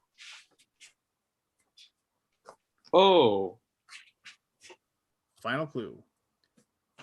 Marshmallows are found in this classic monster cereal. Grant. Aldi. Grant. 5. Alex. 4. Cocoa Krispies. 3. Aldi, you're up next. Count 5. Chocula. Yeah, there it Count is. Chocula is correct. Yes. Sorry, Grant. I'm sorry. That's I think you Count- would have. You didn't. You Count Alfred Chocula. Alfred. I had no idea his Alfred name was Count Alfred. Chocula. I didn't know that. I didn't like either of those two cereals. So Never had them. I liked Blueberry, and when it was around, I liked Fruit Brute. I like Fruit Brute. Blueberry's the best. Discontinued Fruit Brute. And there was a Mummy one too. I forget what the Mummy one was. It's in the game. There's a game for the cereals. Yeah. No, Fruit Brute was the bomb, man. That was great. blueberries. Yeah. What was the Frankenberry? Yeah. Yeah. What was the Mummy though? What was the Fruit Brute? Was just it was literally like it was like Cocoa Pebbles kind of, I mean it was like Fruity Pebbles kind of thing stuff. Yeah. I can't remember what the Mummy was. Was it a marshmallow thing? I don't know. I thought there was like a Mummy. What was the Count Chocula's name? Is Alfred? Yeah, it's like Count Alfred Chocula. Huh. Yeah, I know. Have you ever seen the internet video of Mummy? Yummy Mummy. There you go. Have you ever seen the internet video of Sesame Street of the Count singing his song and they bleep every time he says count? Yes. Good. It's one of the greatest internet videos. Oh, it was the reason why the internet was invented. Yeah. There's another one there. There's the one that you can find, and it's tough to find now because it got taken down, but people have like other things. It was Bert and Ernie do gangster rap. And it's like they splice together all these Bert and Ernie scenes, and it's like some weird gangster rap song, and it's perfect. But anyway, what was the flavor of Yummy Mummy cereal though? I never had it. I never had any of them. Somebody says it was yummy. I don't remember that one. All right, anyway, I can tell from the picture. Clue number 1. We got 3 left. Fruity. It's fruity. We got 3 left. So it's 5 to 3 to 2 to 1. So Forrest can run the table and tie Aldi. Barry, you're out of it, but you can spoiler. Alex, you can get on the board and feel good about yourself. I will spoil. Grant, you're just 2 back. Here we go. Clue number 1. Was nominated for an Academy Award. Clue number 2. Connected to the Home Run Derby at the 2007 Major League Baseball All-Star Game. Clue number 3. Originally from Berkeley, California. Oh, I can't. Clue number 4. Academy Award stuff. Connected to Shrek.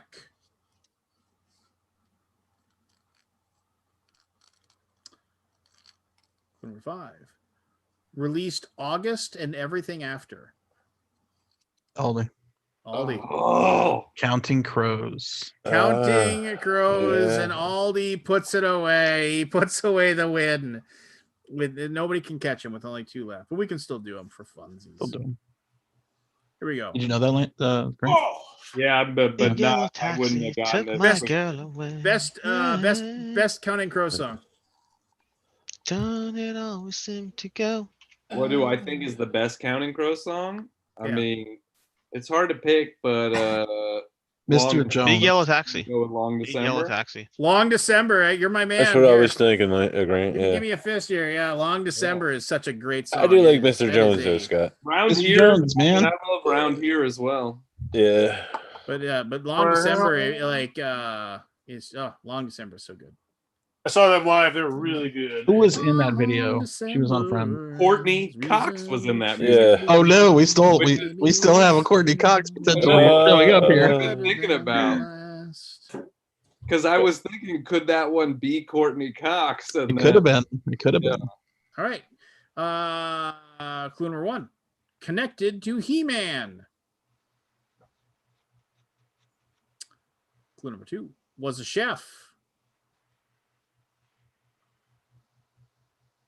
Clue number 3. Was pursued by Ghostface. Oh, well, that's Courtney Cox. There you go. Right. And the thing was is that you guys were all talking about that. That was the next card. I mean, Well, you Does it mention card, I was does it just like, mention the Long December song? yeah, and Yeah. it just like we started going off of that. I had no idea. One searched for a dolphin, was the love interest of Alex P. Keaton, connected to Bruce Springsteen, dancing in the dark. That's right. She was not. Yeah. All right, here we go. Final one here. Clue number 1. Referenced in Edward Bellamy's 1887 novel, Looking Backwards. Oh yeah. Clue number 2. Was part of a 1984 Wham song.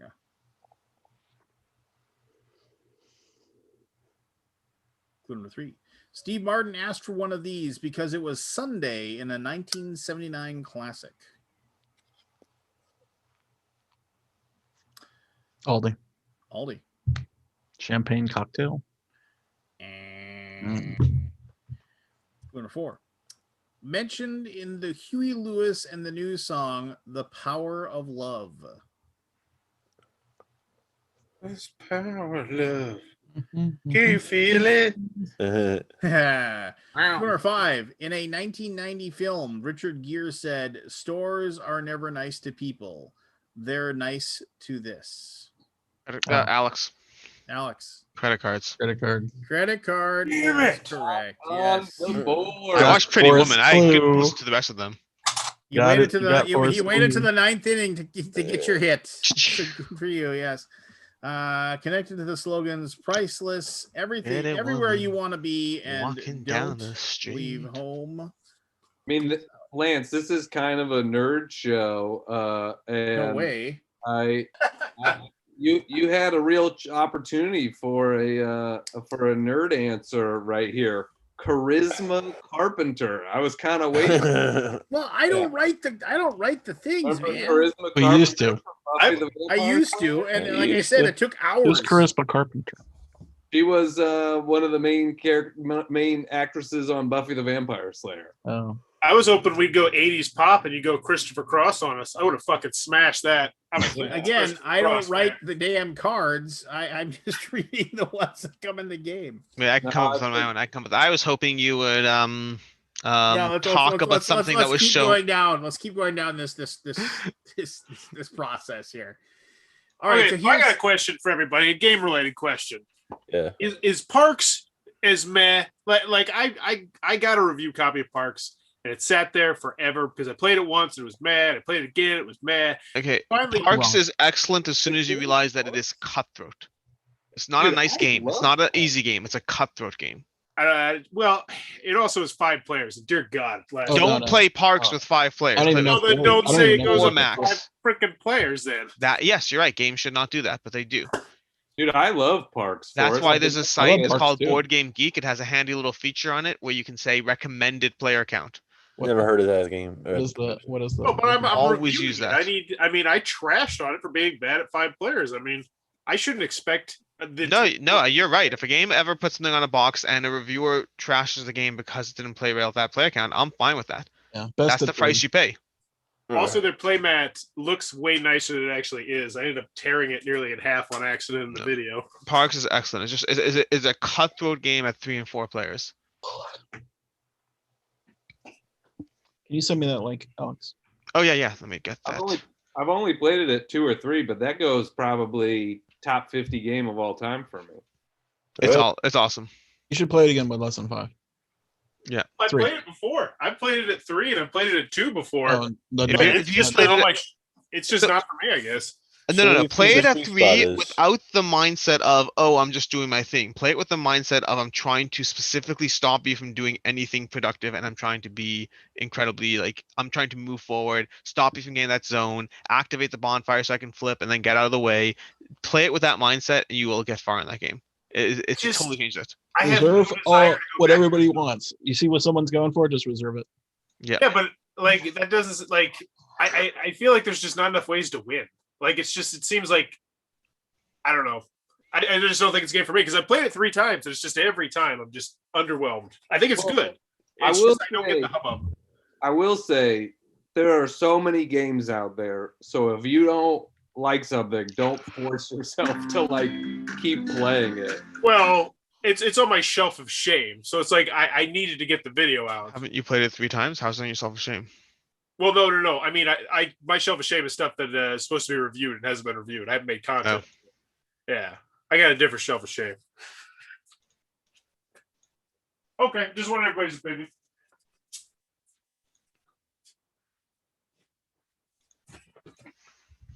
All right. So here's my idea that we could do. All right, and this is just us. And I mentioned this earlier, and Alex thought it was a good idea. So I mean, well, if Alex thinks it's a good idea. So just go to BGG. Oh yeah. Go to the hotness, and we just Right start at now. number 1, and we kind of work our way down. If you have something to say about it, if you have like something bigger to say about it, if you're like, what is this game and why is this on the hotness, that kind of thing, then and we could do kind of a dive into it. Because there's a lot of times I'm like, well, what is this game? I never even heard of this before, and because I can't keep my thumb on this stuff anymore. What is up with my internet? So Oh, no. and then we can just work our way down the process or whatever, as you will. Maybe this will suck. I don't know. I'll be right back. Yeah, this sucks. Maybe I'm it'll gonna be get out of super there. cool. I don't know.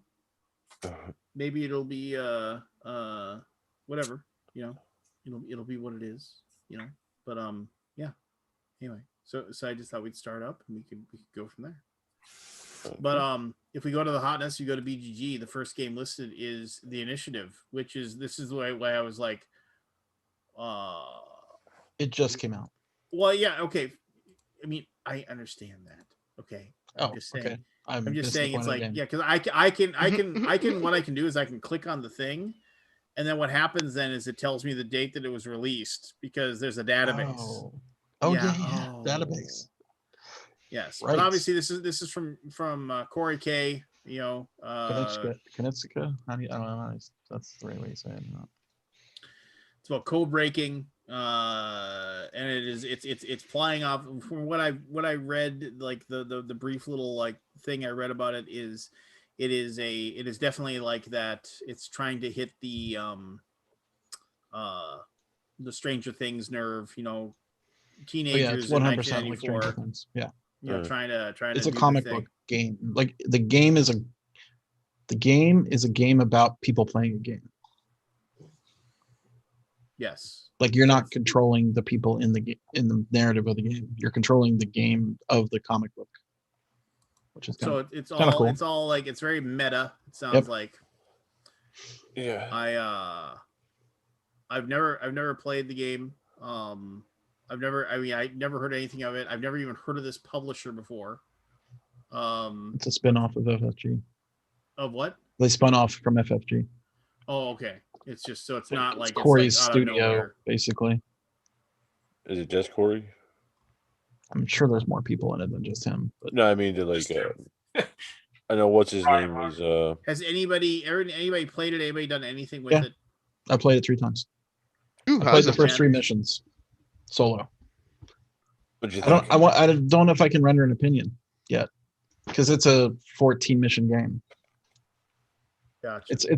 So it starts off. It's an interesting card play mechanism, actually. What's that? So you might not be able to give a full opinion, but you can give us first impressions. Yeah. I'm only playing it solo, and I don't know if solo is the best way to play it because the card play is fun, but when you're playing solo, there's almost no point to it. I mean, there's a point to it, but like more players would make it better because you have 4 actions in the game. You have a move action, you have a trying to remember the terminology, scan, like a radar kind of thing. You can pick something up and you can reset your cards. I think those are the 4 actions. I feel like there's one more that I'm missing. Move, scan, pick up, and reset. I feel like there's one more action there I'm forgetting, but basically what you're doing is you're controlling a character on the board, moving around this floor plan, picking up clues for the mystery. You're trying to solve a mystery. So if you get a clue, they're face down to begin with. You can scan them to get, see what's where, which basically turns them up. However, there are a bunch of booby traps that will it's called counterintelligence. If you hit a counterintelligence, it will stop you from doing one particular action. Sometimes it'll stop you from scanning. I think they all stop you from scanning. Maybe one from stopping you from picking things up. So you have to try to break out of those counterintelligence things by resetting a stack. So there's 4 stacks. You can only play a card if it's higher than the highest number on that stack. So if the highest number is a 5, I can only play 6 through 12. If I play a 12, no one can play anything on there. So you basically reduce your action potential by playing cards. If you do a reset, and the reset stack cannot be reset itself. So you're playing a card there to reset and you have to play higher as well. So if someone plays a 12 on the reset, your game is done. You're not resetting anymore. You can still do actions, but you're not able to. Yeah, I don't even think you can do actions. I think you just lose at that point. You go through the deck one time. The second time through, you add timers to the deck that are push your luck kind of things. If you flip up 3 timers, you lose. There's 4 timers in the game. One of them has 2 timer symbols on it. So I basically played one match where I went through the deck one time. Second time through, I drew 2 timers with 3 symbols on it, just insta lose. And which kind of frustrates me because you're trying to solve a puzzle that are kind of fun. And you don't even really get a chance to finish solving. I made a guess, which was wrong. Right. So I mean, I was like, well, do I even get to make a guess? It's a little unclear about that. It may be in the rules, but I don't remember it. And then, if you lose the mission, you just move on. You don't get to replay it. And the comic book will have a turn to this page if you lost. So that mission I lost, I permanently removed a 2 from the game, which is a good card. So there you go. Oh, when you get a clue, when you reveal a clue, if it matches, it's basically like Wheel of Fortune. It comes with this little gadget where you reveal letters or numbers that make a clue. This is not really a spoiler, but well, it is a spoiler. But whatever. The first clue is very, very simple. It's a yes or no question. Sort of like Wheel of Fortune. Spoilers. Jeez. Yeah. Go ahead, Scott. The second one was a anagram, and the third one was a number series. You have to pick the next number. That's the one I lost on. Now, something happened at the end of that clue. They give you these little meta cards that are outside the game, which if you solve them, do other things. So I was there at that point right when I solved it. There's another secret thing happening in the game that was sort of unexpected. So there's some twists and turns in it. I want to finish it, but I want to play with other people. Because the card play, when I'm playing by myself, I have my hand of cards. I play my cards out until I can't reset. It's not, I don't have to cooperate with anybody except myself. Scott, did you try to like play with 2 characters? That would make sense because all I would have is 8 cards. It would be 2 hands of cards, and I could play them in the order that they're supposed to be played. You know, you want to play low to high. Yeah, To not nuke. And it was fun, kind of managing my card play. Yeah. But not as fun, I think, as it would be with multiplayer. Yeah, you don't have to. And you can take 1 or 2 actions. So I was basically able to play 1 card, draw a card, right? Every time. And the only reason I wouldn't play 2 actions is if I was stuck in a room with a security camera, I want to move out of that room so I don't get zonked. Like the security camera makes you discard 2 cards, which is your timer. So you don't want to do that. And then I had another action that basically, it was a special ability that let me discard 2 cards out of my hand to move like 6 spaces, which is basically anywhere on the map. Are there rule differences between a solo mode and multiplayer? Sorry, not that I can remember. Hmm. There's probably like 1 rule or something that I've forgotten. That might make. No, it's intriguing. I like puzzles, but it's 12. I think it's 12 missions, and then there's like another like post campaign missions that are in the box. I think there's about 20 of those maybe. So you can play it like maybe 20 more times. There's a lot of stuff in there. But I was kind of hoping, and like I said, Grant's 100% right. I played 3 missions. It's a campaign game. I only scratched the surface. I unlocked the thing at the end of campaign 3, which was super intriguing, which I did not spoil for myself yet. So who knows? But the card play solo is not. I was just boom, boom, boom. You know, I was doing it on stream, and I was like, normally I like to talk on my turns, but I was just going, scan, move, pick up, scan, turn that over. You know, move, done, reset, done. You know, it's like really fast, which is cool for solo. It's fast. And how long is a game, Scott? Less than half an hour. I did like 3 missions in 2 hours, plus reading the rules live. Pretty simple. Yeah. Maybe it's not simple though. Maybe I think it's more on the younger age target but there was one anagram in there that was tough, and you have to unlock all the, you know, until you get all the letters out, you probably can't figure it out. Like early, you can solve it at any time and say, "I'm solving the puzzle, Alex," and then you reveal the card and look in the back of it and see if it's right. And it's a one-time playthrough for those missions, right? So once you know the puzzles, you're done. Right. But as Alex said, he's gone. Like, am I expecting to play a game more than 1 time? 12 times is this one. Anyway, I wish I could give a recommendation for it, but I cannot yet. But I have not finished it. Yeah. And you said this is based on a comic book? Comes with a comic book narrative. Oh, it's one of the campaign, and you're a bunch of kids. They're made ones. Okay. There's some mysterious stuff happening. It's sort of Stranger Thingy. Some weird stuff is happening. Interesting. But like, it was funny because when I lost that mission, it's like, read this comic, and I looked at the other one. It was like somebody throws a tantrum and flips the table. Like, this game sucks, and then you have to lose a card permanently. It's not legacy. You don't destroy it. You just take it out. There you go. The initiative. The something initiative. There's a secret. It's the blank initiative. It's blotted out. Yeah. Okay. Fine. Hadrian's Wall. Yeah. I mean, a very complicated flipping right. Is that what it is? Yeah, I mean, it looks pretty dry. Look at put a picture of the board up, Lance, or the board. Well, it's by Garphill. Yeah, I like some of their games. I mean, I like a bunch of their games, but this one does. This one's not grabbing me. It's a combo-tastic game. Well, didn't Garphill do that other really big roll and write too? That really dense roll and write. Roll and Rome. Roll and Rome. No. Okay. Never mind then. Never mind. Steph likes it. Steph likes it. It is there like anything exciting in it, or is it all just planning? Getting your combos right. Yeah. Do you like those kind of games where you roll and write and get combos to happen? Like, if I check this marks out, this one it cascades into this and that cascades into that. I mean, I love that's pretty clever. Is one of my favorite. That's what it's more advanced. That's pretty clever. Really, that's what this is. Yeah. Okay. But you know, in a nutshell, I haven't played it. I'm only reading. I'm talking about. I read Steph's stuff, board game stuff. But there's does no it dice weekly. rolling in Hadrian's Wall, is there? It's cards flipping, right? Hmm. You shuffle a deck and flip it up, and that's how you generate your randomness. Got it. Be right back. You go on to the next one, Joe. It's done by the artist that you don't like, Lance. Oh, he's out. Why doesn't he like that artist? I think they berated me for liking that art. Like last year when I said the art from Circadian Light I liked it. I don't think there's anything problem with it.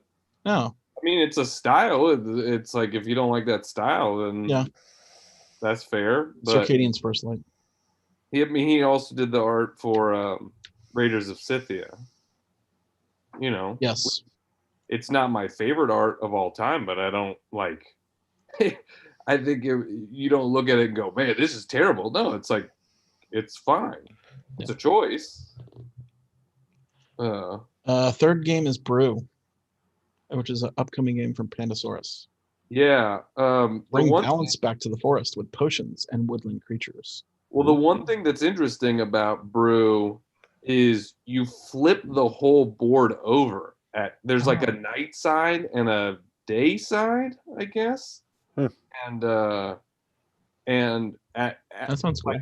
Yeah, whenever it happens, like you can't predict when it's going to happen. There's something that happens that makes it flip over. Okay. Because the whole concept is like time is broken. Oh, okay. Oh. Yeah. Did not know there's time travel in it. Time is broken and shattered. The Yeah. seasons all exist at once, and day and night have no real cycle. They rotate at the whim of the forest. This enchanted land has been driven into chaos, and it's up to you, the cunning mystics of the forest, to tame extraordinary woodland creatures and use your magic to bring back balance. Okay. So kind of interesting, you know.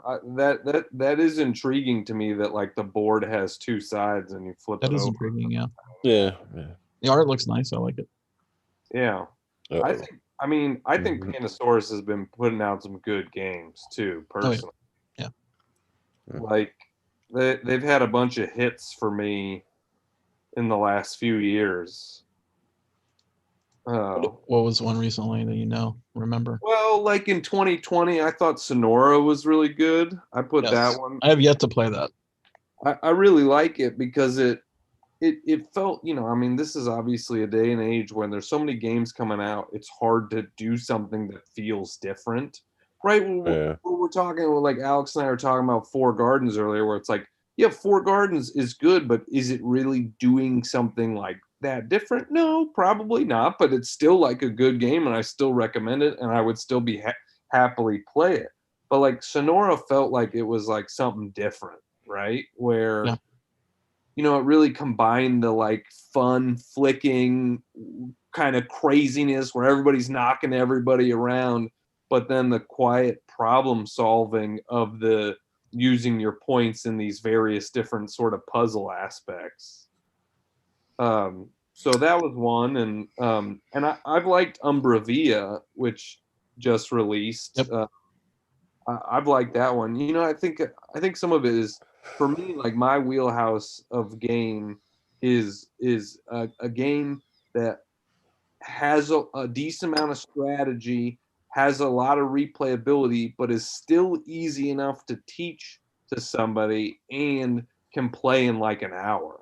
Right? That's my wheelhouse. I want something that has choices but can still play in an hour. Yeah, that makes sense. I like those too. Yeah.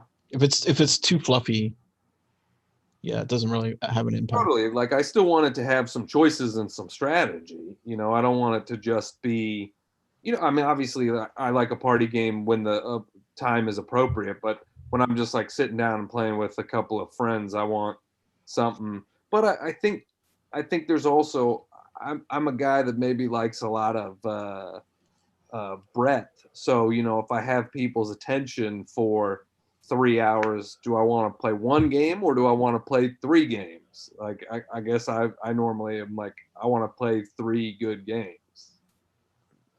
So, yeah. Okay. Yeah. Quantity versus length. Yeah.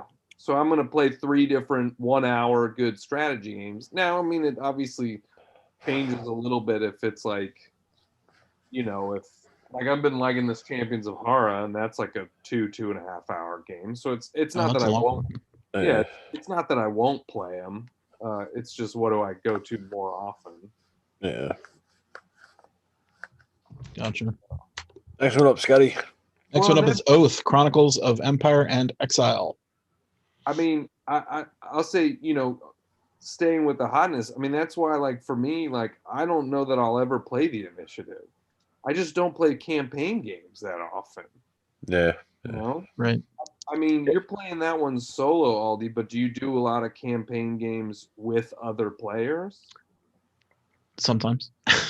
'Cause when we were a game group, we would like, and we only finished a couple campaign games, and we always move on. And most of the time is because it's me. I'll get bored of it and be like, yeah, let's play something else. Like, I've got 50 new games, let's play something else. Yeah. Or we could finish this 19th game of I want to say, what was the name of that game? It was like the Game of Thrones board game, and I can't remember the name of it now. When we made the with the Ashers? The Ashers? Oh golly. It's the one with the King's Dilemma. All I had to do was say King. Yeah, King's Dilemma. Now, my group wanted to finish that, and I was like, I'm totally bored with this. I feel like there's no... I mean, and that game looked cool. Like, I watched. It's a very cool game. Yeah. The more you put into that game, the more it pays off. I mean, I just couldn't get into this, to the story of it, and I didn't enjoy the way... I wanted more. I wanted, like, more effect of the game. The gameplay itself is pretty lacking. It's just, oh, you got to move this up and down and up and down. And It's a bidding game. Yeah, it's 90% a bidding game and a little negotiation. But in the end, didn't always matter. I hate, and this is why I didn't like Fog of Love, for this very reason. I hate any time that you deeply immerse me into this story, into this world. You get me excited about it, and you say, oh, I can change this story. I can make this story my own and unique. But then you give me these objectives, and these objectives might be counterintuitive to what I want to do in the story. And I hate when games do that. And that's what that one did. And it just disconnected me. It did. In fact, it would give you a big bonus if you got your mission finished, which you kind of had to like wait for, and maybe you would miss it if you weren't paying attention. Because it was very vague.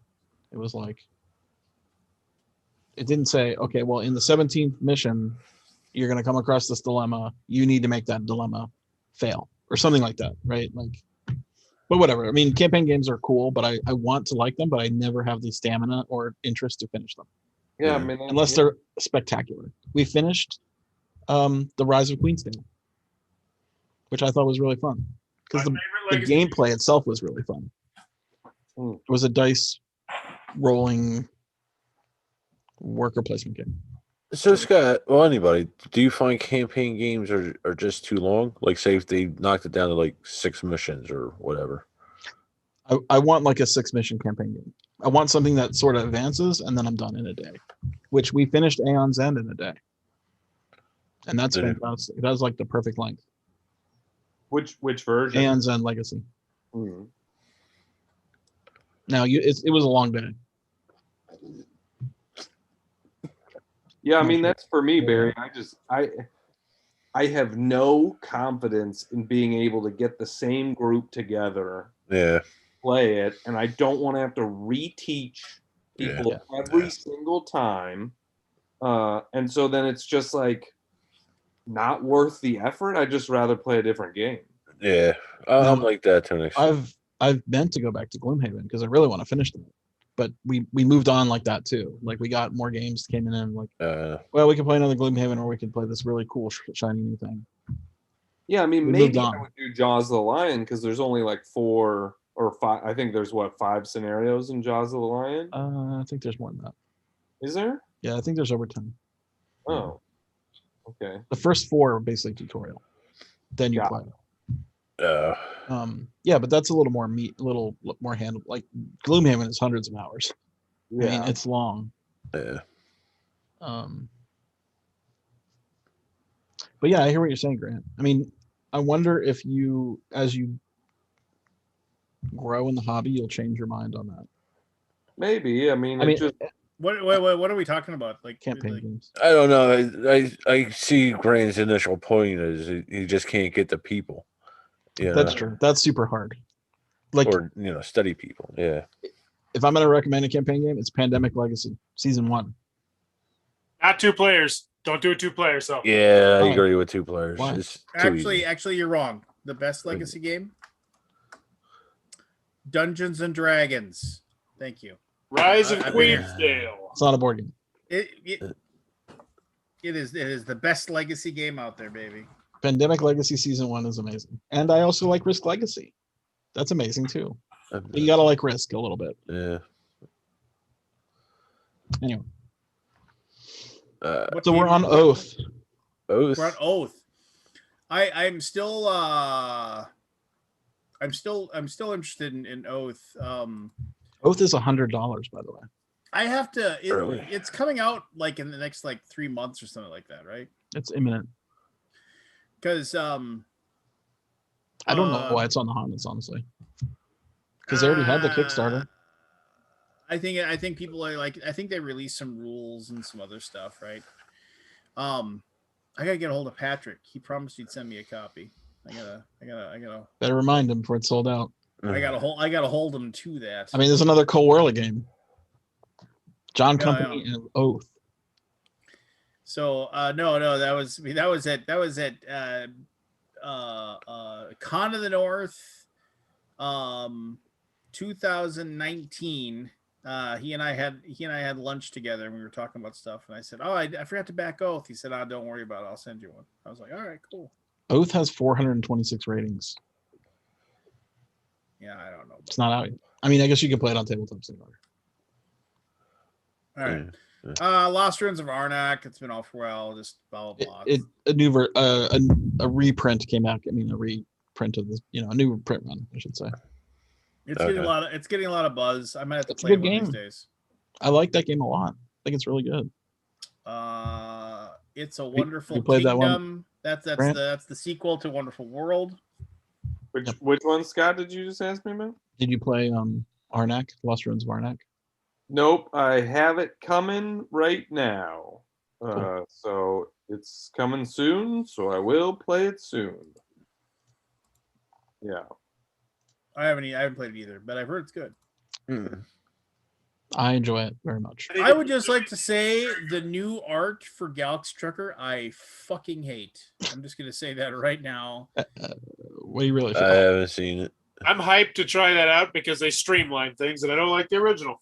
So I'm excited. Well, about it. you didn't like the Streamlined it? original? Well, then we're not friends anymore because the All right. original is one of the best games ever. Hey Grant, you want to be friends now? Yeah. Oh, Oath arrived in Australia and Asia. Oh, sorry. What'd you say? What'd you say, Forrest? I said I hated Grant's guts, but now I don't because we're Oh, friends. okay. That's nice. I mean, I thought I would have said we were friends before this, but we just got there tonight, apparently. So. We don't know you at all, Forrest. No. Nope. Galaxy Trucker, the new art. Oh, look, we made it cartoony. Isn't it awesome? No, fuck you. Get out of here. I think it looks pretty good. Lance, is that on the hotness? No, it's not. Please. No, It's I forgot that I saw Get it. And back I to the immediately was friggin' like, house. fuck this. What is it? This is everything's why got these a- lists take 6 hours. Get back Sorry, to sir. the This is a Wendy's. It's a Wonderful Kingdom. Yeah, Cool. it's a wonderful world just in medieval times. It is Medieval a times. or 2-player version of It's a Wonderful World. Oh, it's only 2-player? So it is 2 players maximum. Oh, wow. That's interesting. I am not sure, How I feel about this one. the thing is like, okay, so maybe the solo version, you want this for the solo version, but I'll probably. The Wonderful World plays well at 2 people. Yeah, I wonder why they didn't. Yeah. Is it a thing where you can buy more than one copy and put them together and play? No, probably not. Because I the don't think cards so. would all mess it up. Yeah. Yeah. I'll have to see the design choice why they went 2. Yeah. But I mean, I love It's a Wonderful World. That's a top Good game. game for me. Good game. I'd look into it. Yeah. I mean, that's Barry. Have you played like Century or Splendor? Yeah, I played. It's a Wonderful World is like those games on steroids. Like it's got more strategy, more choices, but it's still that same like engine buildy goodness. Okay. Yeah, it's pretty cool. There's some wacky ass cards in the game. Like it's a weird future. Yeah, the artwork on the cover always threw me off because it kind of reminded me of a video game IP. It totally looks like Command Conquer. Yeah, and Conquer. I'm weary IPs. You know. Yeah. I just was surprised that this one was coming out because I was like, well, It's Wonderful. Like if It's a Wonderful World didn't play well at 2, like if, because it's a 2 to 4 player, if you would say like, okay, it's only really good at 3 or 4, then yeah, make this one. But the fact that It's a Wonderful World plays well at 2 surprises me that they did this. I think it's a marketing thing. Like I think there's a market definitely for solo gamers, but like 2-player games I think are coming back too. Like Yeah. Yeah. Checking the fact to see if there's an answer to why is this only 2-player. Okay. Nope. I read that on a Kickstarter a couple days. I'm excited. I had no idea it was 2 players. Me neither.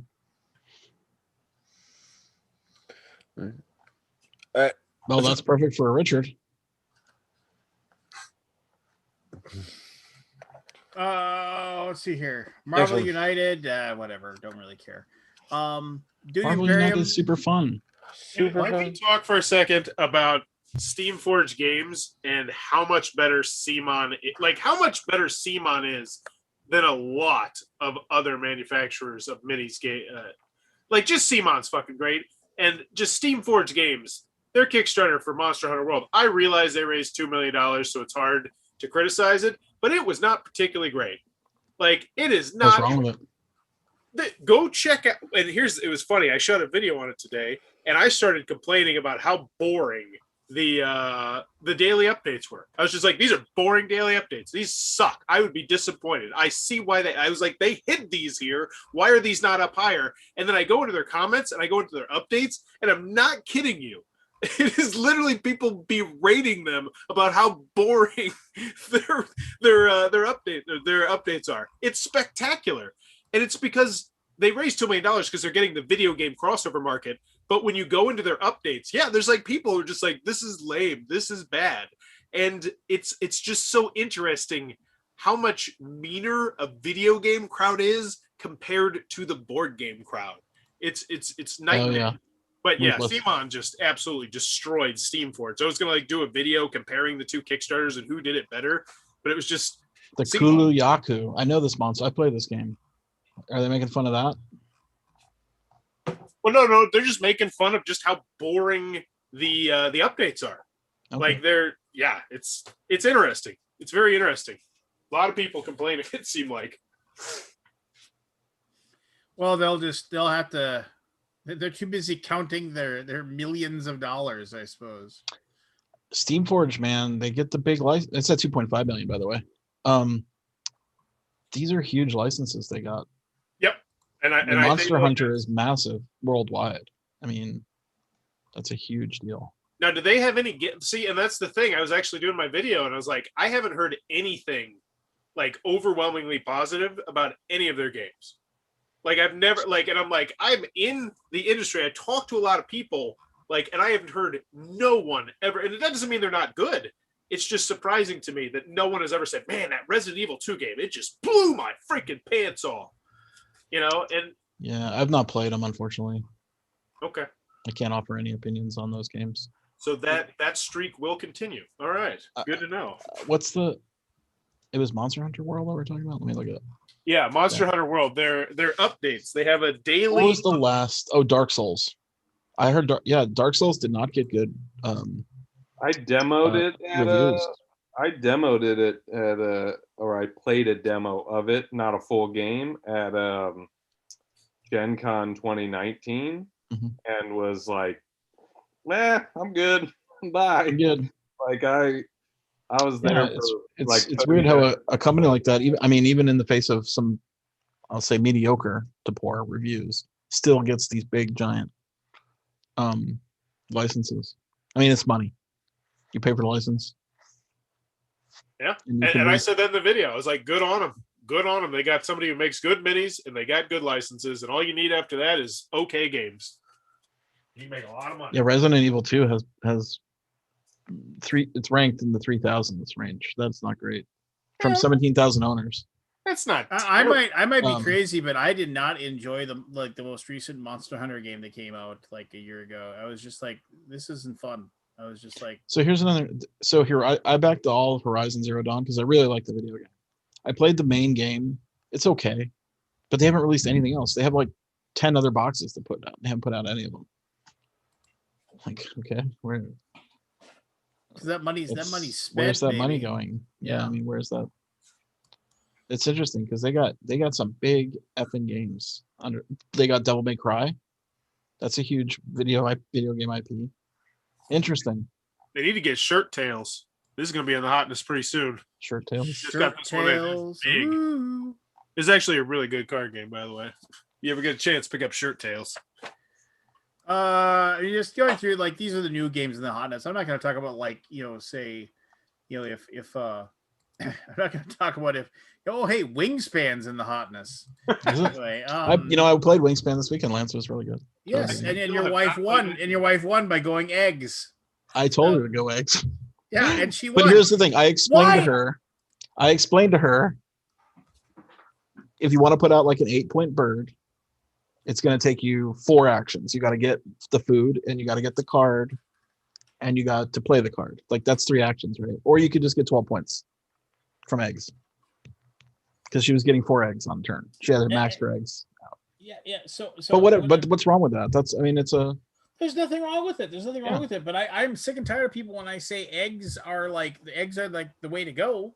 I mean, when I say that, and people are like, "Oh, how dare you!" It's like it's not like the game's broken. It's just it's a very good winning strategy. Eventually, you run out of egg spots. So yeah, I mean, at some Yeah, point, you have to change to something else. Yeah, it's just I mean, when I have played, like I said, I think I played Wingspan with my daughter.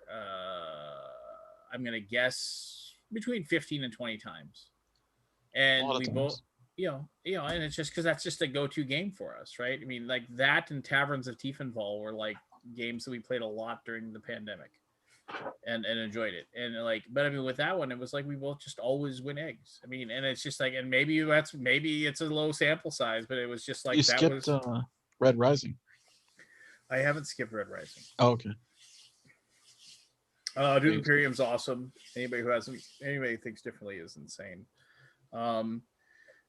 Warhammer Quest: Cursed City. I just the only thing I want to say about this is that I laugh. This might be a very good game. I don't know one way or the other, but I laugh. I giggle myself silly at somebody like seeing this and saying, "Oh, cool! It's a co-op game set in the Warhammer world," and then they get it and they realize they have to put the miniatures together. Do you know the controversy here? No, what's the controversy? So it's already sold out, and they're not reprinting. So it just came out like a week ago. Oh no, that's sold through, all sold out. You can't find it anywhere. You can find it on eBay for $300. No, that's standard operating policy. Why would they do that? For Games Workshop? Yeah, Games Workshop. I mean, I don't remember this happening to those other games. Oh, remember Space Hulk? Remember? Yes, I do. But you could pre-order that, and you get a guaranteed copy. But here's like a perfect example. When they this is in the before time when I actually would go to like the Warhammer store and play these games. So when the very first Warhammer Kill Team box set came out, which was the whole idea, you took Warhammer 40K instead of having 2,000 point armies, you had a 4 to 6 or 8 person like commando unit basically, and you fought squad level skirmishes. So the first box set of Kill Team sold out in like 3 days. Yeah. And it was just like, oh, when are we going to reprint that? And they're like, oh, we're gonna reprint some Kill Team stuff. Don't worry about it. But you can buy the rule book here, but you don't get the terrain. You don't get all this other stuff that you need to play or whatever, right? So they finally did come up with a Kill Team thing, but they came up with another Kill Team box set, which was exceedingly inferior to the first one. And everybody was like, well, make that first one again. And they're like, no, we're not going to. You know, they just like, no. I mean, every time Games Workshop is an interesting publisher. Well, they literally, like, if you look, They have all these things that are below it. Yeah, but in the UK, They don't want to give it to anybody. But yeah, but the thing about, if you go and look at it in the UK, it's like they are worth billions. I mean, it's just like, yeah, I mean, they are, and they can do whatever they want. Yeah. And I mean, everybody wants Warhammer Quest. Are they going to make it? They didn't make. I mean, they made Warhammer Quest brand of these games, these dungeon crawl games, which I've been trying to collect, and I missed this Cursed City, so I paid $250 for it to get one. $50 over MSRP, and crazy $200 MSRP for one little thingy box with 20 minis. I mean, the one of the best things that's come out of the pandemic for me is the fact that I have severed my tie to Warhammer. Like, I don't feel the need to, like, oh my gosh, you were so into it last year. I was. But I couldn't go to the store. I couldn't go to the store on Saturdays I couldn't go to the store on Painting Fridays and hang out with everybody and sit there and BS with everybody and talk about our armies and schedule events and things like that. I couldn't go there and play Blood Bowl with people. You know, so it's just like it got snapped off. Cold turkey. Oh yeah, it was perfect. And the next moment, when the one place that has the garage sale, I'm taking all my boxes of minis there and I'm selling them. Like, you know, I'm just, you know, because there's tons of them. There's tons of them that have never been put together, never been painted, never done anything. I'll just sell them at, like, you know, 10 to 25% of the boxes. People will think I've lost my mind, but I'll just be happy. Well, all those things are everything out of print is, prices have skyrocketed on that stuff. Yeah. I'm looking for one expansion of the previous Warhammer Quest. That was the sci-fi one. Can't find it anywhere for less than like $300. Yeah. It's a little tiny box with 12 minis in it. I have a start collecting set for Necron's army that went out of print, and and it's not that you can't get those models anywhere else, but it's just like because it's like a certain number, it was a really good deal, you know, and it's like, oh, you want this box set, it's worth X amount of money. Yeah. You know, like, it's just frustrating to me that something like Warhammer and Fantasy and 40K are all collectible now. Like, you got to buy it right when it comes out because they're not. Oh no! I mean, I learned from the get-go, like, if I wanted to get it, you had to go into your store and you had to pre-order. Basically, they make it so it's just like absolutely ridiculous. You have to go into your store on the Saturday when pre-orders open, and then the pre-orders would open on Saturdays. The pre-orders open directly at 1, and then you would have to go into the store, use their station. Basically, they had like a computer station that was basically just a touchscreen pad, and you'd fill out your order and order it and have it shipped directly to the store. So the store got. You have to prepay. Oh yeah, no. Which would be like hundreds and hundreds of dollars because the stuff's not cheap at all. It's not inexpensive at all. Yeah, no. I mean, that was. I mean, there was a while there where that was like that was costing me way too much money. Let's just yeah, no, I know their prices. Yeah, I mean, it was costing me way too much money for like what I was getting out of it, and it was just like, yeah, it was just not happening. Anyway, which whatever. I mean, and the thing is that everybody's like, you know, and their attitude is, well, I guess if you don't like it, don't buy it. Somebody else will buy it. Yeah, there's I'm reminded of that scene in when the Flaming Moe's, whatever, and he goes in there and he's like, well, you just lost yourself a customer, and like and Moe is just like, people are handing him money hand over fist. I'm sorry, Homer, I can't hear you. What was that, NyQuil and something? Oh yeah, NyQuil. No, grape cough syrup. Cough syrup. Oh yeah, grape cough syrup. Yeah, but yeah, I was like, I'm sorry, Homer, you just lost yourself a customer. He's just like yelling. Oh hey, yeah. The hotness refreshed, and so now the new Galaxy Trucker is number 8. It moved up. Oh yeah, it's like 1 a.m. with the and number 1 is Brew, but anyway, who cares? But no, yeah, Galaxy Trucker. Wow. 8. They swapped spots. I gotta bounce, guys. All right, Grant. Grant. Good night, buddy. Good to see you, man. See. Yeah, Galaxy Trucker 8. You know, look at that. Did we talk about Red Rising yet? No, because now it's number 9 below Galaxy Trucker at 8. So, oh, okay. You don't like yeah. the new art, huh? No, look at that. It's fucking garbage, man. I think it's fine. I like it. You know what? It's based on the app. It looks like the app. Oh, great. I does it. Everything's got to be on the goddamn app. Yeah, pops. Get over it. Yeah, whatever. Time's Well, here's moving. another Red thing that people are Rising. going to I've complain about. I've heard two things about Red Rising. I've heard two schools of thought on this one. That it's excuse me. That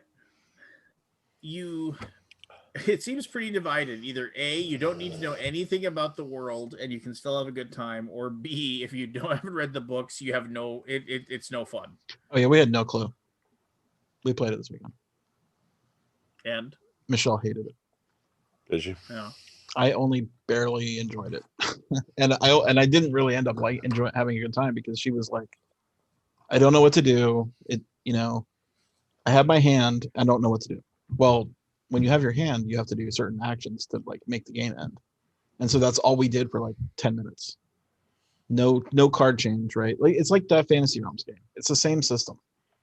Play a card, draw a card, right? Which and once you've got your combo locked in,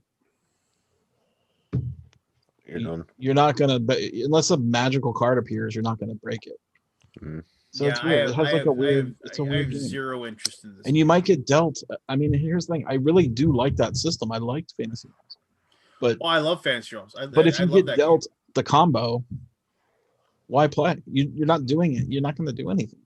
You're not going to. I'm going to score 50 points off this combo, and the game's go to like 100 or something points, right? So half my points are these 3 cards.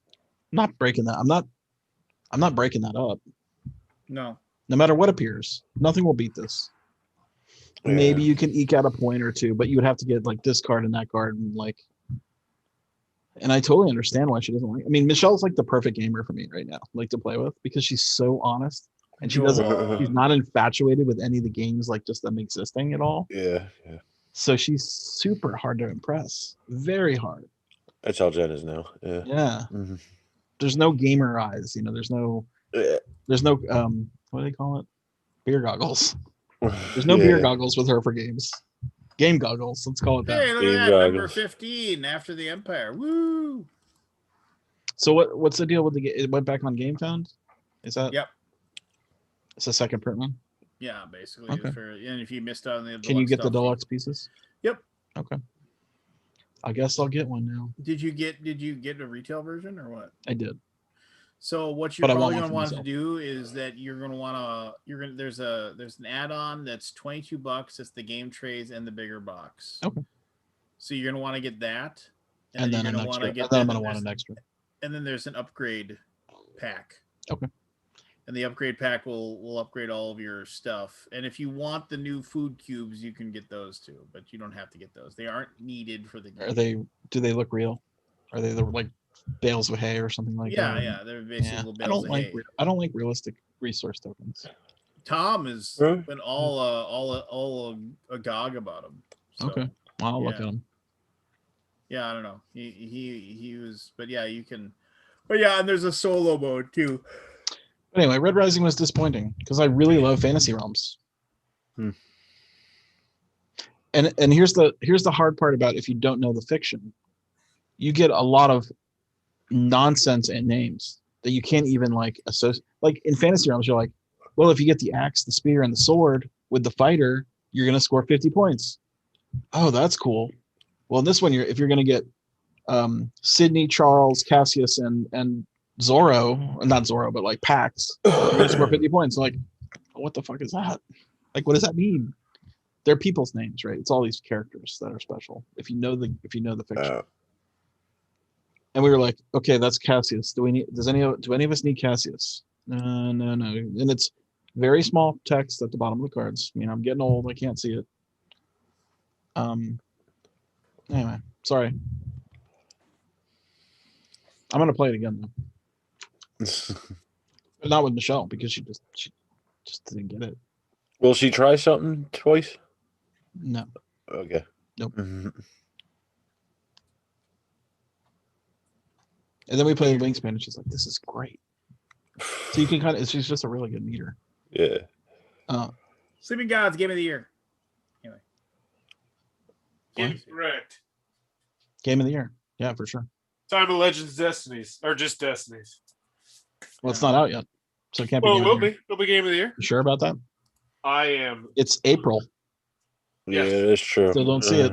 It will blow people's freaking minds. It will Okay. absolutely explode people's brains. Well, yeah, but okay, I think they'll by forget that, about it that, by it could then. do that for you could do that for 2 people by that statement. Does that make it the Game of the Year? Yes. If it only did it for 2 people? Yep, 2 people. Okay. So there is a complaint. It's not a complaint, but a criticism of Sleepy Gods from me. You can hit a string of really bad luck and not get anything done and die. That can happen very easily in this game. Oh, easily? Yeah, pretty easily. Now you reset and you restart, but it just gives you a bad feeling because you just lost. All right, I know nothing. I know nothing about this Hidden Leaders game, but I love the art. It looks super. What is it cool. called? Hidden Leaders. Hidden what? Leaders. Hidden Leaders. Leaders. Leaders. So here it says, the island of Oshra is in turmoil following the death of the Emperor. The conflict between the hill tribes and the Imperial Army escalated. When the water people tried to maintain balance between the old rivals, the undead aimed to escalate the war. All hope rests in the 6 children of the Emperor. Who of them will claim the throne? In Hidden Leaders, you take the role of one of 6 secret leaders. Each of them is allied with 2 of the 4 factions. By playing heroes into your tableau, either openly or secretly, you influence the outcome of the conflict. At the end of the game, one of the 4 factions will win. Red leading, equals red victory. Green leading equals green victory. Tie between red and green, it's a blue victory. Red and green in Warzone, it's a black victory. Each player who aligned with the winning faction can claim victory. However, they must have more heroes of this color than any competitor. You know what it is? It's PAX Premier. That's what it sounds like. Yeah. It's I was just gonna say this sounds. I was just gonna say that. Thanks for burying the lead on me there, Scott. I didn't know if anybody else. Whatever. Sorry. Say what you want to say. Yeah, I mean, I was just like Trying to seem witty, Scott. You pissed on his Cheerios. Man, he's right. You are getting grumpy. So I'm such an asshole. I like this guy. Fuck him. So I mean, I don't know. It's on Kickstarter right now. It's on my maybe. I'll back it. Okay. Maybe me in a year we'll remember it. Is it a dummy down version of PAX or you don't really know? It looks like you're just investing in the different markets of. Yeah, it's a market game. Yeah. Right? You're raising and lowering influence of these 4 factions. I doubt Michelle will like that. So let's just go. I don't think let me she just will. go to Hidden Leaders real quick here. So it's only at $60,000. What do you mean only? Because it looks kind of small, right? It's a card game. Looks like. Yeah, it is. The art is really good, and this is that person's first art in the board game world that I can tell. But they're very talented. Yeah, they are. Yeah, I wonder if it's anything more than a stock market hidden, like you know. You can play it on It's got special powers. They usually don't work well with 2 players. +1 red or -1. Here's the Queer Quartermaster. +1 red or -1 green. You may exchange one of your something cards with a card in your hand. Ghastly Granny. Choose one of your cards. Perform this card as if you played it. Yeah, so it's a bunch of manipulations, and I guess at the end you want to be invested. Well, in I'm scouring through the comments to see if anybody else has said anything like, "Is this PAX Premier the card game?" Just like it's more of a stock market game, I think. There's no tactical map, right? It's just going up and down a track. Yeah. Cool. I'm intrigued by it. Art's awesome. Yeah, the art is. I need to look at this artist and see if they're outside of the board game world. But I am intrigued by this game. Yeah. Anyway, that was my point, was that it looked neat and I don't know. What was the next thing on the hotness that jumped out at me?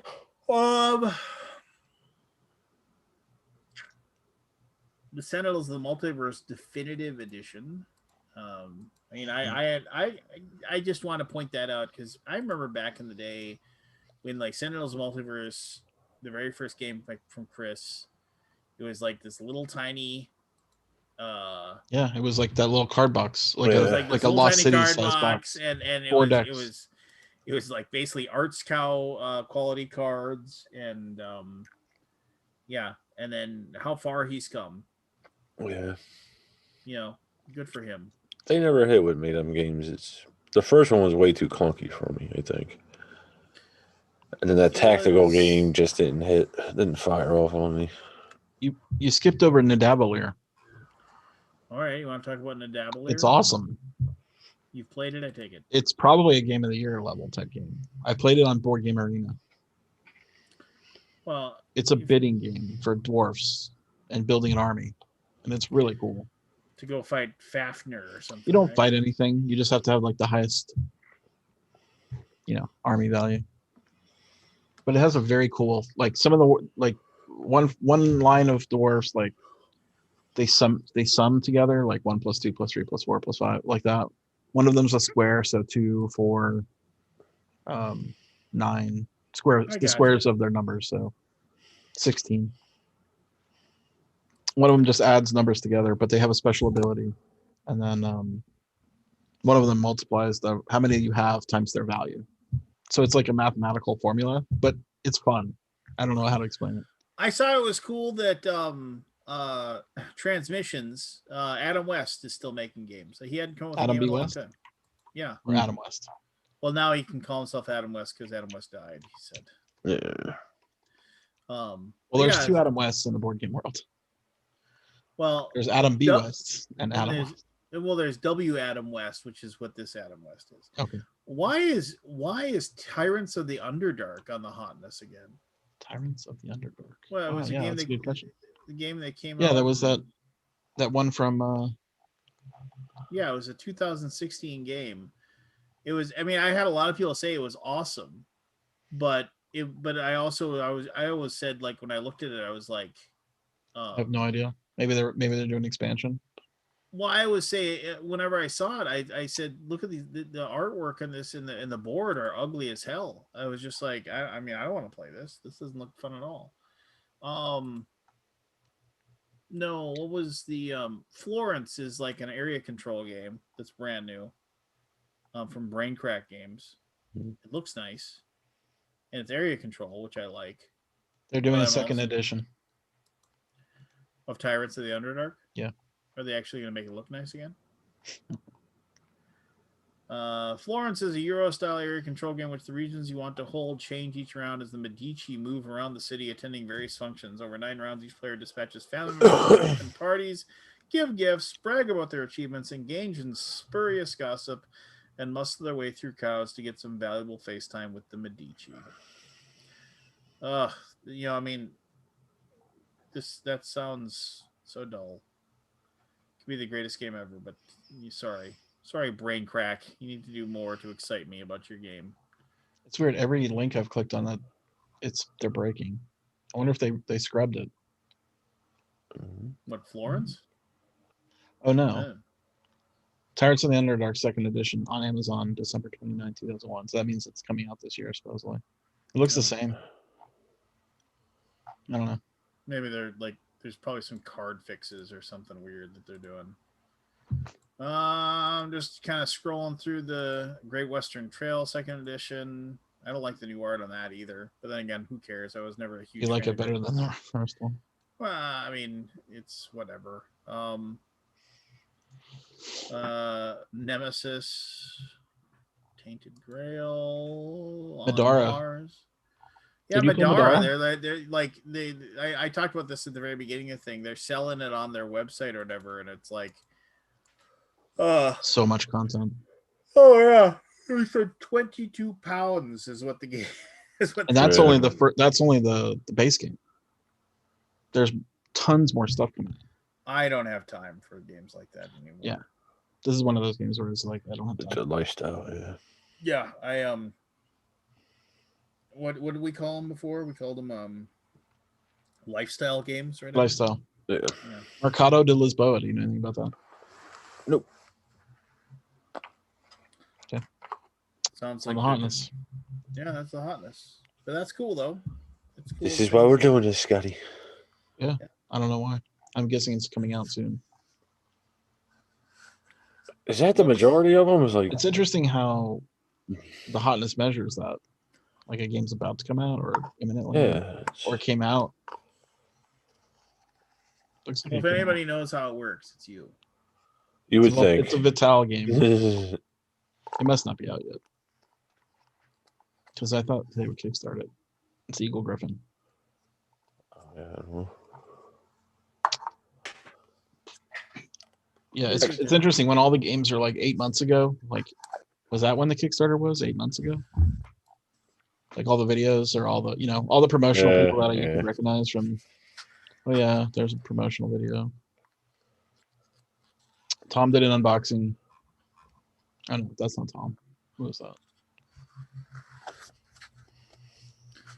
Well, wait a minute. Like, did an unboxing of what? The game. It's in shrink wrap. This guy's opening shrink wrap, so it must just come out.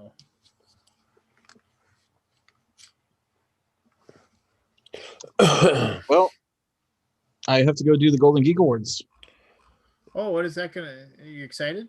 I am. Yeah, I looked at a few of the nominees. They're strong. It's a good year, despite Corona. You get your shot yet, Scott? I am double. I'm You're weeks doubled past it. up? Yeah, I'm like 4 weeks past. Yeah, I'm I'm having like, game group next weekend. week from tomorrow. I'm golden. Well, I'm actually probably golden Did already. you get your 'cause I- second shot already? Yeah, I'm Or probably you getting it golden. tomorrow? I'm probably no. I got my second Oh, shot. okay. I got my second shot a week ago. So yeah. So technically a week from today because Thursday. I mean, my doctor basically said, yeah, you're golden. You had COVID. You had the first shot. You're probably way fine. Hopefully, yeah. I mean, you want to be like. Oh no, I got the second shot anyway. So I mean, Yeah, and yeah. that's the second shot threw me for a goddamn loop though. Did Man, I felt like garbage for like 36 hours. Yeah, I was about that too. Like, I just didn't feel like doing anything. I felt tired. I was like, I don't want to get up. Yeah. I felt a headachy. Yeah, that was, but no. What I got to look forward to. Have you not gotten your shot yet, Barry? I get the second one Sunday. Oh, good. Okay. Pfizer or? No, I got Moderna. Jen got Pfizer. Yeah, I had Moderna. So you saw they're potentially got to get another booster in a Booster, year. Or 6 to 12 months or something. They said. Here's the deal: they can't give them away in Dallas. They're begging people to come. Yeah. They're like, if you're over 50, you can just come and get a shot. We'll get you a shot. If you're under 50, you can call and get a next day appointment. And they are begging people to show up. Not to go political, but Which that super is, fucking sucks. sucks. That is pretty much all over right now. Like Yeah. the people now that haven't done it are choosing not to get it. They're making the choice not to. Yeah. Which, whatever. I saw a cartoon where it's a guy going off the cliff of a waterfall, and there's a life preserver there that says, what's the one in Europe? AstraZeneca. It says AstraZeneca on the life preserver, and he's like, "No thanks, I'll get the next one."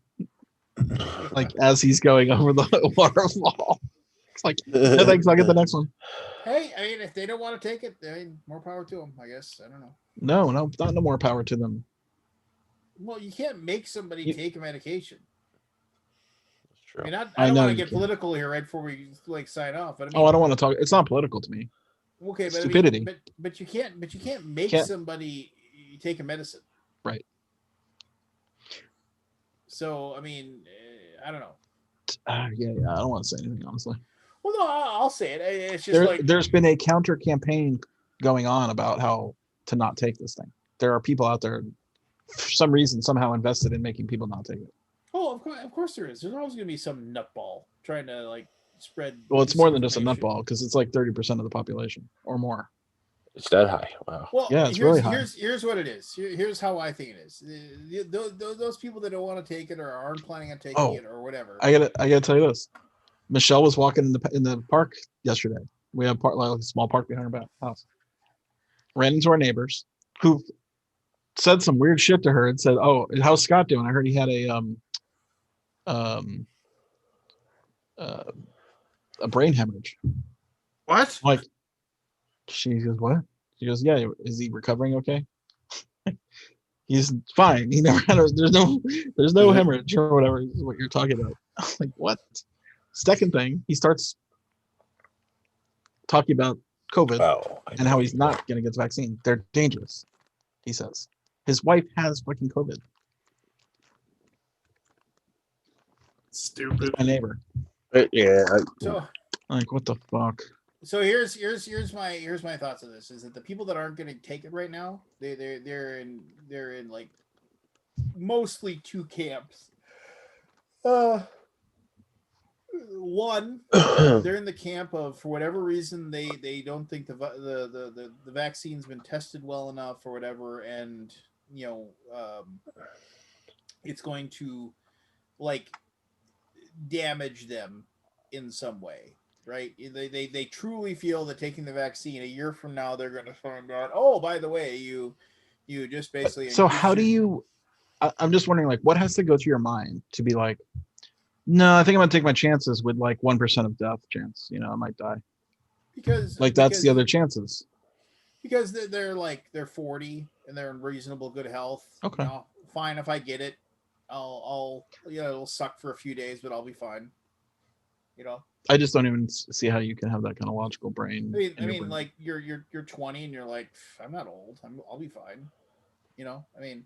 Yeah, I guess you got like, I mean, so it's not about you though. It's about the greater good. I mean, obviously, like they have no. I guess so many people are so selfish now. Yeah, well, they can't think beyond their own. This is what I think. So their mentality is that it's like, oh well, I'll be fine. I'll live through it, right? So it's like, What about all the people you give it to though? Well, I mean, I know you. It's they takes their fucking chances, right? Yeah. So, everybody takes their chances. Yeah, hey, life's tough, man. No, I mean, I'm not advocating. I don't like this world if that's the case. But here's the thing. So it's like, they'll. So one camp is that, right? They're like, yeah, I will take my chances of getting COVID and surviving it instead of like taking this vaccine and finding out a year later that like I've increased my chances of like testicular cancer or something or whatever. I mean, and by God, I'm not saying that's what the case is, but they've they read something or somebody somewhere, some bartender told them about whatever, and told them something, and so now they've taken that as saying the other camp of people in that group of people that isn't going to get the vaccine and just won't go and do it. That other camp is the people that are like, you all go ahead and take the vaccine and like herd immunity, and like that way I don't have to risk myself, and they're just pushing for everybody else to get it so they don't have to put themselves at risk. Like I said, can't have herd immunity unless you get like 75 or 80% people. I understand, but they're the ones pushing. I know. It's just I think we've regressed to a stupidity level, and somehow like that's fine. Well, no, we regressed to a selfishness level, and some stupidity. But here's the deal. Like I said, I have friends. I have friends and I have family members that are in the medical profession who are advising their children not to get the vaccine because. And it's just like, and I'm like, well, why are you doing that? Well, I mean, and because they're in that second camp, they're like, who knows? Maybe 5 years from now, we find out that this is not a good thing. I would just rather they not risk it. They're like, I have. So they'll be the survivors of when 80% of the world dies from this, whatever the. Yeah, it's like, they're like, I have a 22-year-old daughter and I don't want them to take this because there's a risk what if it screws up her fertility and she can't. Did they not take the polio vaccine? Yeah, and it's just like. Did they not take the And I'm sure there are people number of fucking shots you get as a kid. I'm sure there's people who haven't, Scott. Okay. I'm sure it just frustrates me. Yeah, I understand your frustration. Oh no, I mean, believe me, I do. We vaccinated our kids, but I mean, for every single vaccination shot that they had, we had to get like this basically like book to read that like, okay, this is what you're taking, and this is just to cross the T's and dot the I's to like, theoretically, hopefully make sure that like you're not gonna like come back and say, oh, it's like. Hey, you know how on your website that BGG that you got there going there, Mr. Alden. The You know letters how in your BGG. yeah, you know how on your in your discussing retailers section, people are posting their thoughts on retailers and what they think of those retailers and stuff like that. You're familiar with that section of your I think so. your forums? Yes, the forums. There are several long threads about the gaming goat and like the different like gaming goat experiences and shopping and stuff like that. Jeff Berggren posted like a 20-minute video of and it is exactly what you think that he would post. He says he has nothing. I mean, I haven't watched it all, but like, basically like the people that are taking him to task on Board Game Geek. It was that guy just has no fear. He's just like, whatever, don't care, screw you. Just I. Pressure. Okay, well, But hey, he's giving you free publicity. So Uh, because he posted the 20-minute video on Facebook, and I mean, here's the thing. If in and the there end are he, people on there that said, I don't have an account on BGG. I'm gonna go sign up because I want to go and read these threads. So he's giving you users. we don't need an account, but yeah, I get it. So good. uh, He's helping you out. He's giving you visibility.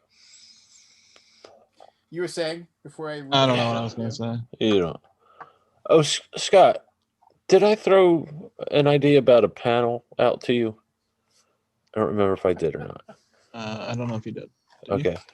Is it? I don't like to blindside people with shit. So, is it okay if I discuss this publicly? Like, What you can't remember? Sure. yeah, I'm funny with time, Lance. It's Well, and it's not the maybe- weed. It's Oh, okay. the combination of night shift over the years, and it's Okay, I'm sure it It's- has I'm funny with nothing to time. do with the mind-altering chemicals that you imbibe. well, part of it I believe heavily. Part of it was the opioids, but it's also, like I said, the night shift for a decade, and all sorts of other things. But I don't have to be involved with this because I know I'm not your brand, but on camera or anything. But what I wanted to do was get a panel of people with handicaps in the board game community, with like someone like MS and somebody who's, I don't know, blind, or somebody like me with mobility issues, or neurological issues, Somebody who got hit by a train. whatever. Just so they can discuss how they adapt to the hobby with their disability, because I don't think that's discussed a lot. And this came about because No, of I a usually couple. don't remember if I've seen anything like that before. Yeah. Interesting. So what I was, You want me to do it, or you want to do it? it doesn't matter. Like I said, I know I'm a little gruff. That's why I backed away from the Alaboom for a little bit. I know I'm a little gruff, and I don't fit your brain. I mean, it would certainly host it if it happened. Yeah, that's what I mean. I mean, was I going could to put ask it on the front page or something. if someone did on Twitch, I could put it on the front page. okay. I don't know if I necessarily am the right person to make it happen. I could write to some people that I know. Yeah, that's what I was going to talk to you about. But like I said, I don't like the blindside people with shit. Well, I mean, I'm not aware. I don't know anyone that's blind. Could you? I mean, you I have know people, there are blind users. We've had some stuff. Could you have people sign up at your website, beenrunoverbyatrain.com? Yes. Okay. Stop. Yeah, that's a good idea, Barry. Okay. I got to figure out. Yeah, I mean, I would basically inspire someone to do it, but I don't think me doing it is the right move. Well, I do it if you want. I just wanted you a BGG to host it because they'll get the most audience. You understand? And I would like to make a call out on BGG for these people, with the disabilities or whatever, Yeah. Yeah, you need the right kind of person to come on the panel because like they gotta want to talk about it too, right? And yeah. it's a tough one. It can be done. Okay. Yeah. All right. We'll talk about it later. Yep. Okay. Cool. No, I know someone who might. I mean, I don't. It's a touchy situation because I'm like, I know some people, but I don't. I don't think it is. I won't. My experience with this is people look at you differently, especially if you're like in a wheelchair. They look at you differently, and they're afraid to ask questions. You know, it's almost like they're afraid to be interactive with you in a sense because they just don't know how to handle it. You know, I think people are going to be a lot more honest and open to this than you may think. Right. Okay. Yeah. I got to figure out what we're doing this year. I mean, we're not going to Gen Con. We're not going to Essen. We're not going to Origins. We're not going to. I mean, the year's almost gone. Are we gonna have a BGG con? I don't know yet. I want to. If people get fucking vaccinated, we would. Oh, did a river cruise? Did I like I said, I don't remember. I was watching this thing about river cruises, and I was thinking about the BGGSC. Since you can't go international, you could probably do it domestically. You get the whole boat where you make up your own rules. You know, you have to have the vaccine or whatever to get on the boat. That's I know. coming. Yeah, I mean, we definitely have something coming next year for that. Mm. We haven't announced it yet, though. Mm. Yeah, it sucked. I was supposed to go to Japan this year. Or last year. Supposed to go to Italy this year. Like, what the fuck? Oh, so annoying. Boo. What? I don't know. Yeah, I mean, like we may go. Like I said, like we're not going to Origins or Gen Con.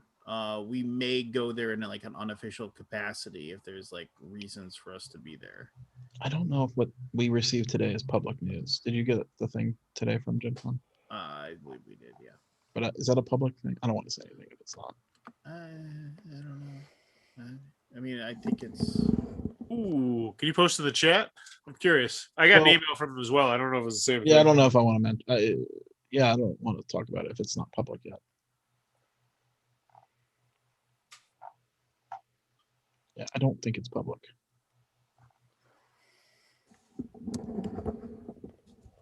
But we're not going. No. Are you No going to go, reason to go. Forrest? Oh yeah. Oh, absolutely. Hell yeah. I got a crew lined up. I was ready to go. Going to be vaccinated. Gonna kick the shit out of that and crush it. Hopefully, if it's run in the same way that I can still do what I do. And Cool. if not, then I'll do something completely different and see how it goes. And now for something completely different. That's what I'm all about. Throw it against the wall. See the Here we sticks. go. Here's a TLDR from Post Answer.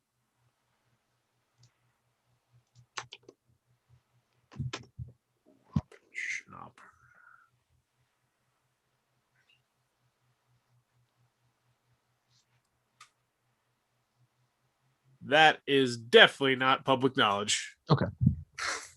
Don't say anything. Will not. Sorry, everybody. It is. Oh, Chad says it's public. Oh, well, they sent out an Was it email on the today. blog? Let me look at the blog.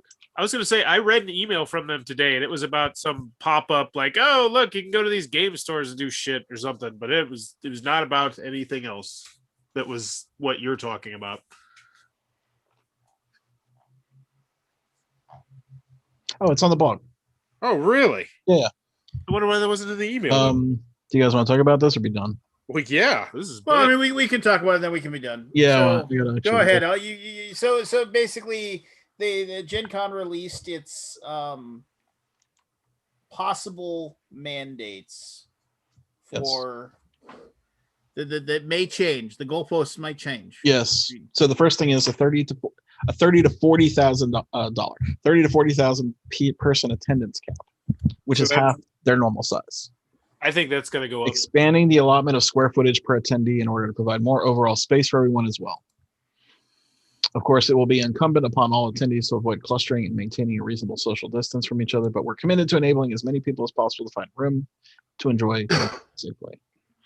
We're planning to close the convention center each night to allow for thorough cleaning and disinfection protocols. This means there will be no 24-hour gaming, and we'll be clearing the halls each night to facilitate the necessary work. Oh, that sucks, but that makes sense. We are planning on timed entry and other crowd control measures for exhibit hall, which is typically the most crowded area in our venue. We're working closely with our exhibiting partners on ways to avoid crowds, including no first come first serve exclusives.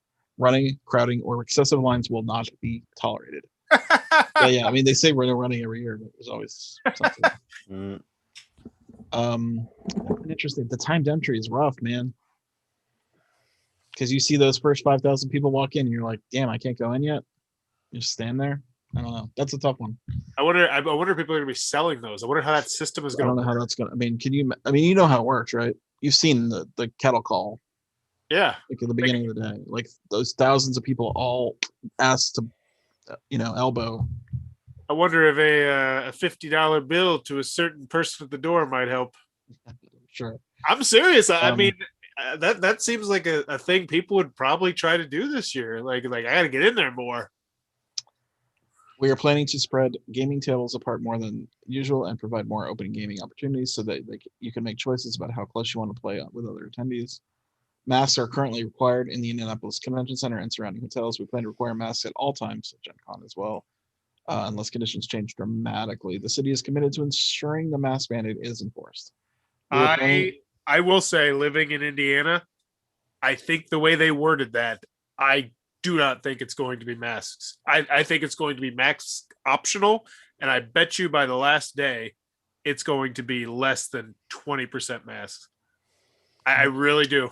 And I mean, I know that's not. No, that's you're wrong.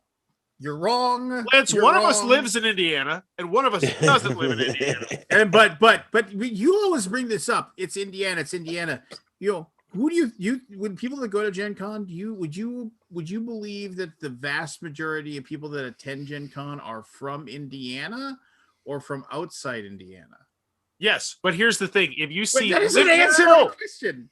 Well, yes. Okay, I will answer your question. Then I will slap your question right back into your face, which is yes, obviously the majority of people coming to Gen Con are not from Indiana. So now that we have that incredibly obvious answer out of the way, herd mentality. When you see everyone else in Indiana not wearing a mask, is going to be like, whatever. You know what? Let's take opinion. Let's take votes on this next week. Let's do the thing with the polling. Because I'm not saying this is what I want to happen, which seems to be I get attacked. Like, I'm just saying, I think this is what is going to happen. And so far, I don't feel like I've been too terribly wrong when it comes to America saying, you know what? We're cool without the masks. And it's especially, in my home, Fort Wayne. I was at the grocery store a couple days ago, and I would say it was probably 15 to 25% of the people wearing masks. America. No, it's because I don't think it's like that. Is it like that in the rest of the country? I think it's just we're backwards. You're missing a point. My point, Forrest, which is that the vast majority of people that are going to attend this convention are coming from outside of Indiana, meaning that they are coming from areas of the nation and from the world where mask use isn't as shunned, I guess, or isn't as treated as optional. And so, like, when those people are coming here and they're not going to want to come here if Gen Con says wearing a mask is optional. Gen Con is a business, and they need to make their convention look safe and that's inviting to their customers. And that's why that was worded very carefully. Let's go back to the wording. They did not say we are going to require masks. They said currently, Indianapolis Convention Center, you are required to wear masks. We will. They gave a very wishy-washy answer. And that is specifically why I said that as well, because they didn't say we're requiring masks. They said currently the Indianapolis Convention Center requires masks. But when we get here, we'll see if they still do. And they will not. I will tell you, they will not, because this is September. That's the other thing. We're 5 months away from this. I'm telling you, summertime, end of the summer, everything's going to be back to normal. There is going to be I hope you're right. Well, I mean, maybe you're right. I don't think everybody got the vaccine. We could certainly be potentially that. But here's what's going to happen. We're gonna be sitting around a third of the nation of people that are just choosing not to get vaccinated for whatever reason they have, whatever stupid reason, say it. Whatever reason they have, and so summer's going to happen. people are going to start mingling. People are going to be like, time to go out, time to hit the beach, time to go to the bar, time to go to the lake, time to be around a bunch of people, time to go to music concerts, time to mingle. Time to go to the hospital. That is right now. But listen to, but it's going to get worse. It's going to be well. exponentially worse. And the COVID cases are going to exponentially, we're going to spike again with this nation once the weather gets nice outside, and it's going to happen. And because those cases are going to spike again, there's no way that they're going to have 40,000 people at a convention not wearing masks. And I would even venture to say that they might actually say, if you want to come and be here, you need to show that you have a vaccination. All right, let's put a beer on it. Next year's Origins, Lance. I wouldn't go 2 because that's crazy amount of money in Origins, but I feel very confident that I will win that beer. Like, what are you saying? Masks, nobody's gonna be wearing. No. I'm going to say that they are not going to require masks. They will not. I believe that in September there is not a snowball's chance in hell that the Indianapolis Convention Center in Indiana is going to say they need to do it. And Gen Con is going to say, well, Indianapolis Convention Center has its own separate rules. They might even try and weasel out of it and say, this is the Indianapolis Convention Center and their choice or some bullshit like that. But I do not think there will be a mask requirement at all in 5 months. It's so crazy how such a little thing has turned into such a big thing. Yeah. Like wearing a mask is like will say no this. big fucking deal. It's not. I agree completely. I am saying at Gen Con, mask use will be mandatory. It's just not going to happen otherwise. And I'm saying that, but I'm going to up your wager for your one Origins beer. If the very first convention that both you and I are attending, loser buys the winner one steak dinner. No. Buys them one board game, MSRP $100 or less. Uh-oh. It's getting serious. Do a beer. What's a beer, like $5? I can do a beer. 2 beers. What, you're so sure. You're so sure though, Forrest. And you get a free game for it. He's also poor. But when I don't have an income if I don't have a major income and I'm like, I made a wager with my buddy Lance for $85 a game. You have so many games you can sell. I could. You have probably thousands of dollars sitting in your house right now that you don't even touch. Oh, I know. I'm actually right now. That's what I'm doing is I want to get an exact count. I'm counting all my games and then I'm going to put them all on Board Game Geek so I can go from there. But you're so sure. So there's more, by the way, which we didn't cover. This is a free game. This is a free game. Yeah, I'm sure that if I bought, I'm sure of a lot of things, but I don't I don't take financial risk like that because I have taken financial risk like that and I've been burned. And when you don't have the money to recover from those financial risks, you tend to learn not to take those kind of financial risks anymore. But yes, I have the no days doubt in of my mind. what was that thing we watched him win his money from? What was that called? The football thing. The fantasy football. Fanfly, or what was it called? No. Oh, FanDuel. What was it? FanDuel. Those days are over. Over. I made my money and I got out.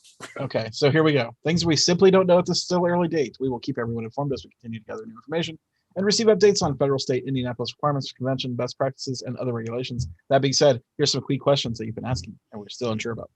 Proof of vaccination, aka vaccine passport. At this time, it is unclear whether proof of vaccination will be commonly required at large-scale events like Gen Con. As best practices emerge, we plan to embrace them fully, but time will tell, and we will communicate our plans broadly. Required social distancing. We are building in extra room for attendees on a per capita basis, but it's unknown at this time whether there will be strict social distancing restrictions in place that could impact gameplay and other Gen Con activities. This will be a unique Gen Con experience, different from any convention we planned or attended before. The circumstances require altering the format and capping in-person attendance, but also the opportunity to experiment with unique offerings and new ideas. Keeping everyone as comfortable and safe as possible is our highest priority. Each one of us will have our own definition of what is safe and what makes us comfortable, and we will do our best to provide the best for the most. Please understand that not everyone will agree with our choices, and people will have to make their own decisions. We hope that by providing different experiences, Gen Con Indie, Gen Con Online, and Pop-Up Gen Con, you'll still be able to attend Gen Con in a way that works best for you. Not all of our usual exhibitors and partners will be able to join us in Indianapolis, but some will expand their virtual presence through Gen Con Online. And we will see new faces set up in the exhibit hall for the first time. There won't be as many of us in the Indiana Convention Center, but more people than ever will have opportunity to participate in the Gen Con experience, gather remotely, and all at the local pop-up Gen Con locations. What's the pop-up Gen Cons? It's at game stores or something. Those of you who do gather with us in the convention center will find many things different, from a flexible scale to a new exhibitors and careful restrictions. But what won't change is the spirit of celebration and the joy of seeing each other after so long apart.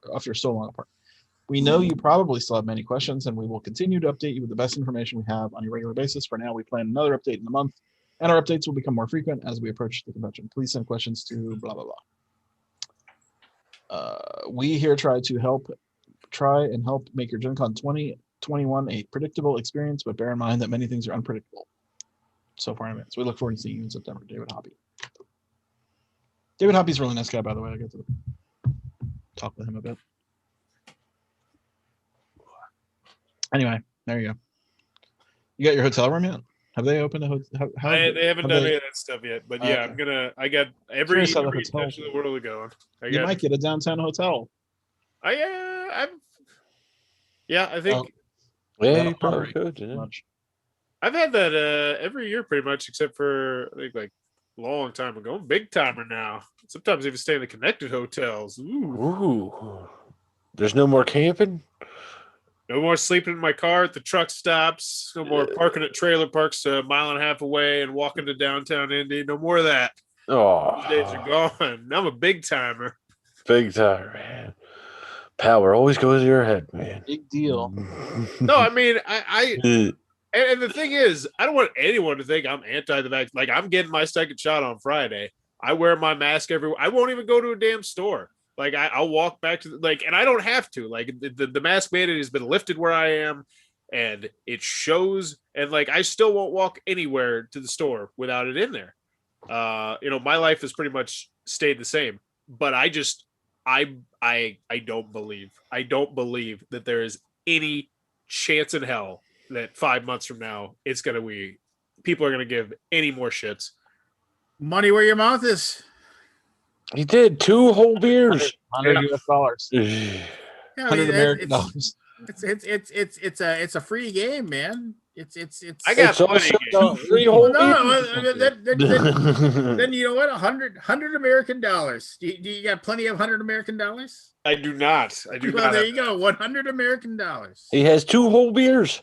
That's like I apologize. I shouldn't browbeat you I don't mind. I mean, the bet is on, right? I mean, in some way. Yeah. I'm perfectly. So you're saying they're not going to have a mask mandate? I don't believe they will. Well, see, the beauty of it is since he didn't take me up on my offer, the beauty of it is either A, I'd win and I'd say, see, I told you. Or B, I lose. I say, you should have done it for us. Yeah, I already know you're going to say that. I mean, So either way, I win now. Either way, I win. I can't see it. 5 months, 5 long months. Football's going to be back. It's already end of April and nothing's fucking changed here. So everything's changed here. Everything. Everything's busy where I live. What's your death rate at? I don't know. Low as hell. I bet that's changed. Like honestly, I watch the news now, and it's not even the main story. I mean, they don't. It's so numbing that no one's. Yeah. Everybody, it's too. I'm trying to think. Let me check Worldometer here. Worldometers coronavirus. Hey, it's still on my hot link. Well, hasn't like the death rate also like decreased like exponentially? Some places, but not Michigan. And that's not that far away from you. Let's see. Yesterday. Let's see if you're in the top 10. Nope, you're not in the top 10. You're number 14. Number 14. You only had 14 yesterday. You only had 14. Huh. I mean, 14 deaths? Yep. I mean, you wouldn't know. Go to the grocery store. I mean, and it's getting to the point now where so many people are. You had 1,152 cases, though. Yeah, but no, I see. But that means so little to me now that the death rate, like the vaccine, has essentially squashed that. Like I had, like I don't know. For me personally, once I get this vaccine, I am not worried in any way, shape, or form, except for my kids. This is just one day. Yeah. I mean, Yeah. But I bet those 11 people had some pretty deep underlying conditions as well.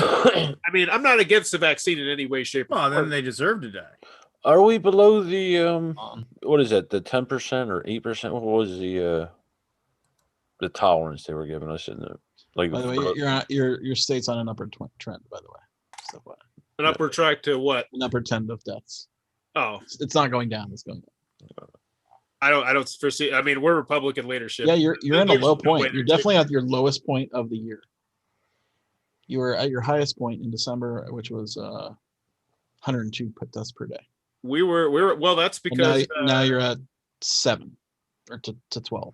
that's because, as I put it, there was a good chunk of time through about September through December where people still did not give a shit. Like it was. Well, and now they don't give a it's- shit, so we can see it. That's why it's trending back upward. I mean, I don't. Whatever. And now it's to the point where there's so many people not wearing a mask that like it's to the point where it's like you almost feel like, oh, I'm the fucking weirdo wearing the mask in the store.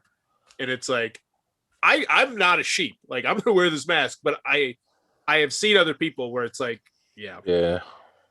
My wife was like that when it first started, and like she's like, nobody's wearing it at the zoo, and I was like, I don't care. We're supposed to wear this. So in Indiana, mask use is said to be. This is based on polls of people like who wears masks. It says 95%. That's not right. What? No, I mean I moused over it. Oh, it's universal mask use. Is the target. It's 69% in Indiana. That seems very high. Observed. It's So, down. It's going Scott, down. didn't Texas get rid of their mask mandate? Yes, too? they did. Yes, they did. And they skyrocketed too. when they Actually, I want COVID. to see where Texas. No, Texas is like number 2 right now. Dallas is a hotspot still. I mean, we don't go out. Here's the thing: you can still get fucking sick. I mean, you're still gonna get ill. You may not die. But you're not gonna die. Like that. Like me and my understand. wife, we're going on a date next weekend. I was like, hey, we got vaccinated. We're in good health. You want to go on a date? It's like, why not? Texas is what are they at per day now? That's 100. It's a lot. Oh wait, that's not right. Yeah, what? Oh, that's daily infections. Hold on, I'm on the wrong graph. I think Daily deaths yesterday was what is today? 21st. 21st was yesterday. 65, 63. I will say, I think we are closely getting to the point where if you're still living your life in fear, like I think that's more on you at that point. Like I think we're in a couple months from now. So Like, do you think people not going out and doing stuff is living life in fear? wait. Let me Yes. rephrase that. If you are vaccinated, Okay. if you are vaccinated and you are healthy, obviously if you have pneumonia or something like that, but I think if you are an able-bodied person with the vaccination, I mean, I think at this point, this is like you. What are you waiting for? What more are you waiting for? That would be my question. Like, what else? No deaths. No Okay. deaths. Well, that's Or 1 a day, 2. that's really low. Yeah. That means it's working. That means it's done. Well, I mean, and here's the I don't deal. know. I mean, it's just like seriously. It's I just a mean, personal thing. Well, no, and here's what I think. I mean, seriously, so few people die. Can I please just go back to a convention and enjoy my life again? Who gives a shit about those people? Obvious sarcasm. Yes. Just I mean, I'm all for I'm all for us going back to a but the normal life and what have you. But I mean, I don't know. As long as we have idiots. But here's the thing: the people who are here's the thing. Even the people that are vaccinated can still transmit to people who are not, and then we'll kill them potentially. Which is why I said, like, yeah, I still worry about my kids. Right. I mean, I that's still why. worry about my kids. Yeah. But I like at this point, as Lance said, if you're not vaccinated, like, and we're gonna get to that point. I think by the end of the summer, it's gonna be like to the point where if you're not vaccinated, this is your own fucking fault. It's on you. I have no sympathy at a certain point. And we're getting to that point probably in about 2 to 3 months where it's like, if you didn't get the vaccine, then why should anyone else have to still change their lifestyle to acquiesce you being stubborn or stupid, or, in some cases actually having legit concerns because you have, a terrible immune system or something. But the overwhelming majority, when is that point? I mean, it's different for everybody, but it's an interesting discussion that we even have to have. As far as do you think this is the first time it's going to happen? I mean, it's going to happen again eventually. Another pandemic? Maybe not as far as a pandemic, but it's we've had this before. The SARS over, the Eastern Asian countries handle this a lot better because they're more in touch with the community. I think they're sick, they wear a mask. We have to get to that mentality. We have to stop blaming each other and yelling at each other about it. It's something we're gonna have to deal with. It's not political. It's not whatever your feelings are. We're gonna have to get to a point where we got to take the feelings out of this. It's something we're gonna have to deal with. Well, I think it's more about the numbers. Like, at what point do we say, all right, we could, because we talk about just like stay home, be healthy. And I've been that way. I live that life for the most part. I leave the house about 3 times a week. Yeah. Tops. But businesses are dying. Like, they're dead. And I know that, and everybody says that, but it's like when you actually go around and drive. Like, I drove around my city for like a solid 30 minutes. I just wanted to go on a drive a couple days ago. And it's like I could count on more than 2 hands things that I enjoyed, that I have been to, gone forever. Staples of my childhood from where I grew up that will never return, that have never going back through no fault of their own. And every day it's getting worse. Like, they got the 1 lifeline, we got the 2 lifelines, we got the 3 there's no more coming, which means if we don't get back to business, like, it's gonna be fucking, it's like, it's already bad, but it's just, it's very depressing when you get to see it firsthand and see, this plaza that used to have, 2 years ago, there was 9 stores in this plaza about 3 blocks from my grandma's. And it's like, now it's 2. It's down to 2. It's like, oh my gosh. And seeing that firsthand, it's crazy. Yeah, unfortunately, I think that's where you live too. Like, I've seen that here where I am. It doesn't seem like it has affected it that bad.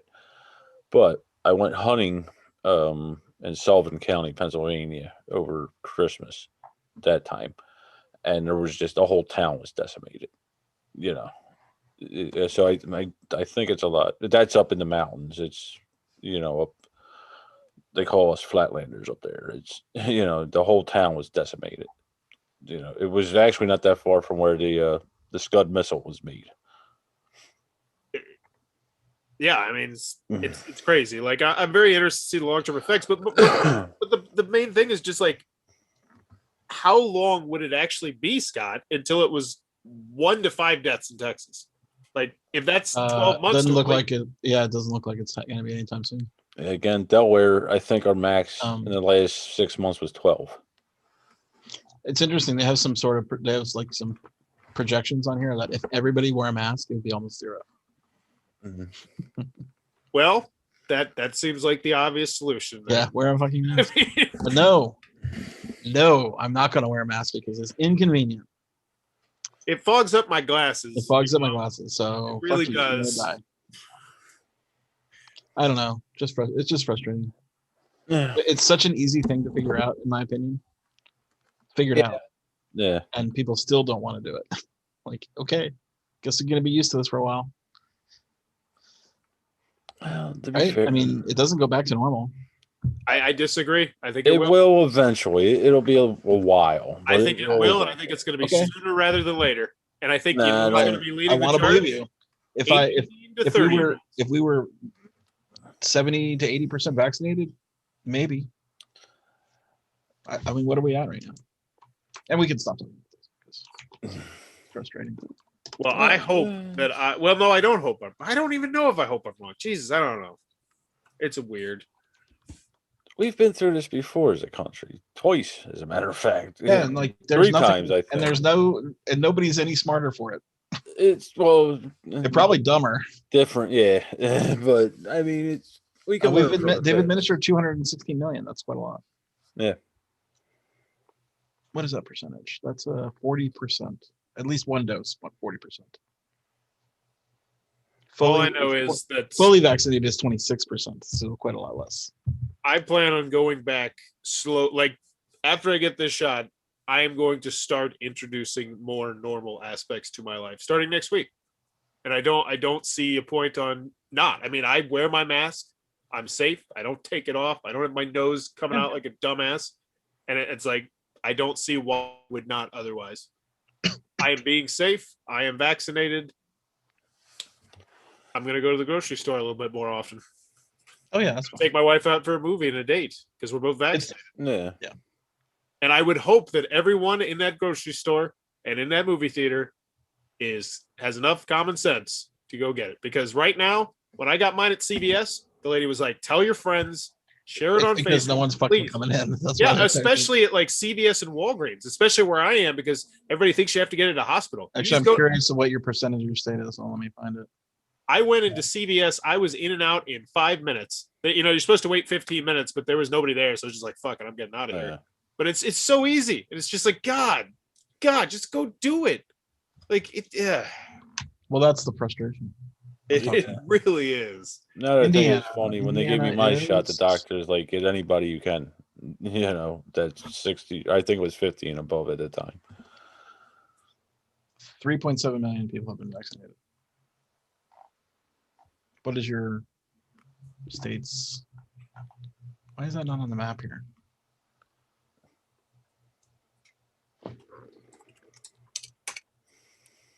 What is the population of Indiana? Hey Siri, what's the population of Indiana? As of April 17th, 31% of the population has received one dose. 6,619,000. So about half. About half. All three. But it only says 3.7 million doses administered. That could be half. You know, it could be even half of that because. Well, it says this is from 4 days ago. It says 31% of the population has gotten at least one. But like I said, I'm not going out and like coughing on people. Like I'm gonna wear my mask. I'm gonna be respectful. I'm gonna be like, you know what? I'm gonna go out. I'm gonna go out and play poker one night or something. Yeah. I'm gonna go do nothing something. wrong with that. No. Don't you go up playing poker with my winnings that I'm going to win from you. Yeah. No, I think the normalcy is going to creep in. And I think 5 months. 5 months is such a long time. It is an infinitely long time. I remember last year we had the same discussion about how I think they said you guys thought that the Black Lives Matter things were going to go on until the election. You know, and you got to be granted. You guys were right. It was longer than I thought it would be, but it was not that long just because people lose interest. Yeah. I mean, people are going to lose interest with being safe once they get those vaccines. People are going to be tired of those foggy glasses. Oh, I got the vaccines. No more foggy glasses for me. I mean, you laugh, but tell me that's I not. don't think anybody's laughing. I just chuckled. I mean, it's going to happen. By the way, we're on a downward trend of total doses administered per day. That's disappointing. Yeah. Well, doesn't that mean? Well, isn't that because we're not done, and it's going down. Yeah. Meaning, people are starting to stop. Fucking hell. Yeah. Oh my God, we're like a fucking country of idiots. Wait, I wonder if it has something to do with because they shut down like one of them. Didn't they pause it for a second, and then paused one of them here, or was it? I think it was Johnson and Johnson. Oh yeah, that's right. That's right. Yeah. All right. Now I'm getting my frustration levels back up again after seeing this data. Yeah. Well, I hope for the best. I want the best to happen. I am not a doom person. I mean, it's all of our livelihoods. We're closer to the end to the beginning. I think we can all at least agree on that. Hopefully. Unless you were just a super pessimist and you're like, nah, we got another 18 months of this shit. But if I looked at the data and saw something to be not pessimistic about, I'd be right with you. But those death rates are so low. Okay. I mean, that's the big thing. And that we don't know how many people are in the hospitals, or we do, but I mean, I don't want to sit here and analyze this all night. Well, the other thing at some point, is, the hospitals sort of stop being effective here. Here's my question. How different is this conversation between the four of us if we are 20 years younger? I don't know. Yeah, you do. You knew what you were 20 years ago. Would you have been this concerned 20 years ago? We wouldn't have I this don't know. conversation because 20 years younger, we just do what the fuck Sure, we want maybe I would anyway. say Exactly, Barry, right there. Yeah, and that's what I'm saying. That's the other side of this. Like you're saying, fuck the other side. I'm going to do what I want. And they've been saying that the whole time. So, like I said, at one point in time, we're going to have to meet in the middle here somewhere. You know. I don't think so. I think they're going to win. I think they're going to win. I want a graph of hospitalizations across the USA. That's a hard data to get. Here, I'll just go to Texas. What do you think about Parks, Scott? You played Parks? I thought it was fine. I liked it. Okay. I don't like it a higher. Beyond 3, no. 3 is really the only. My only. By the way, India's in deep fucking trouble right now. I did see that. People are not talking about that.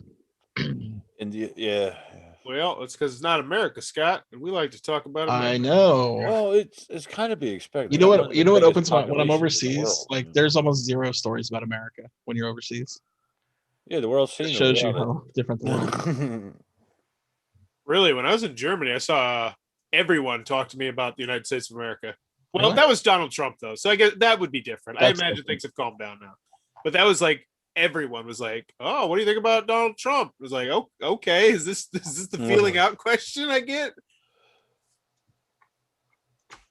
Yeah. I'm not gonna go there. I just thought it was interesting. Like that was I got the impression that was how they were going to judge me immediately.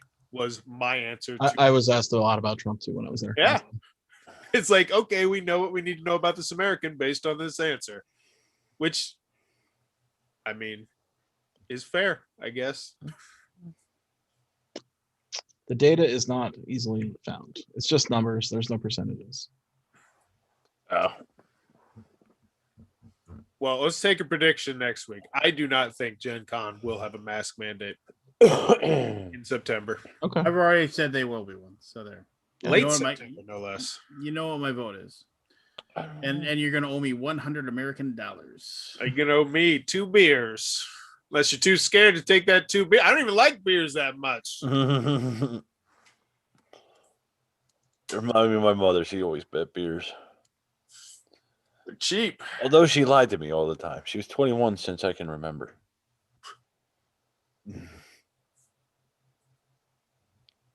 Looks like a little under half the ICU beds are in use right now in Texas.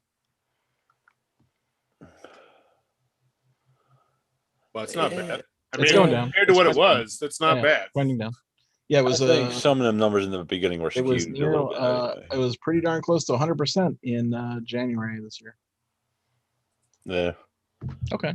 Well, maybe you're right. I want you to be right.